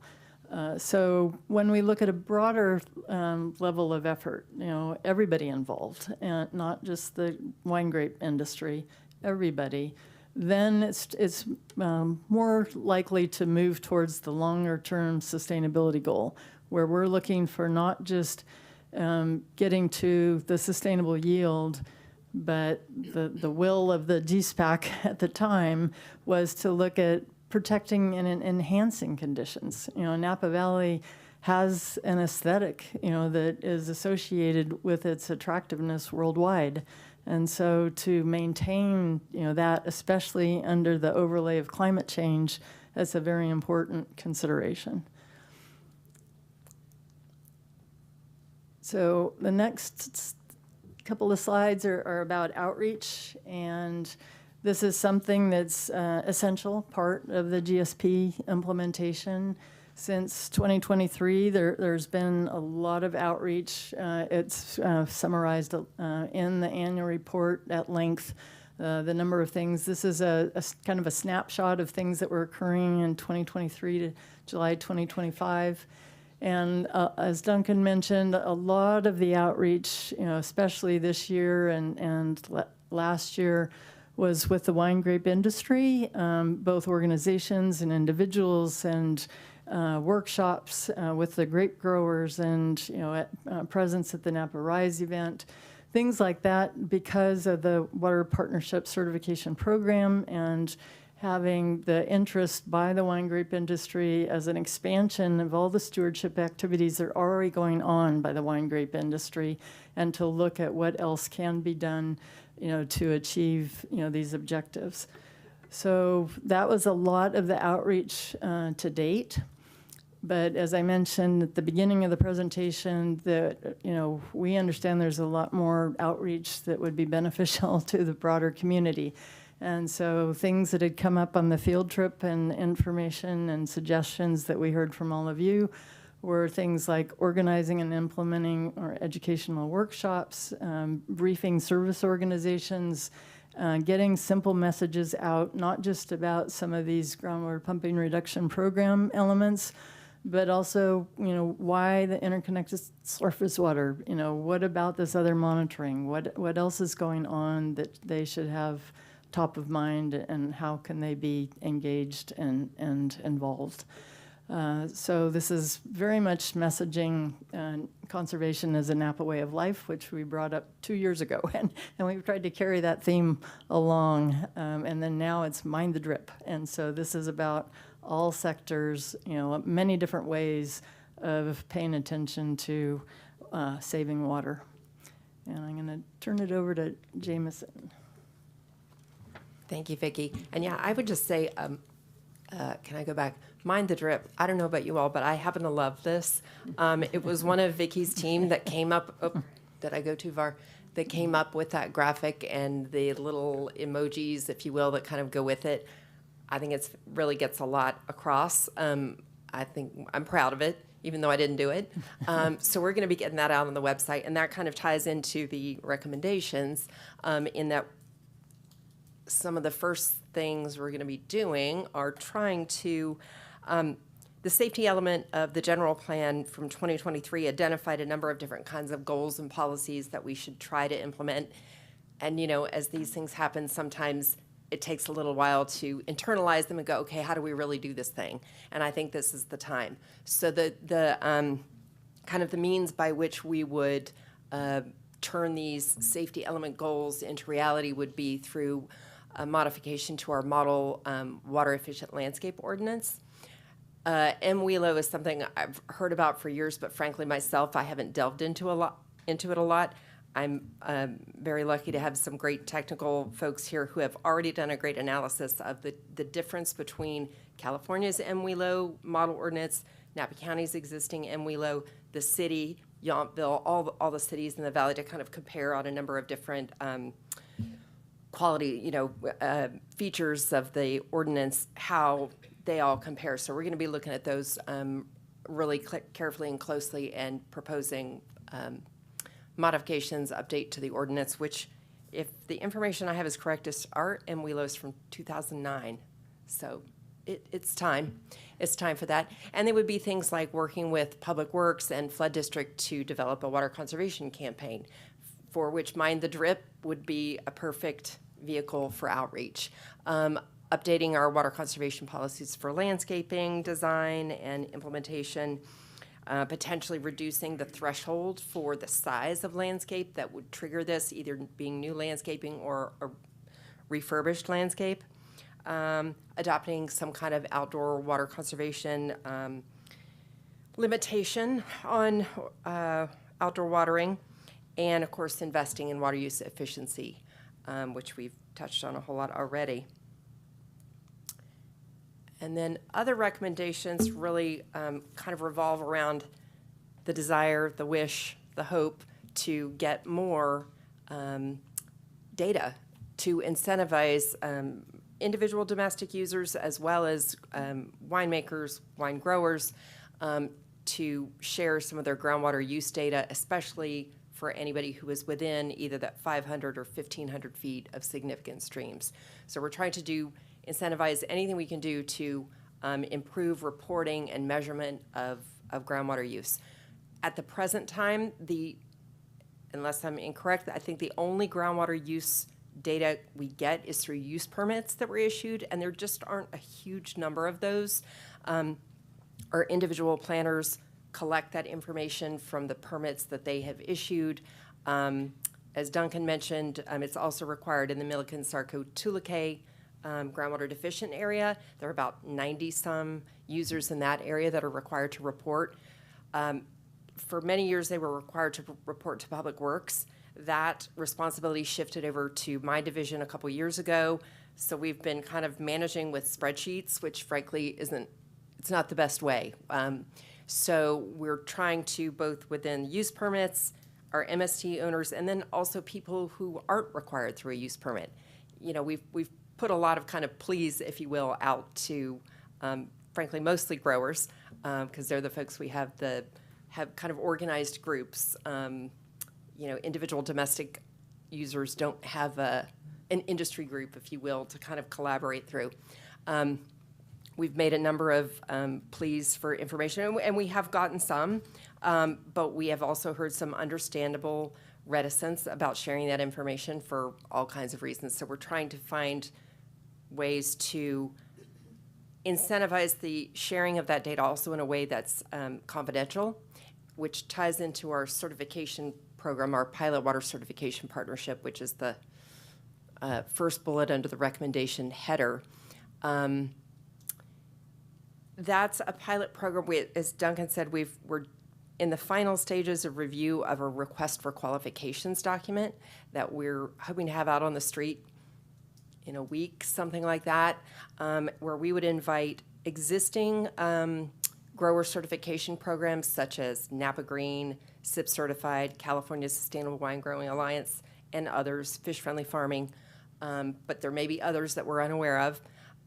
Inviting them, inviting any other organizations to provide a statement of qualifications to us. We're trying to make it a substantive bar, but a fairly easy bar. We don't want people to have to go spend a lot of time developing an SOQ and full proposal that's kind of onerous. But we're asking them to answer a number of questions regarding how their certification program currently treats water conservation measures, what is required, what type of reporting is required, and utilizing those programs to be the portal through which the data would come and be anonymized and made confidential before it's submitted to us, so we can have the benefit of that without, triggering any of the concerns around sharing that data. The idea, we're going to start it as a pilot and just kind of see, frankly, if the certification programs who is really interested in partnering, that's part of it. Are they able to make good on the things that they say they can do? And if so, we'll potentially expand the program. The incentive for participation for the growers is that the county could explore paying either some or all of their certification fees. Each of those certification programs has different fee levels. They're on a similar order of magnitude, but they're different. And we would potentially, or could, if we could do a proof of concept through the pilot that this works, we could offer to pay those certification fees for them, again, in exchange for data. So that's the first kind of item there below the recommendations. Another incentive that we've talked about and explored, as you know, we've brought to you before, and we're going to come back in November and also December to bring the groundwater fee to you. For legal reasons, we can't do a waiver where, Vineyard X, implements certain conservation practices and then we reduce just their fee. That is not legally possible, but we can, if there were widespread adoption of some of these practices, we could, issue some kind of waiver or a credit against some of the costs that would be included in that fee. That would really be up to the discretion of you as the GSA. I think we talked about that at our last meeting. We just, threw a number out of something like maybe an $800,000 off the top kind of credit, if you will, to the total program costs that would be apportioned in the fee.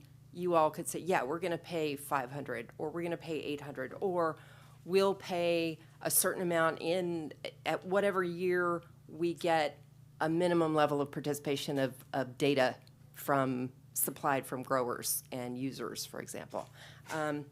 So that's one way in which we can incentivize using the fee. I think there's a lot of ways we could kind of frame that, and the numbers are TBD, but it's really kind of an individual discretion of the GSA to determine that. And we've also talked about cost shares or directive incentive payments for certain types of equipment like evapotranspiration sensors. We're aware that a number of growers are using them. Again, we'd love to be party and receive some of their data. Again, several have indicated that they would share that.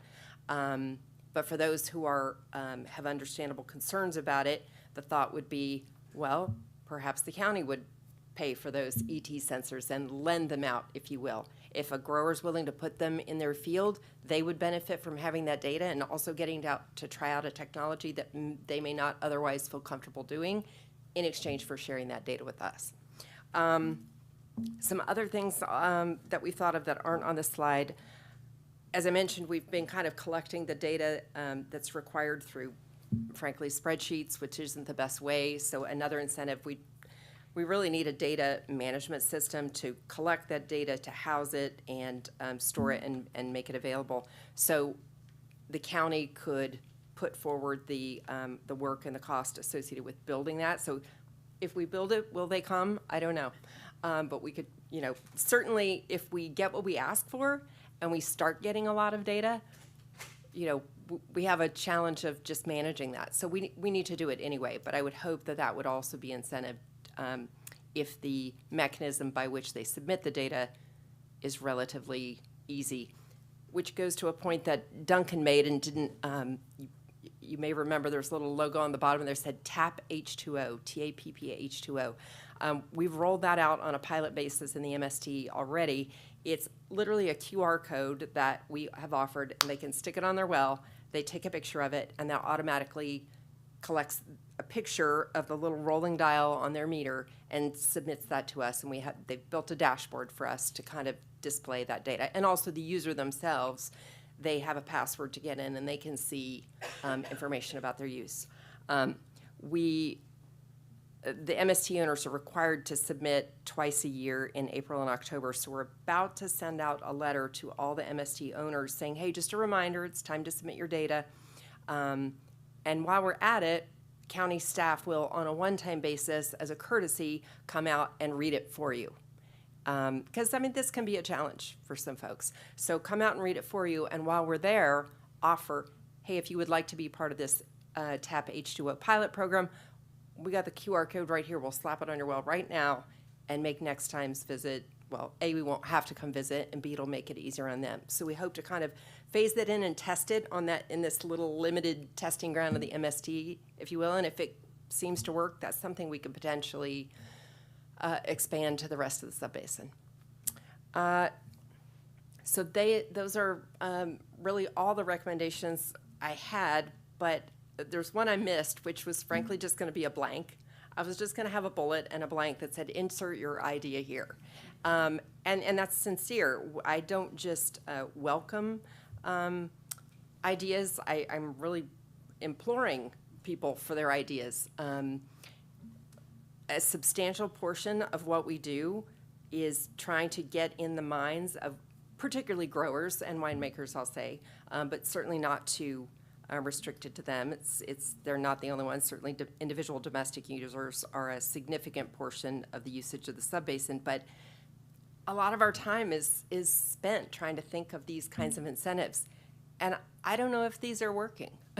I don't know if they will work.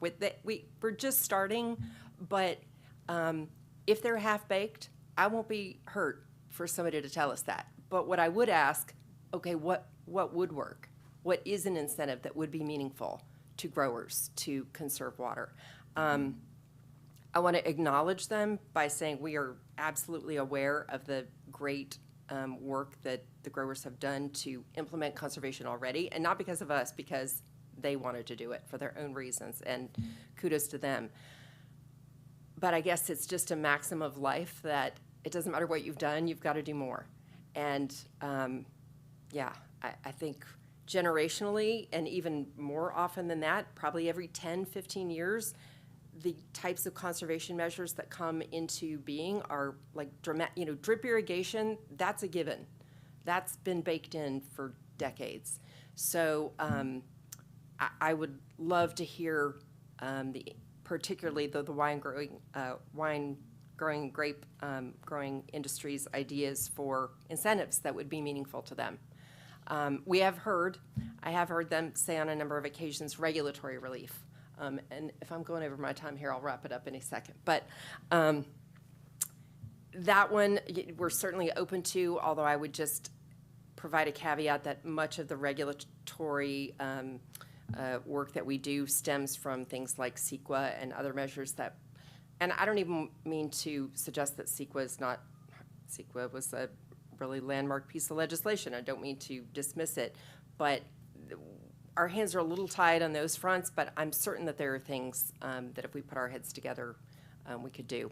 And just last statement before I will wrap up, before I get the hook and you'll take me off the stage.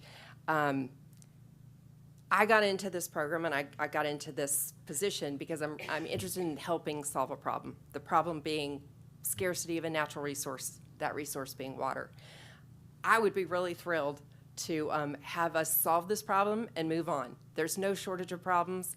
I have no desire to build a program of increasing budgets every year, ad infinitum, just for the sake of it. I'd like to see us solve the problem and ratchet back to kind of more of a core program of monitoring, measuring, reporting, doing annual reports to DWR, doing simulations using the model of kind of projections of what the effect of different management actions would be. But we are not trying to build it for no reason. So in the words of another person, I liked this quote, we'd be happy if they put us out of business. Put the Natural Resources Division on a core place, not trying to reach so much. So anyway, Great. I'll stop there. Thank you so much, and thanks to the team who helped present. Really helpful to get the snapshot every year. So please keep coming back. So at this point, I'm going to open it up for public comment. And while anyone comes up for public comment, I just want to reiterate something I heard from many presentations, which is our situation here is we're so, it's challenging, and we're so fortunate that we've got so many people working on this. It's great that we've got at least 2 industry members in the room. We've got someone here on behalf of the river, and I've seen in my county colleagues people who have multiple GSAs, people who can't get their GSAs to talk to each other, who are on probation with the state. And just what you said, Vicki, this point about there are lots of goals here, but one of them is local control, which is we want to stay in charge of the water system in our own county collectively. So that's really an important statement too. So is there anyone here for public comment this afternoon?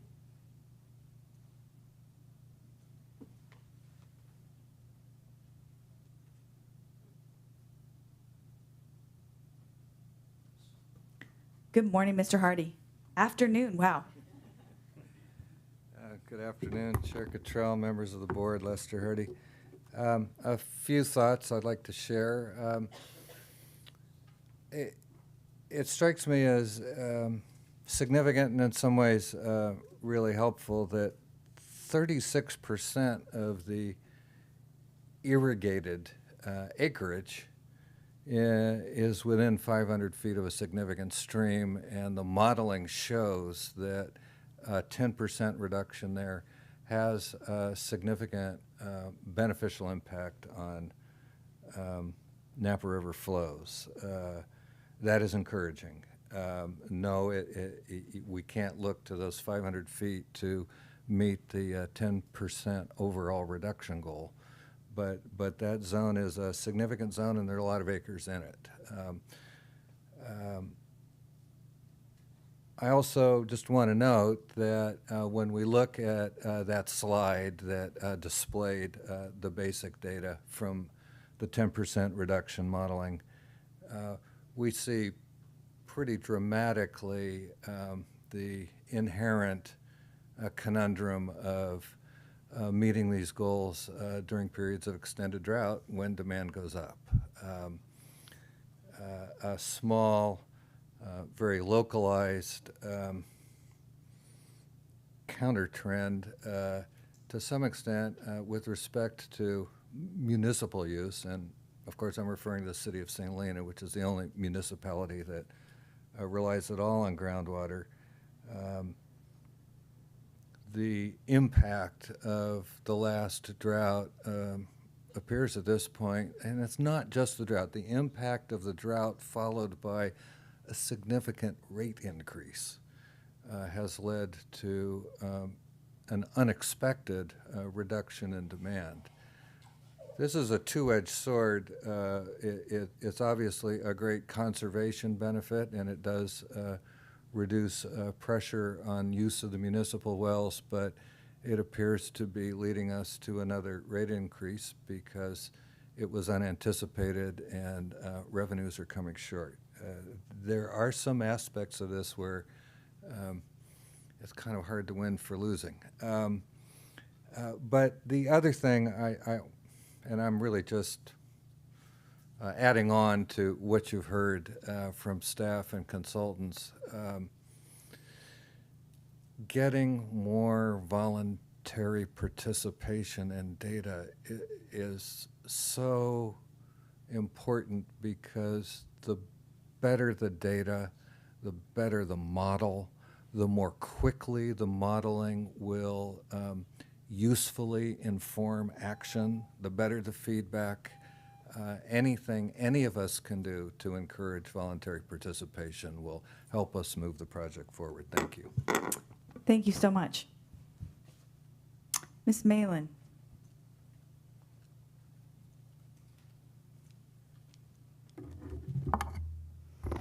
Good afternoon. Chris Malin, Executive Director of the Institute for Conservation, Advocacy, Research, and Education. And we started pre-SGMA working with Governor Brown on groundwater legislation. So I've been in this for a long, long time. And where we're at right now is we are exceeding our yearly yield of groundwater by an average of 3,000 acre feet over the last 7 years per year.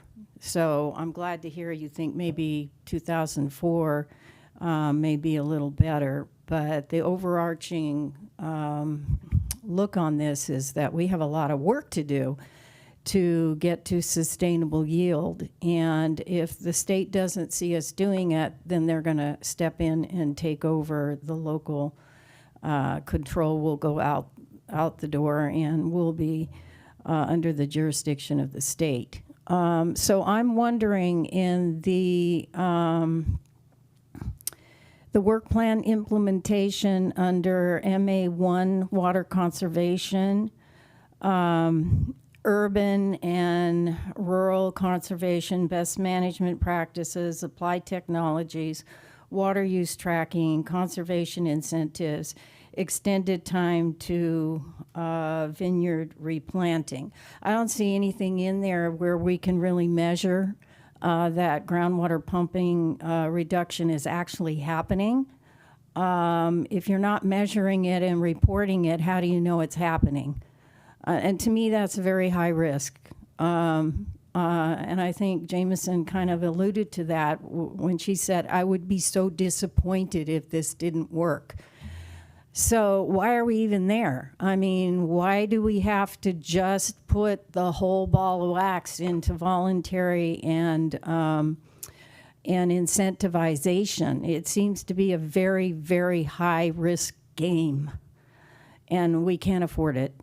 We need to know that we are reducing groundwater pumping, especially with climate change speeding past the 1.5 degrees centigrade. So we know that we're going to have drier weather, less rain, more drought. We just have to know that, and we have to anticipate that. And this work plan should be more rigorous and not be so risky by asking the major groundwater pumpers to please reduce your pumping, and here we're going to give you an incentive, and then hope that it all works. So I'm concerned about that. And then also in P1, I don't see any nature-based solutions. And then real quick, it'd take me maybe 30 seconds.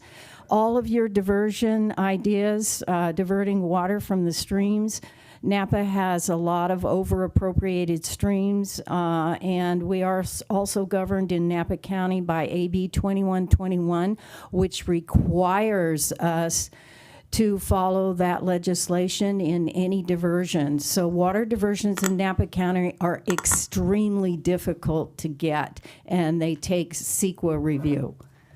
Thank you, Ms. Malin. Thank you. Hi, Ms. Benvenuto. I was about to say good morning as well, but good afternoon. Michelle Benvenuto, wine growers of Napa County. So Napa vineyards and wineries have long invested in water conservation drip irrigation, soil moisture sensors, cover crops, wastewater recycling. This commitment has kept groundwater levels stable across the subbasin. As Vicki noted, Napa's groundwater system is complex and highly susceptible to variability. Conditions differ across the subbasin, and no single approach addresses every challenge. That's why we must remain open to new strategies and innovative solutions. The county's 2024 annual groundwater report declared an undesirable result for cumulative groundwater storage. Yet groundwater levels remain healthy, and overall storage is increasing after previous dry years. Only 2 wells located in geographically unique areas fell below the minimum thresholds, and storage increased by nearly 2,400 acre-feet in 2024 and remains above the 36-year average.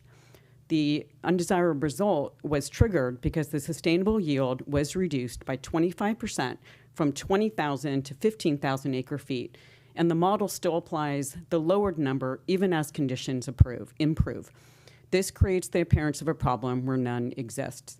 We encourage the county to recalculate sustainable yield annually. Again, Napa's groundwater system is complex and highly susceptible to variability, and conditions differ across the subbasin. Annual evaluation ensures that thresholds reflect real-world conditions, account for recovery or stress in specific areas, and allows policies to adopt as new data and innovations become available. Doing so keeps groundwater policy credible, science-based, and responsive to actual conditions rather than static assumptions. Vintners and growers remain committed to conservation, innovation, and collaboration with the county and the GSA.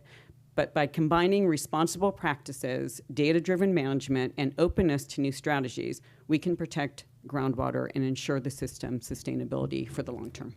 Thank you. Thank you. Anyone else in the room? Or on the phones? Okay, great.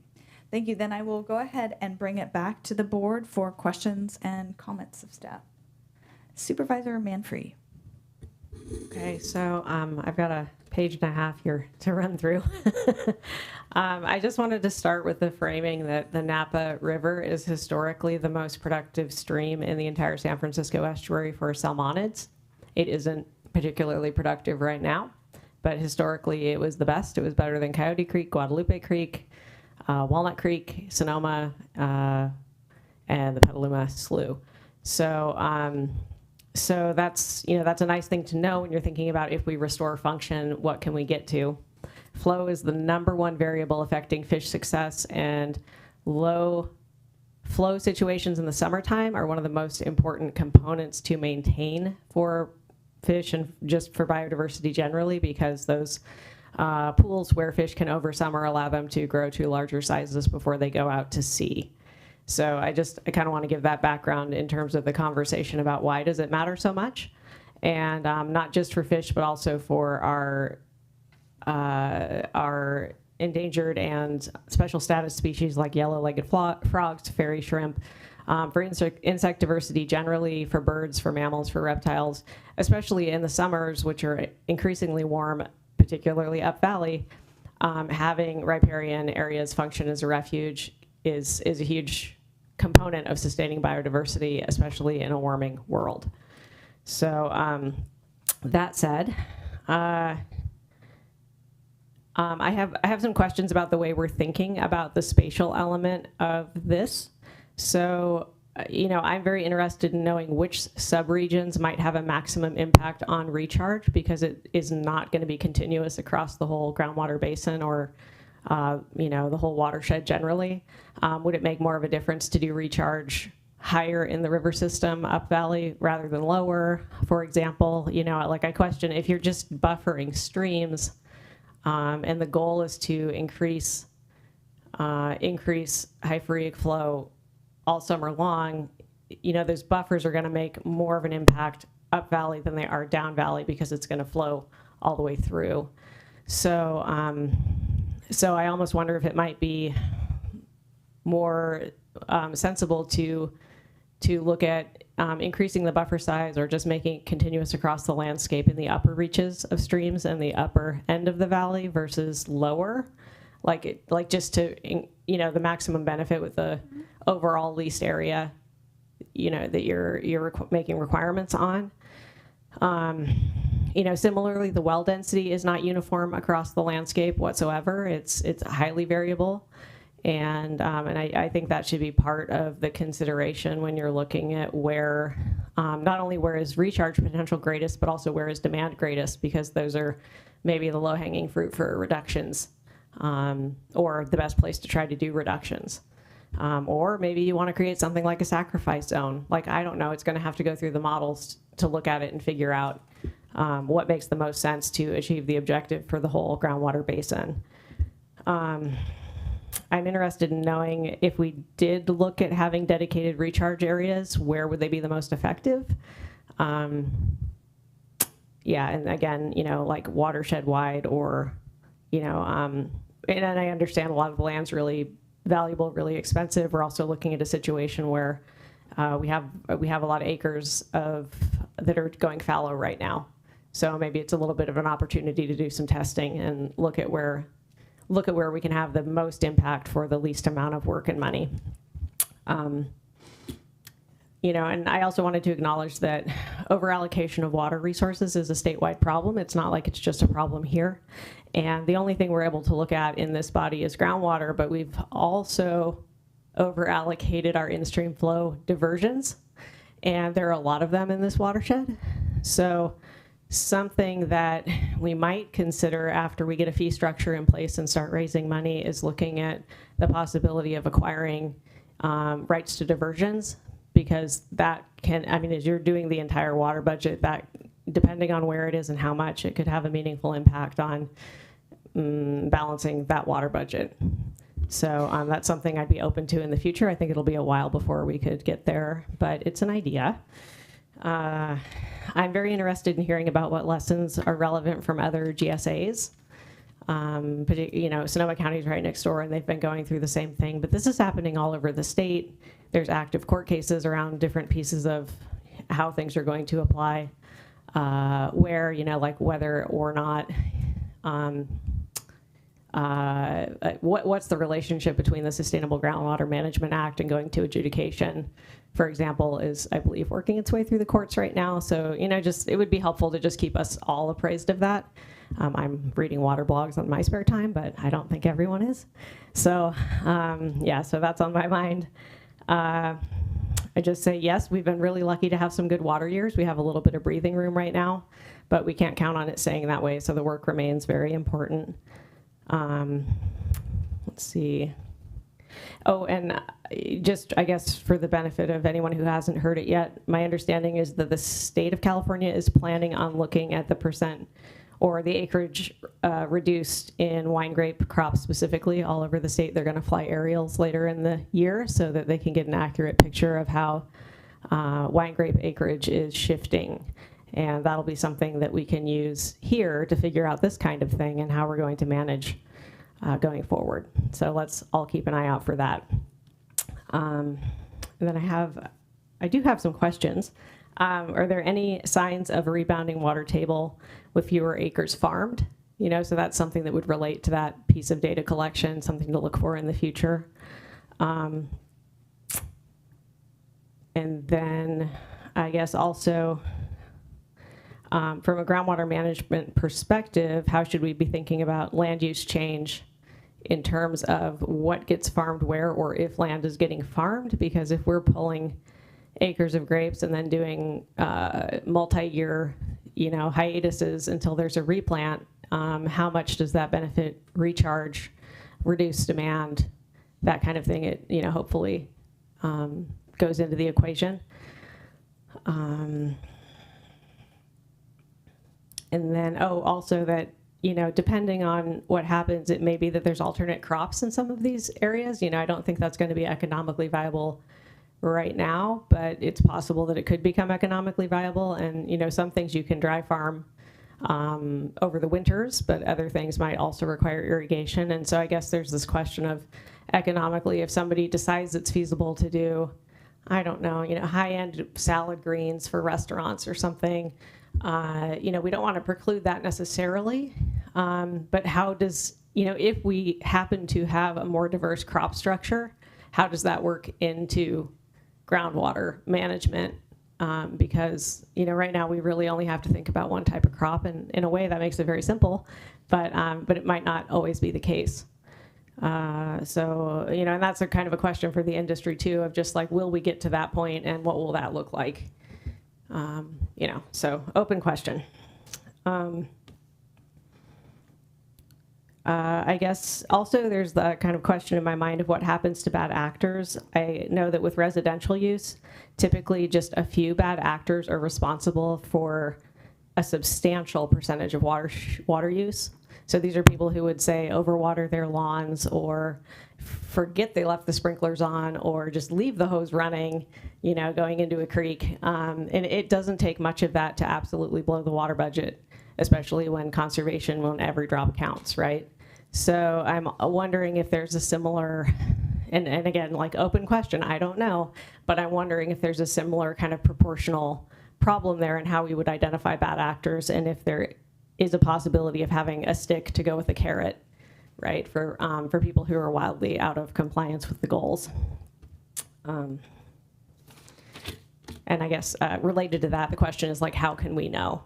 Especially in places that, like if you're walking down the street and you see someone's overspraying the sidewalk with their sprinklers that haven't been adjusted right and it's going in the drain, it's easy to see, but these are a lot of properties that are out in places that are very difficult to monitor visually. So how do we know? But it could be an important thing to get a handle on. This is a question that I think you could probably answer right now that might be helpful for anyone listening, which is what happens to groundwater monitoring data from the MST? Like, how is that handled so that it's not, how is it handled and who can see it? That's the question. What we might do is get all the questions and comments out first, and then we can take them as a group if that works. Oh, okay. That's fine. Okay. Other question is, what is the status of, or what is the potential for offsite storage increases for farming in this area? I know there are a lot of ag ponds already, but is there any room there to increase their capacity or make new ones? Or, I know the city of Napa has publicly looked at raising the dam at Hennessy so that they might be able to have more space to store more water, for example. Obviously, that would be municipal water. But, measures like that would increase capacity or just increase offsite storage and that's water that you pull off in the wet season. Just want to be clear about that. It's not water that you take out during the summer. It's water you take out during high flows and store for the dry season. Generally, I'll just say I absolutely support incentives to participate in monitoring, disincentives for not contributing to monitoring, if that's possible. I also think we have an opportunity to set up sampling goals that are stratified by township and range section, because then even with only a handful of people participating per township and range section, you could still have a pretty cohesive sense of what's going on throughout the entire basin.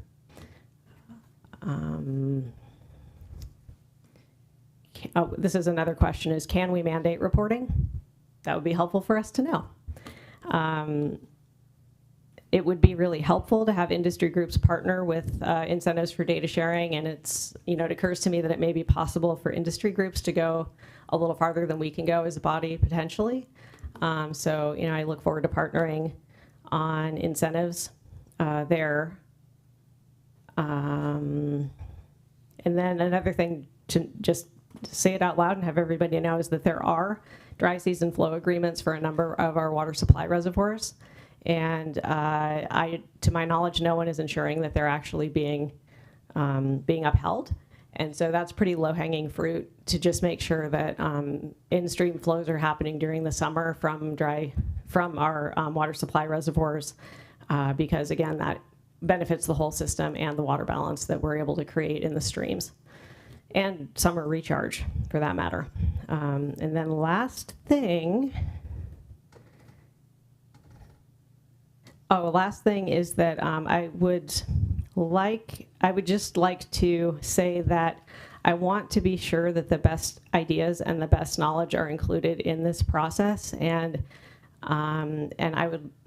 I'm personally in favor of expanding the technical advisory group so that it includes more specialties, particularly in the natural sciences, so that that group can have better, more complete and more informed discussions about helping you figure out how to solve these problems. So I think that's it for me right now. Thank you. Terrific, thank you. Supervisor Gallagher. Well, thank you, Supervisor Manfrey, for a great tutorial and really good questions. So things that we hear over and over and over again, and I'm just going to pick right up on what Supervisor Manfrey just mentioned, is expanding the tag. We've heard about that a lot, to include additional specialties. I would be in favor of that. We have heard that from many, many people over and over again. Also, we have heard from Ms. Benvenuto many times that, and I know she's not speaking for the entire industry, but she's the one here all the time and speaking for probably a large part of the industry, that the calculation of sustainable yield is not correct. So I'm not really sure that we can incentivize people to measure and report on their water use if they don't believe that the data that we, our sort of our baseline data is right. So I, at some point, if you can today, speak to her comments around the static assumptions versus real world data. Because I think we just have to get to a point where we agree on the basic data, or we're not going to get anywhere. I think all your ideas for incentives were fantastic, but I think, to your point, do they work? Would they work? I have no idea, but I don't think we're going to get there if we don't have some level of agreement on the baseline data.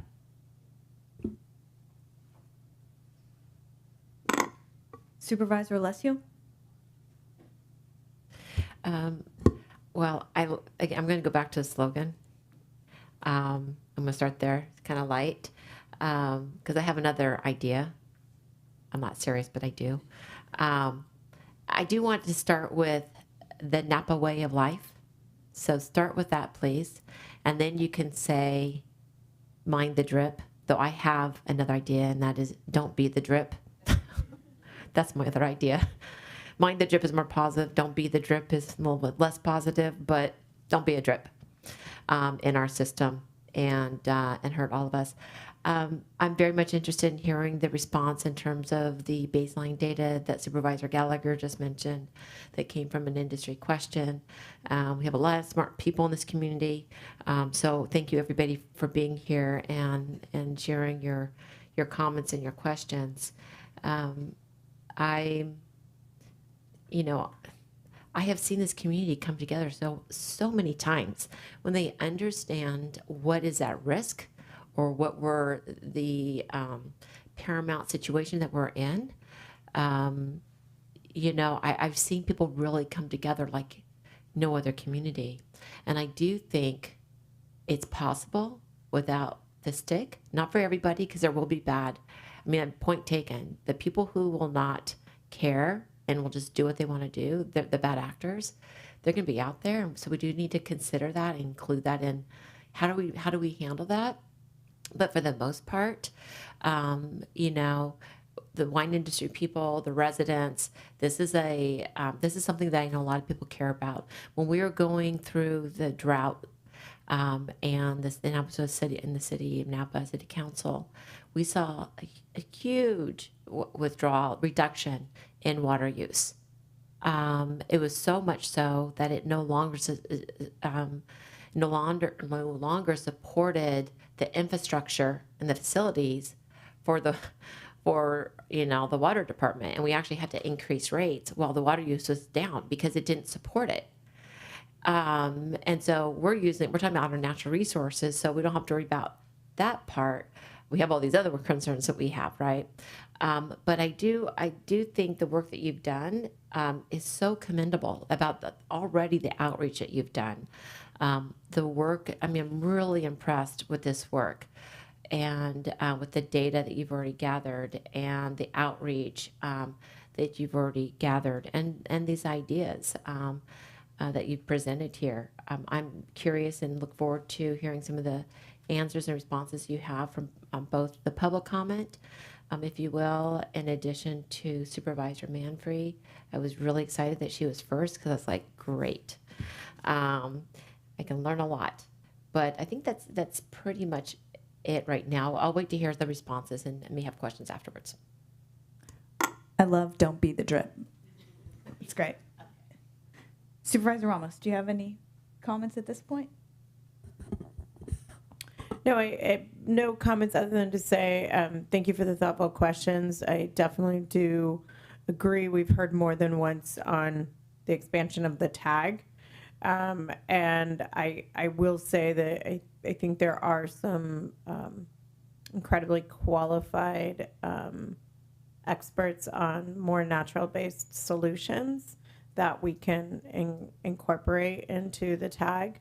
And when it comes to the sustainable yield, I do think we need to get to the bottom of what in fact is that sustainable yield and why we have disagreement of that sustainable yield, because the information needs to serve as the starting point for all of us, and it sounds like we're not at the same starting point.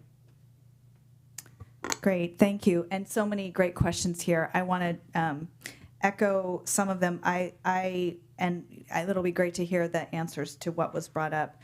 In no particular order, I want to second this idea of exploring, diversion during high flows where we can. I mean, there's a flood control mission there too. And I think in general, my comments, go to looking at multiple fields where we're looking to be prepared and resilient.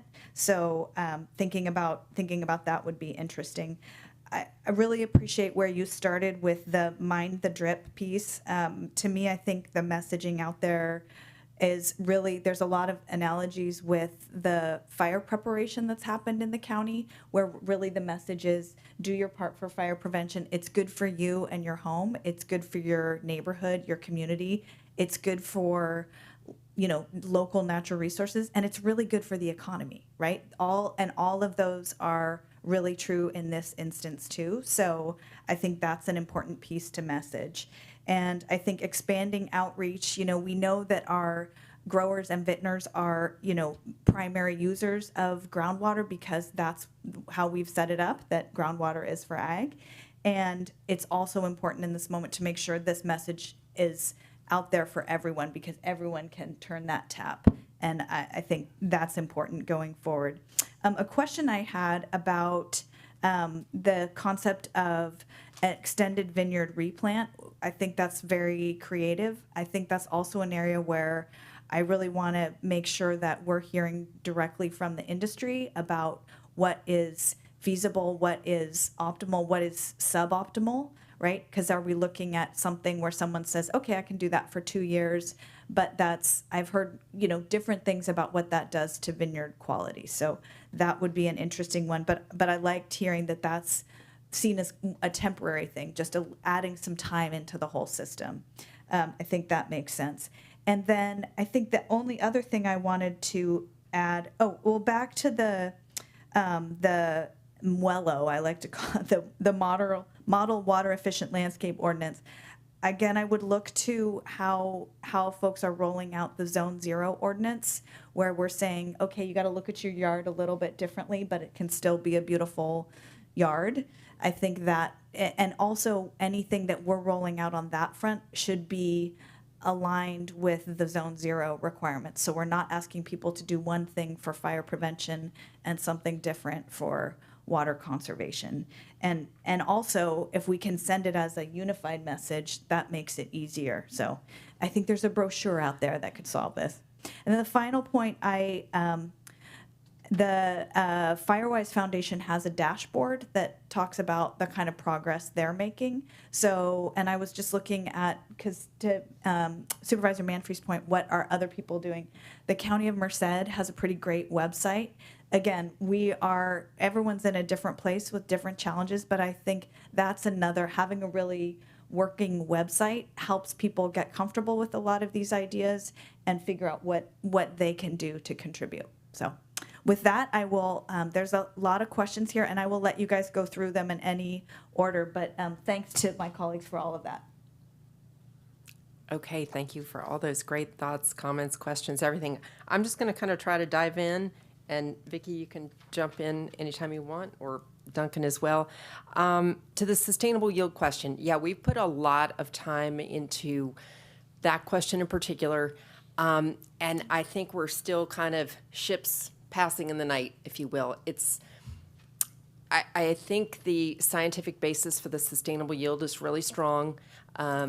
It is like any scientific estimate, you do improve your estimates over time with more data. And to me, any concerns about sustainable yield and its calculation kind of go to the necessity for more data.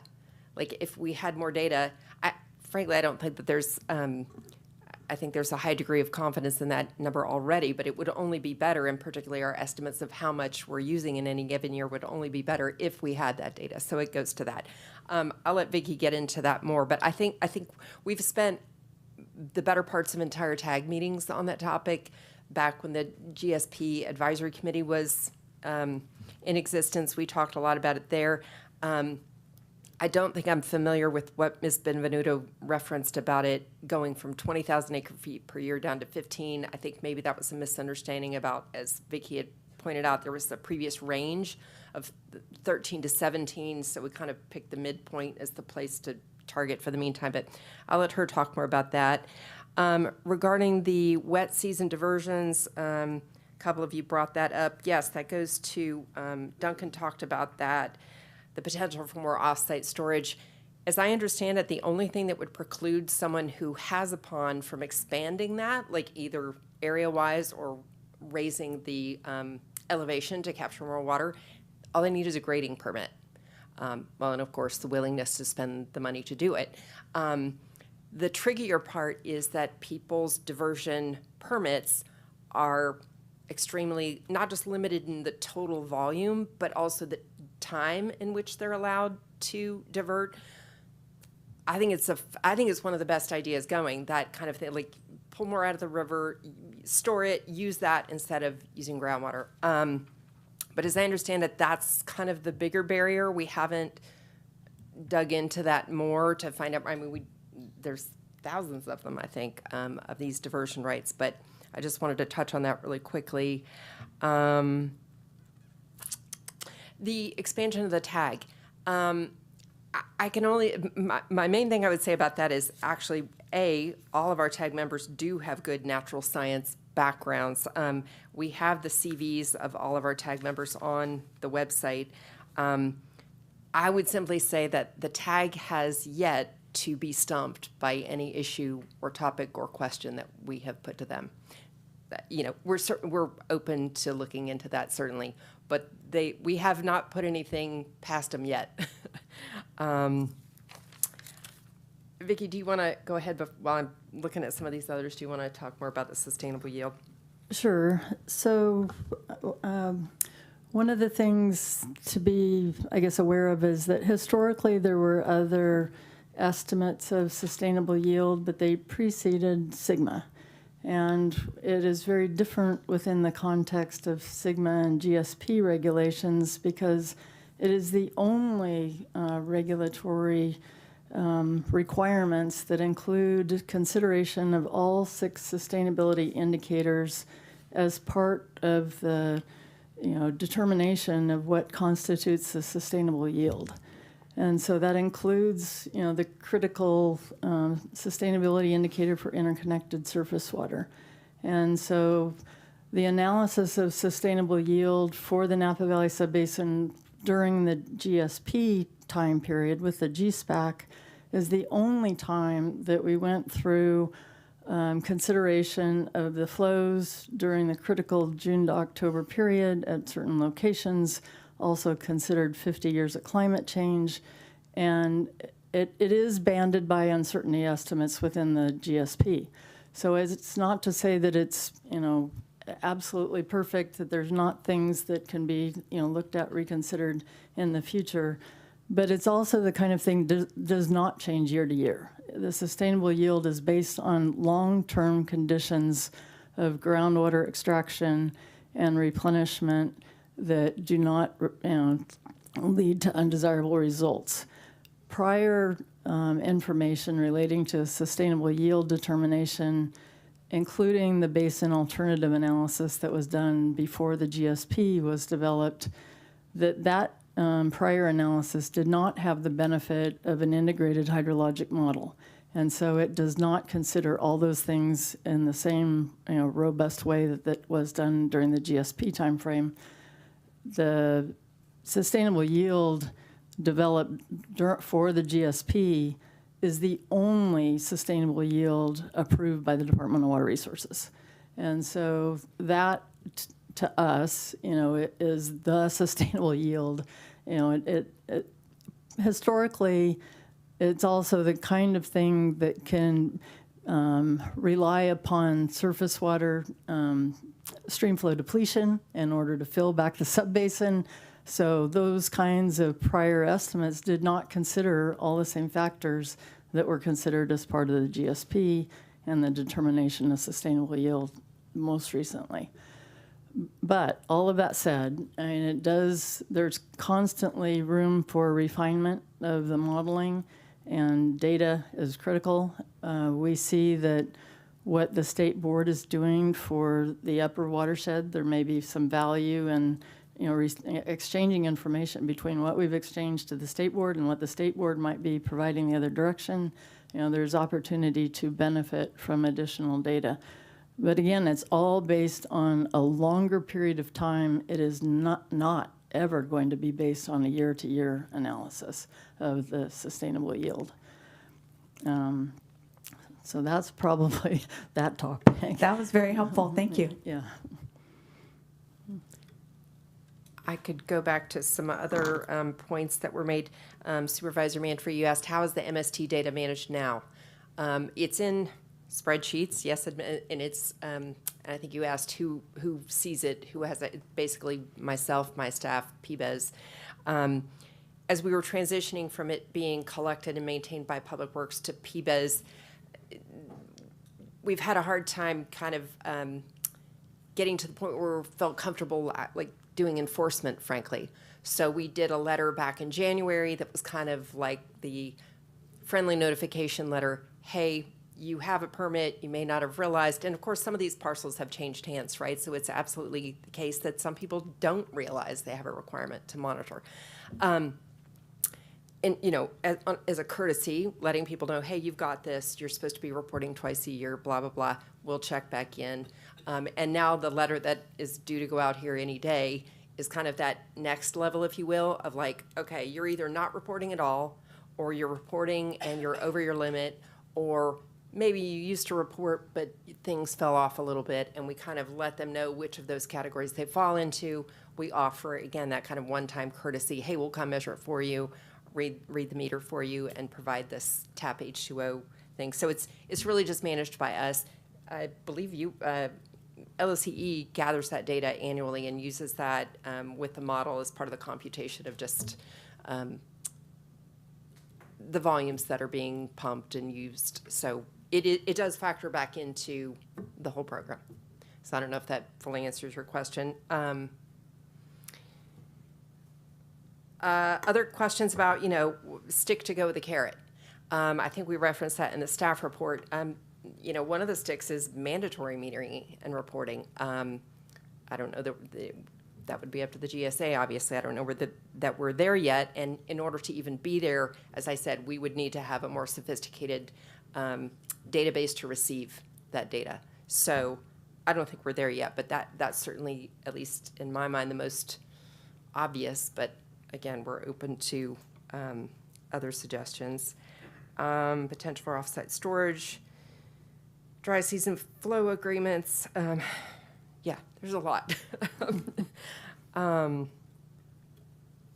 You know, while you're going through these, I also just want to give us a time warning. Thank you, Ms. Hopkins, that we've got 2 more items too that are supposed to take roughly an hour each. So I mean, this is all really helpful information. So I do want people to get answers to the questions. I think these are a great set of questions, and I know you have follow-up. So is there a suggestion about how some of this information can come back to us? Sure. Well, I think the sustainable yield thing, we need to just, for one thing, put out an FAQ, if nothing else. We need to put out a short, dense, but meaningful white paper, for lack of a better word, and put it out there. And we might even have something on the website, I don't remember, to address that particular topic, because I know it's of a lot of interest.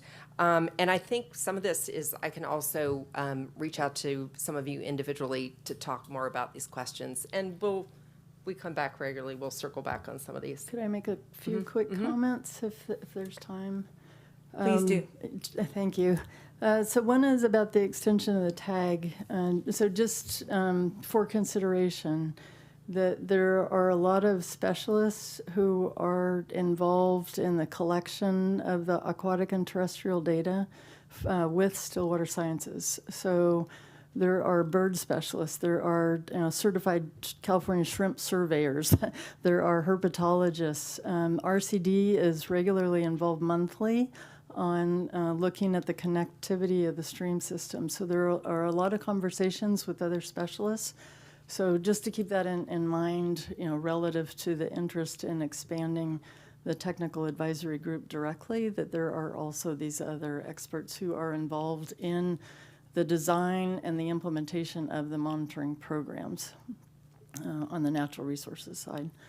On the data side, I think one thing that could be of interest is the OpenET has been a subject in many meetings, and the questions about its robustness and utility at the local level, because it's a satellite data that's for a large space, over all of California, all of the nation, other places. So to make it locally specific to Napa, there have been some things that we've looked at, including volunteer data from local growers for remote-based sensing on their lands. But the other thing that we're currently exploring is a NASA grant, and then there's been a recent outreach to the Grape X group, and there's a lot of excitement about what's being proposed in this grant because it's exactly what they're doing over in Sonoma and elsewhere. So there's some opportunities for looking at making the OpenET data more institutionally and ground-based relative to Napa specific. And then the last thing I wanted to mention is that there are some other things going on with recharge and recycled water considerations, and exactly to Board Member Manfree's point is looking at the spatial location. So that's planned as part of what Duncan mentioned with recharge, scenarios 1, 2, 3, and also the replants.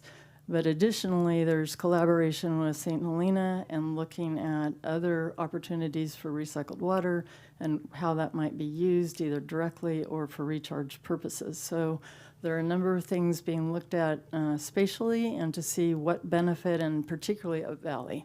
And knowing that if we're too close to the river system, that might have limited use and more immediate discharge right back to the river system, but there can be benefit to where it's strategically placed up valley related to then the benefits down valley.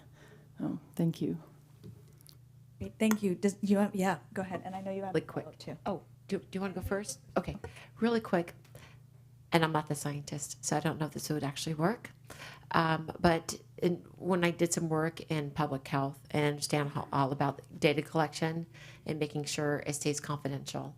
So you need a large enough collection that doesn't identify any one person. So with that in mind, does it make sense if we approach the data collection per appellation? Does that make sense? And because I think also because each appellation, they know each other so well, they can support, educate, keep each other kind of on, you know what I mean? And also be able to have that data for themselves and how they're doing. And then they can see what another appellation is doing. And if anybody's competitive like me, I want my appellation to be the best practice, right, to show the best results. So just wondered if that was a part of a discussion is to do this by appellation. Okay, perfect. Yeah. Thank you. Great idea. Thank you, Supervisor Alessio. Supervisor Manfree. Okay, I like the idea of making it a contest to be the best. That's great. So yeah, the reason for my question, maybe this would have made it clearer about monitoring data, was that I'm hoping to reassure potential participants that their site-specific data won't be, really accessible to the general public, and it won't be.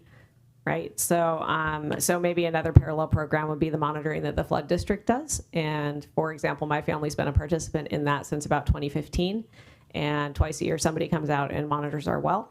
And the data are not specific to our location. Nobody else can see that. We get the information that they monitor, but it never goes out to the public. So is that groundwater level? It's the well level. Or volume?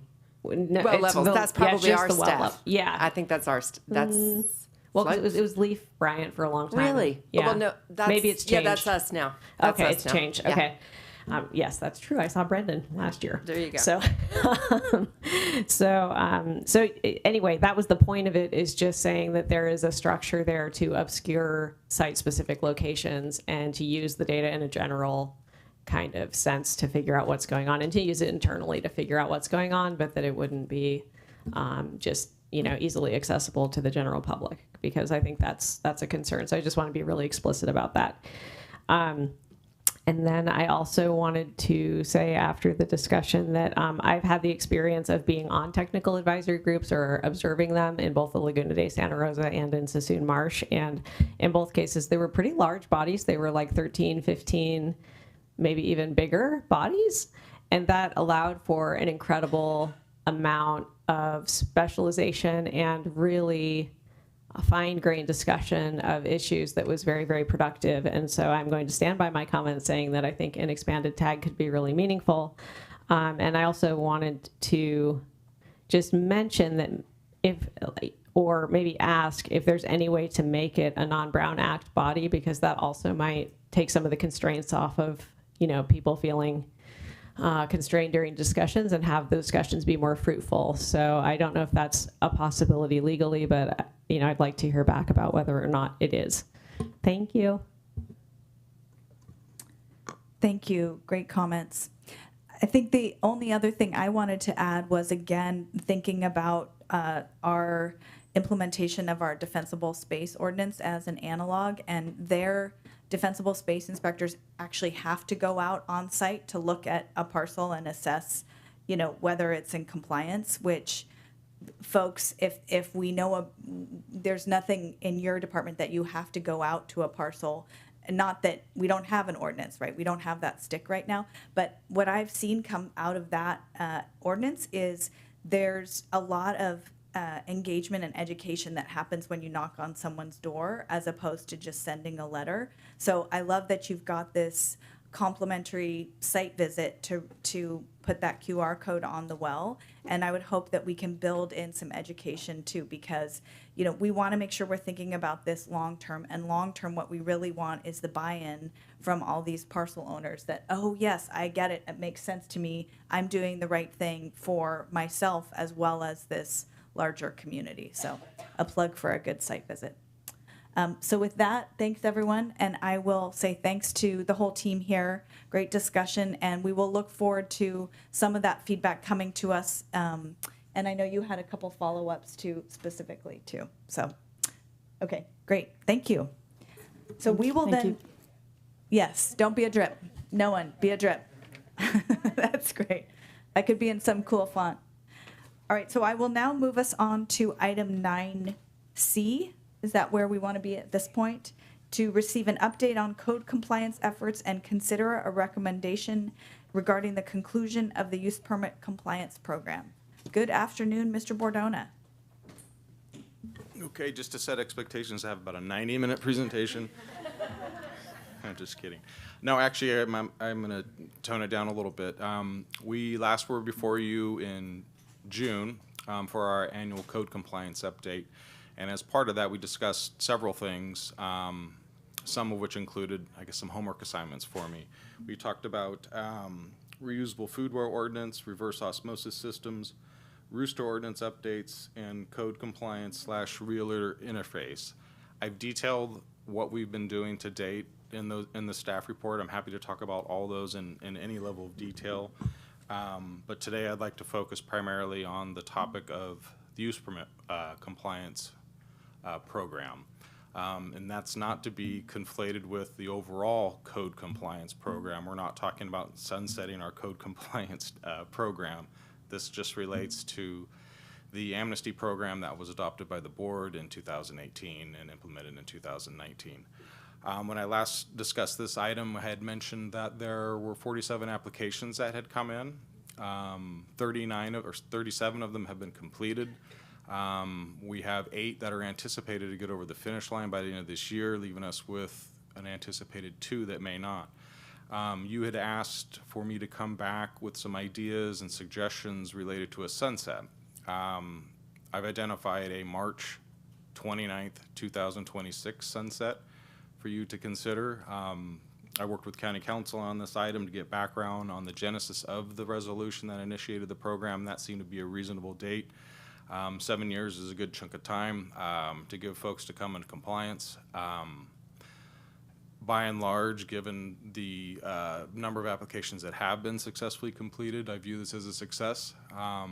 It is very meaningful to ensure public health and safety, environmental protections, and et cetera, as it relates to our permits that were issued. It's also important for our code compliance team to be, the integrity of them depends on their ability to enforce. The public is trusting and counting on us to do so. And so with that, I think it's probably time that we consider move past this program. So I'd like to entertain a discussion on that, particularly the recommendation to sunset the program next year in March. Can I add some to that? Yes, please do. I just want to add that part of the resolution was establishing the expectation that violations that occurred or came to our attention after the deadline in that resolution, the 2019 date, would require a use permit holder to continue their operations as entitled for 1 year before they can get a permit to correct the violations. That was an effort to shift the approach to use permit violations from a forgiveness to permission, asking permission before expanding. The intent, at least, is to continue that and make sure that that is a lasting shift rather than going back to permission. So any sunsetting would still maintain that approach or that requirement. Thank you for adding. That's an important point. The resolution, if directed, that would be brought back at a later date, would reflect that. I'm going to go ahead and first just open it up for public comment on this item. Anyone in the room? Anyone on the phones? Okay, great. Then I will bring this back to the board. Supervisor Alessio. First, Chair, I want you to know that you have not forgot public comment once today. So far. You always got one more after this, I think. No, thank you for this update, and I'm fine with the sunset, the code compliance for the winery ordinance that was put in place. Thanks for the update and the staff report on that. What I really want to comment more on really is the work that you've started to do on know before you buy education on these properties. I know, as I've expressed with you and others, this happens a lot more than you realize, because once the county knows that there's a non-permitted issue on somebody's property after they purchase it, there's action. So folks, homeowners who are running into this aren't going to let the county know. because then they're going to be forced to having to do something. It's a punitive process to notify the county. They're kind of reaching out and saying, what do I do, kind of thing. So it's a lot more prevalent than the county knows or has data on, because you can't collect the data. People are too scared to share what they're running into. So I'm wondering if there's a way, one, continue the work, and I'm going to continue the work too, because I've also reached out to the real estate associations. I've got a couple of good folks to talk with. It sounds like you do too, according to your report. I didn't identify the person, but we can talk offline. Let's do this work and continue to do the work. But this is an area where, you know, there's only so long that you can try to create an incentive and have a try to get some changes there. I don't know. I'm not sure if it's possible. I kind of feel like there's just more bad users and people that are doing things that they're not permitted to do, because it's all based on, you know, people are doing the work on their property without permits, and then later on it's the next buyer. It again, it's wrong. It's illegal, but it happens. So how do we prevent it from happening? And if we can't get the real estate associations on board, which I think we can, to help us, but I don't think there's a silver bullet here. I think there's a lot more. It's like this other issue. It's far more complex. There's not one fix, but I know it needs to be addressed, because we need to protect property owners and the buyers out there who are coming into this community as new neighbors. So let's keep that discussion going. But I'm really glad to see this on this follow-up. Thank you. Yeah, and just I'll share one. Our CBO has been researching things along those lines, and he mentioned a couple weeks ago programs in other jurisdictions where I believe, and I hope I don't mess this up, a buyer unknowingly has purchased a property that has some violations on it. The potential to waive the fees to some extent, or the punishment fees or the violation fees. At the end of the day, our interest is ensuring the structure is safe. It's not necessarily to be punitive, while at the same time not creating a structure that effectively incentivizes folks from not pulling permits. And so it's kind of a delicate balance. But we're going to continue researching what other jurisdictions are doing, and we'll be bringing back something, I'm sure, next year as part of the next update. I appreciate that, because the first thing that does happen is that they receive violation fees. Yeah. That's the first thing that happens. Yeah, and yes. So there's and the word gets out. So people are just going, what do we do? Yeah. So, and at the end of the day, it's all about the health and safety. Right? Yeah, absolutely. Yeah. Okay. Thank you. Thank you, Supervisor Alessio. Supervisor Ramos. Thank you. I'm going to go in order of the staff report, just to say I am supportive of, you say sunsetting, I'd say terminating the permit compliance program in March of 2026. I do have, it seems like we're still in the research phase for the reverse osmosis, so that's fine. I do have a question in terms of timing of the rooster ordinance. Just given my own participation, I thought we were further along for this to come forward. So what? I mean, we've already had, you know, some direction of what that threshold amount is going to be of roosters, and there's already been outreach from the Ag Commissioner's office to the certified egg handlers, because my son got a call. So I know we've done a lot of the work. So why is this not coming forward sooner? My understanding is that additional time had been requested on the part of the Ag Commissioner, sheriffs, and code enforcement to continue that outreach. The date I had been provided was January of 26, but nonetheless, I can speak with them to see if that can come back sooner. I'd be interested in it coming back sooner. I mean, I know as far as like the larger egg producers and those that have larger flocks, we've already been contacted. So I guess I'd like to understand better why we're waiting longer. I know the outreach has already gone out to 4-H and discussed exemptions, and this is just honestly would bring us into consistency with our other jurisdictions. It just simply does not make sense that we've identified a problem. This has risen to a criminal level, and I think that we need to move that forward as swiftly as possible.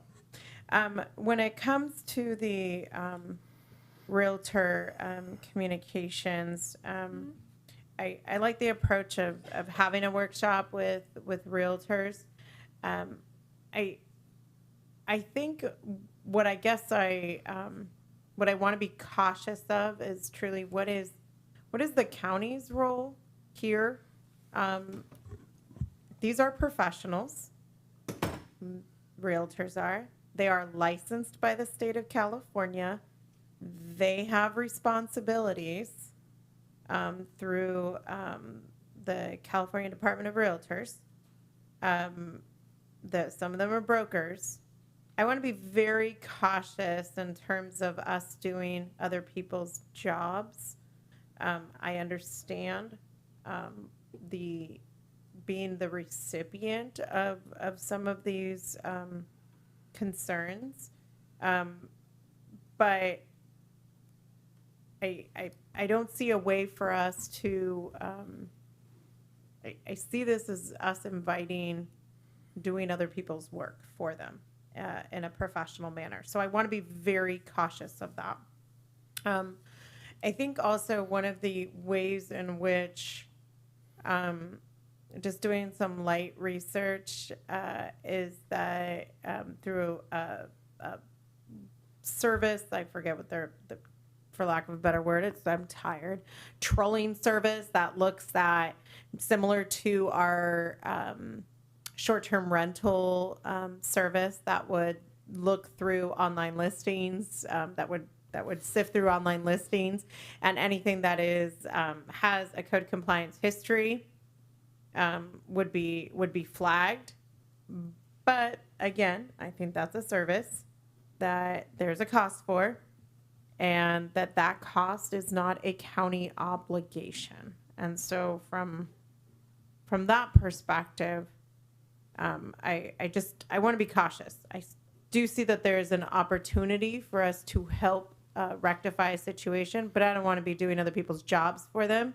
And I definitely don't want to be in a position where a licensed official from the state of California isn't doing their job, and suddenly now it becomes a general fund obligation for the county.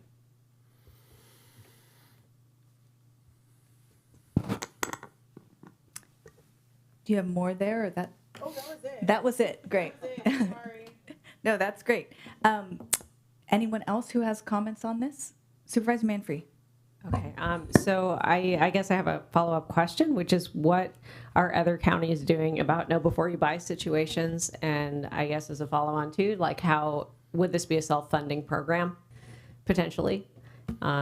If there was some kind of fee structure involved at the time of sale, could it be a self-funding program, something like that?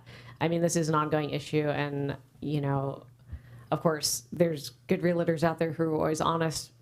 It does seem to be like something that comes up all the time. So it's clear that people are not always honest or fully knowledgeable at the time of a transaction. Maybe they just like not knowing things, and then not mentioning them. I don't know, but there does seem to be an apparent problem around this in the community. It's come up a lot of times in my district as well, even though I've only been here since January. So I do think we need to keep looking at it, and also generally support sunsetting the permit compliance program sometime next year. Thank you. Thank you. So I'm going to go Supervisor Gallagher, and I know Supervisor Alessio, you've got another one too. So we'll go back to you. Okay, thanks. Yes, I agree with sunsetting the compliance program. I think Director Bordona, your characterization of this as successful is a good one. And we are ready to wind that down. I'm looking forward to the reusable foodware ordinance. I was going to ask about how the outreach efforts had gone and what had been learned, but I will ask next time when you bring it to us. Looks like reverse osmosis, moving forward with research on that. I also would love to see the rooster ordinance come back a little bit earlier. I feel like we have been working on it for quite a while, and don't want to rush anybody, but just, I think it's good to maybe look into what the delay might be, and if there is a way to bring it back a little bit earlier, that would be great. The realtor engagement, I was discouraged to hear that there wasn't a lot of interaction or conversation with the realtor community, but it sounds like you do have at least one larger organization you're engaging with, so that's good. And I did just want to point out that there are approximately 45 cities in California that have a know before you buy ordinance. They don't all cover the same things, but there are a lot of them out there, so I'm sure there's a lot that we can learn and tailor it to work for us. So thank you.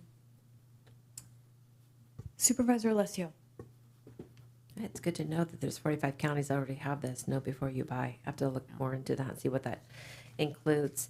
What's so hard, again, this is the rub, is that even agents may not know what is not, likely may not know what's not been permitted until somebody goes back to apply a permit for a remodel or extension, because it doesn't come up until it actually gets triggered by the request for a permit. Does that make sense?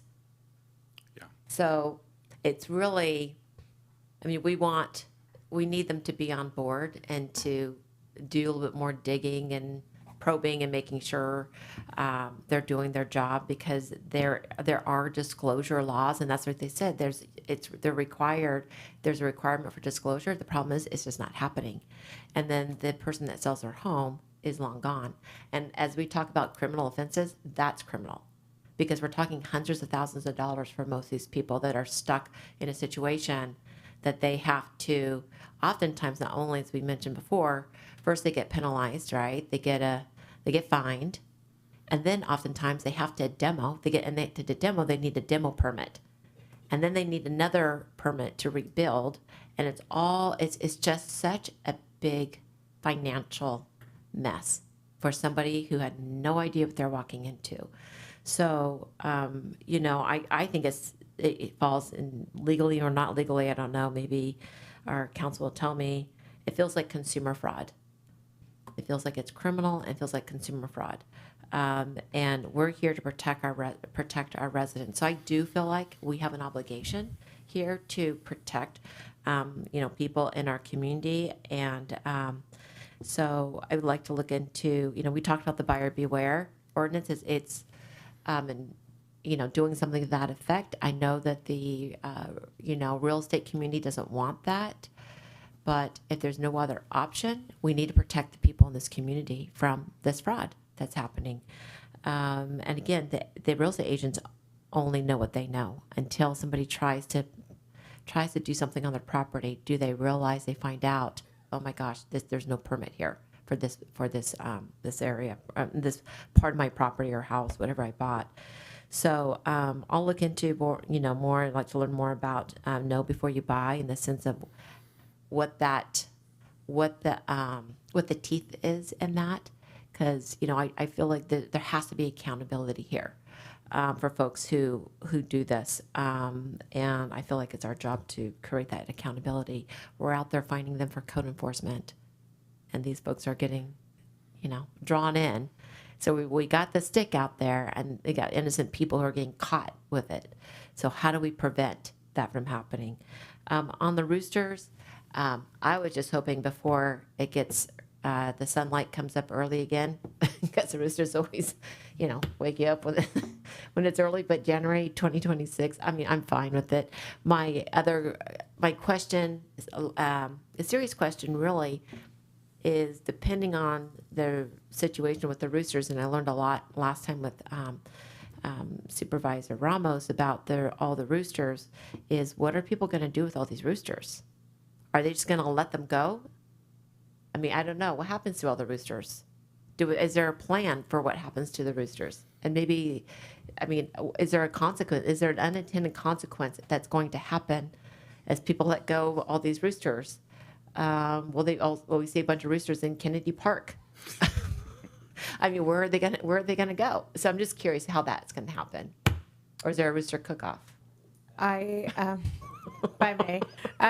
So part of the team that is working on this includes the animal shelter for the appropriate increase in fees for retaining those roosters. If in fact it is a rooster that has been physically modified in a way for that signals use for cockfighting and illegal gaming, that rooster would be detained at our animal shelter, and that would have a separate holding fee for evidence. If it is a just an excess of rooster, that would be retained by the animal shelter and could properly be rehomed. The reality is this isn't about people who have legitimate non-fighting roosters. And so if it is in fact about, it's really an enforcement mechanism. It's not like suddenly, I mean, I just don't believe that if people are not abiding right now against the prohibitions on gaming regarding roosters, it's not like they're going to suddenly become in compliance because this new ordinance is going to make them fearful for compliance. This is really that enforcement mechanism for the sheriff's office to be able to make a more certain determination based upon the volume of the birds present and the other activities present. But that is part of the equation that we're looking at, also incorporating the animal shelter and their role in holding evidence. All right, thank you. So I'm fine with my colleagues' recommendations for earlier on the rooster ordinance, but I understand timing. I think I don't have a dog in that fight, I'll put it that way. Yes. On the compliance program, I think I agree with my colleagues that the sunset makes sense now. I just want to make sure, we talk about a goal of these 8 getting over the finish line this year. I just want to make sure that no one who is authentically working toward this goal gets caught in the closing door. And it sounds like the 2 that we have who are not moving forward they are not moving forward. It's not that they are moving forward and are about to miss the deadline. So any clarification you could give there would be helpful. Yeah, we have 8 that are actively moving forward, and we have 2 that are not. Okay. It's the most succinct way I can describe it. Okay, great. And so, and one of the things you say is that if by March 26 people aren't through it, they're out. But you are saying if someone gets, of these 8, I'm just concerned that we don't somehow close the door, and because things take longer, we somehow miss that. So I want to make sure we have an escape valve in the event you or your team needs it. Okay. We can consider including some language in the resolution that could provide an escape valve or give me the authority, if you will, to extend it out. Want to be careful with that because then we kind of have that now. So, you kind of get to a point where you got to hit a deadline and that's it. Yeah. Otherwise, it just keeps going. Somebody's always going to have potentially a reason for something, just the way it goes. Right, and I think you did build in something where you said, if there's a decision made and then there's an appeal or something like that that pushes it past. So it's just that kind of thing. So that's just a general comment. Exactly. Yeah. So there's some flexibility in there, but I think there's plenty of time for folks to get over the finish line if they want to.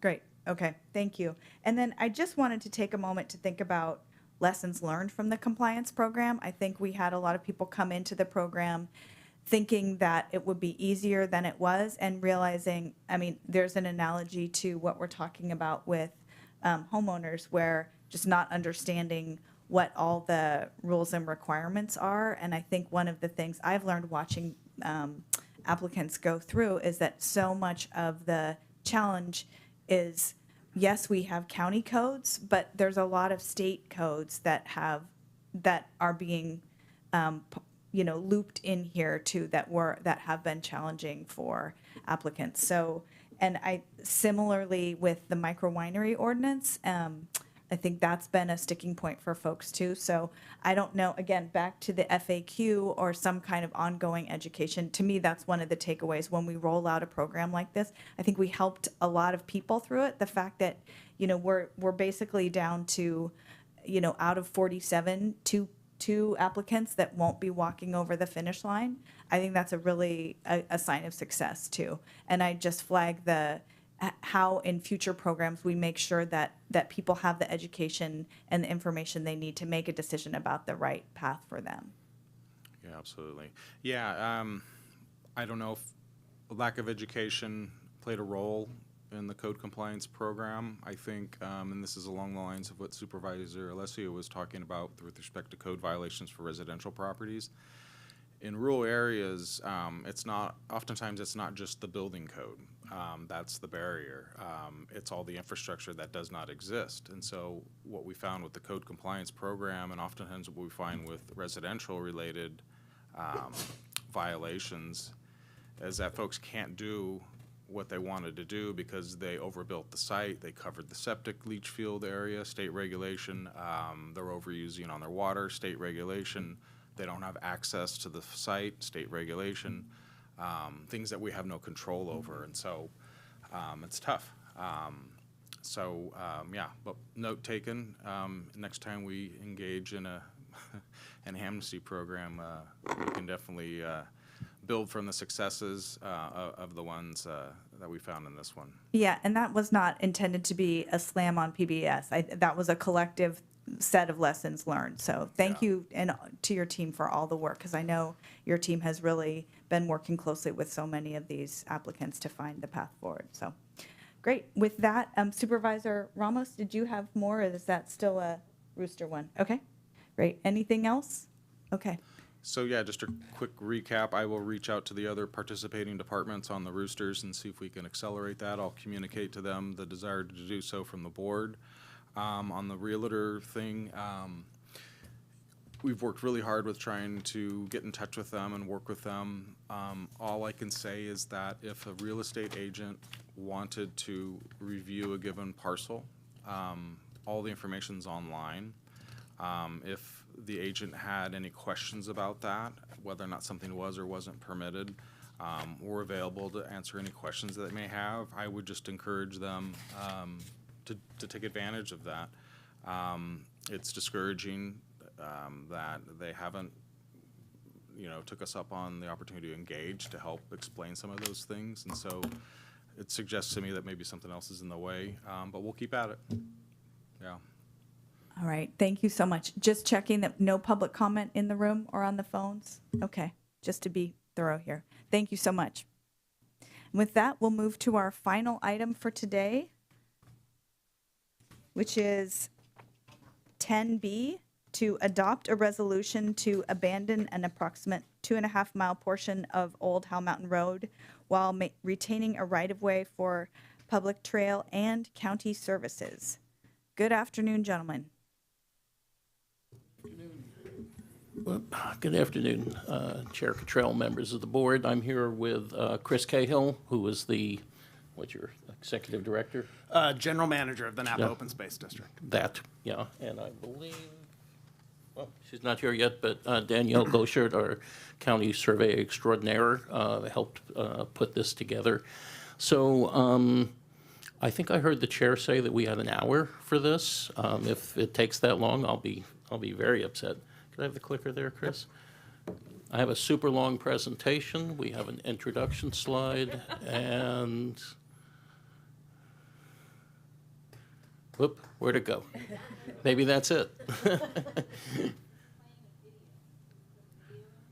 No, should just be, whoop, there we go. And there we go. That's the whole presentation. So I'll go back to this one here. So this item has been actually 8 years in the making, I will say. In 2017, there were significant storms throughout the county that did damage throughout the county. And the damage to this section of Old Howell Mountain Road was so significant that the board determined that funding the repairs was impractical at that time. The road has remained closed since that time. It's about a 2.5-mile stretch. It starts, as the picture shows, right at the St. Helena city line to the south, and then goes north essentially to just a little bit short of Four Corners in Angwin, so where White Cottage, Deer Park, and Howell Mountain meet. We have had numerous public meetings on this subject, as well as at least 4 meetings at the board talking about what we wanted to do with this segment. Did we just want it to just continue to sit the way it was?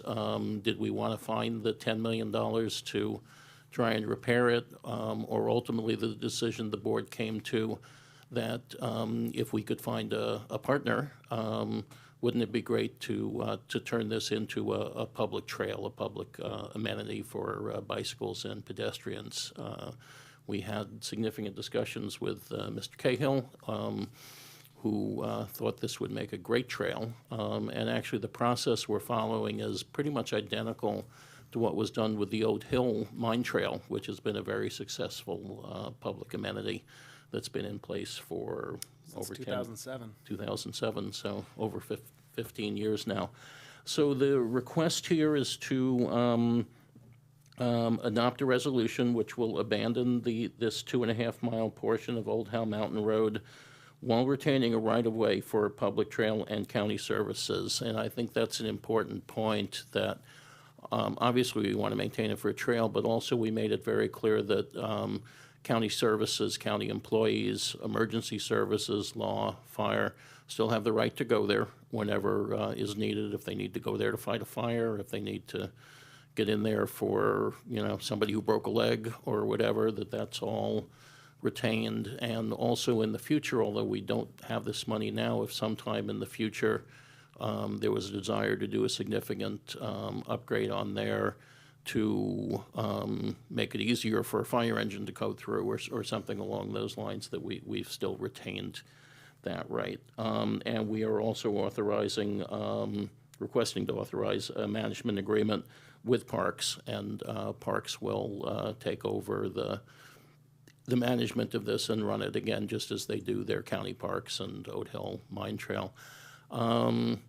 We would like to work together with Parks to establish a small parking area at the north end of the trail. As I mentioned, the south end of the trail literally goes right to the St. Helena city limits, so there won't be any county amenities there. There's none intended.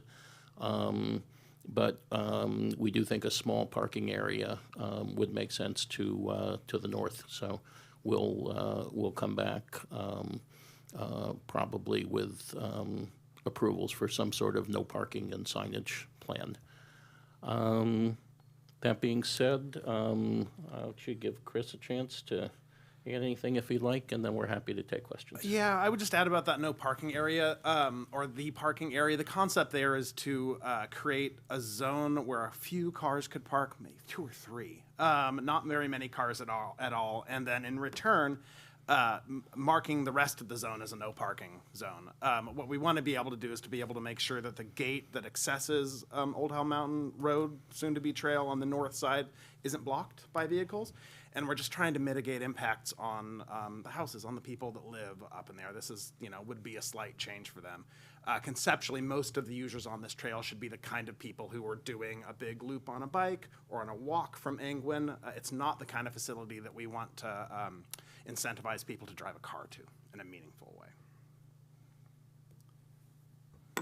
All right, thank you both. I will ask if there's any public comment in the room or on the phones. Okay, I will bring it back to my colleagues. Supervisor Alessio. Thank you. I'm excited about this. I think it's a great idea for an ongoing issue. Back when I was cycling more, I would do the Old Howell Mountain, and it is beautiful. And then they had a major slide, and part of the road was completely gone.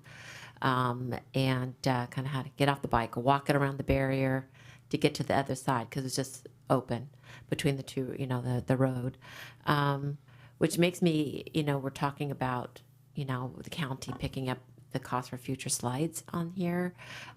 Is this, looking at this, knowing that it has at least had a couple slides, are we thinking it's most likely to have more slides, especially with the different type of use? It's certainly entirely possible. Parks in the county worked together to do a very recent geotech report dated September 2nd, very recent. That entire mountain is a slide, so it's not unexpected. I will say repairing something like that for a bike and pedestrian trail is way simpler than and cheaper, as trying to repair it for public road traffic where you're doing a big retaining wall and a guardrail and all of those sort of things. So I have to say we should expect continued slides. It's just the nature of that portion. Thank you. I just want to say I support this recommendation and look forward to using it as a pedestrian. Thank you. Any other comments? I have a couple. First of all, thank you so much for bringing this item. And I think Supervisor Gregory and I walked this a few years ago now to just talk about what the options were. So I want to tip my hat to him because I think he also saw the vision here.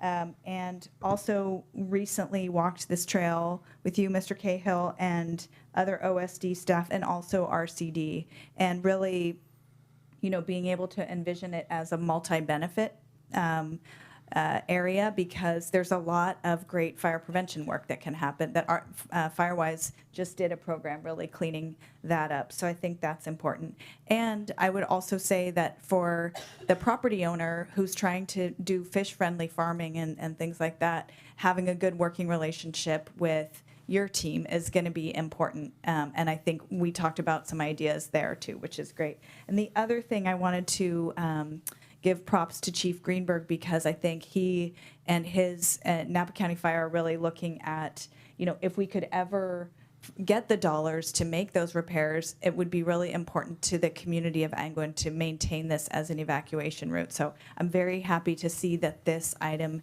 includes that as a possibility.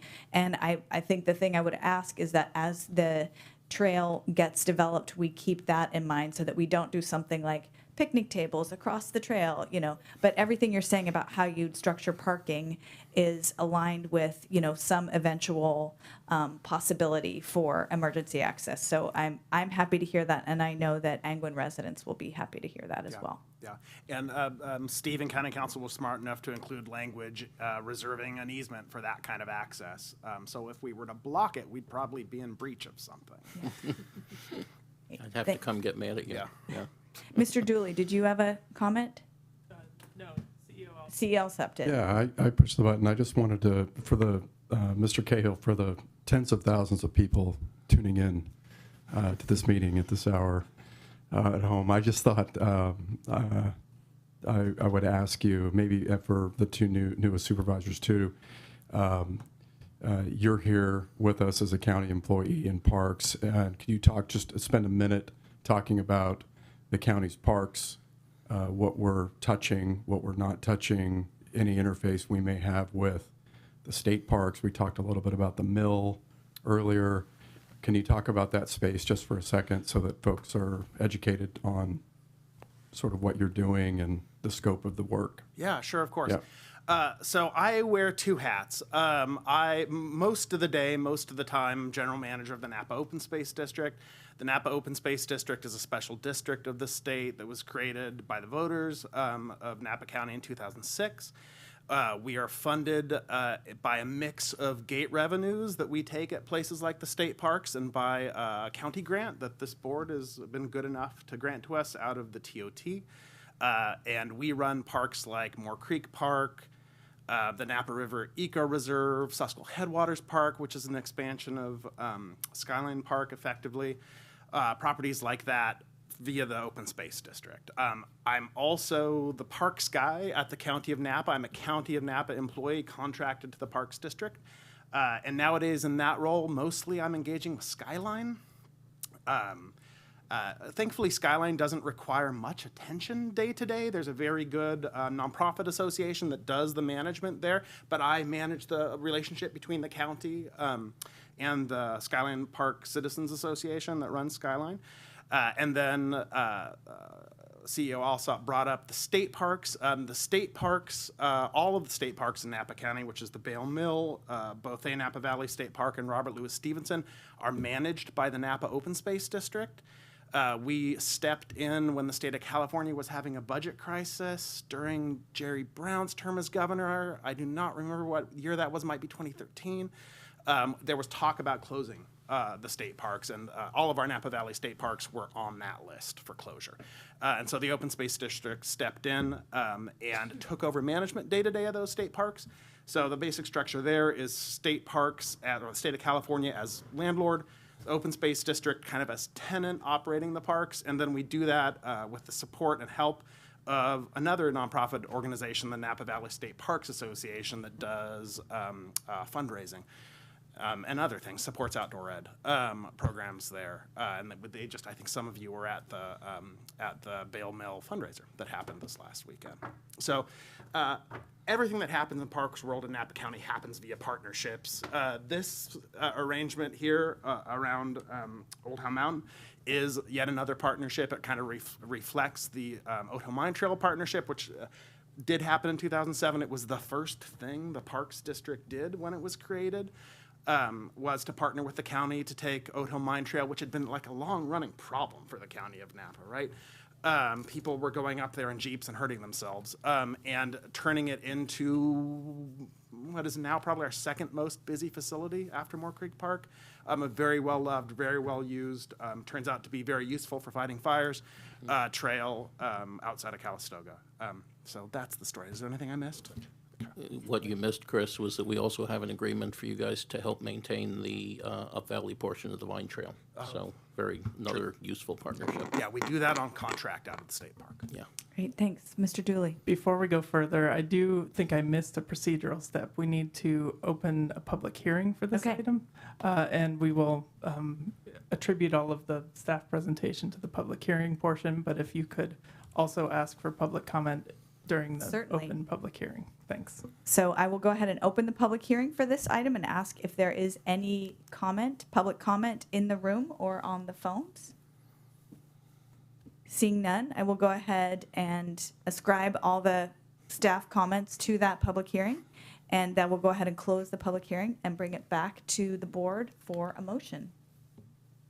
Supervisor Alessio, go ahead. I'll make the motion, but I do have a question, and Mr. Cahill, if you and I can talk afterwards too, so I don't want to hold anybody up. But in terms of the responsibilities of the management of the parks, who's responsible and who has the liability for policies and procedures at each of those parks? Is that open space that creates the policies and procedures? Yes. Okay. Yeah, absolutely. And that would be very much the case here to the extent you might be asking about Old Howe Mountain. The Open Space District would be making the rules. The Open Space District would be enforcing the rules to the extent that we don't have police. But generally we use voluntary compliance to enforce rules. Liability here is a big part of the story, which actually didn't come up, but it turns out there's trail immunity in the state of California, and when something goes from being a road to a trail, your duty of care becomes to warn people of potentially dangerous things, which makes the unpaved portions of the road okay in a way that they weren't when it was a road. So my understanding, and I'd argue the truth in this situation, is that our engagement, the Open Space District's engagement with this, really sort of lowers the liability for everyone involved. Very much so for the county. This works well for the county, I think. Thank you. I appreciate that. And if you do have a minute to stay afterwards. And so, Board Chair, why don't you make the motion, and I'll second it. This is your beloved district. So I think Wonderful. It's appropriate for you to make it. I will go ahead. First of all, I just wanted to say to Supervisor Ramos, so this is a plus for risk management. So I will move that we adopt a resolution to abandon an approximate 2.5-mile portion of Old Howe Mountain Road while retaining a right-of-way for public trail and county services, and approve an authorized management agreement number 8700 with Napa County Regional Park and Open Space District to operate the retained public trail easement. I'll second. Motion by Chair Cottrell, second by Supervisor Alessio. All those in favor? Aye. Motion carries unanimously. Thank you, guys. Thank you. And with that, I will go ahead and adjourn our meeting until our next scheduled meeting on Tuesday, October 7th at 9 a.m.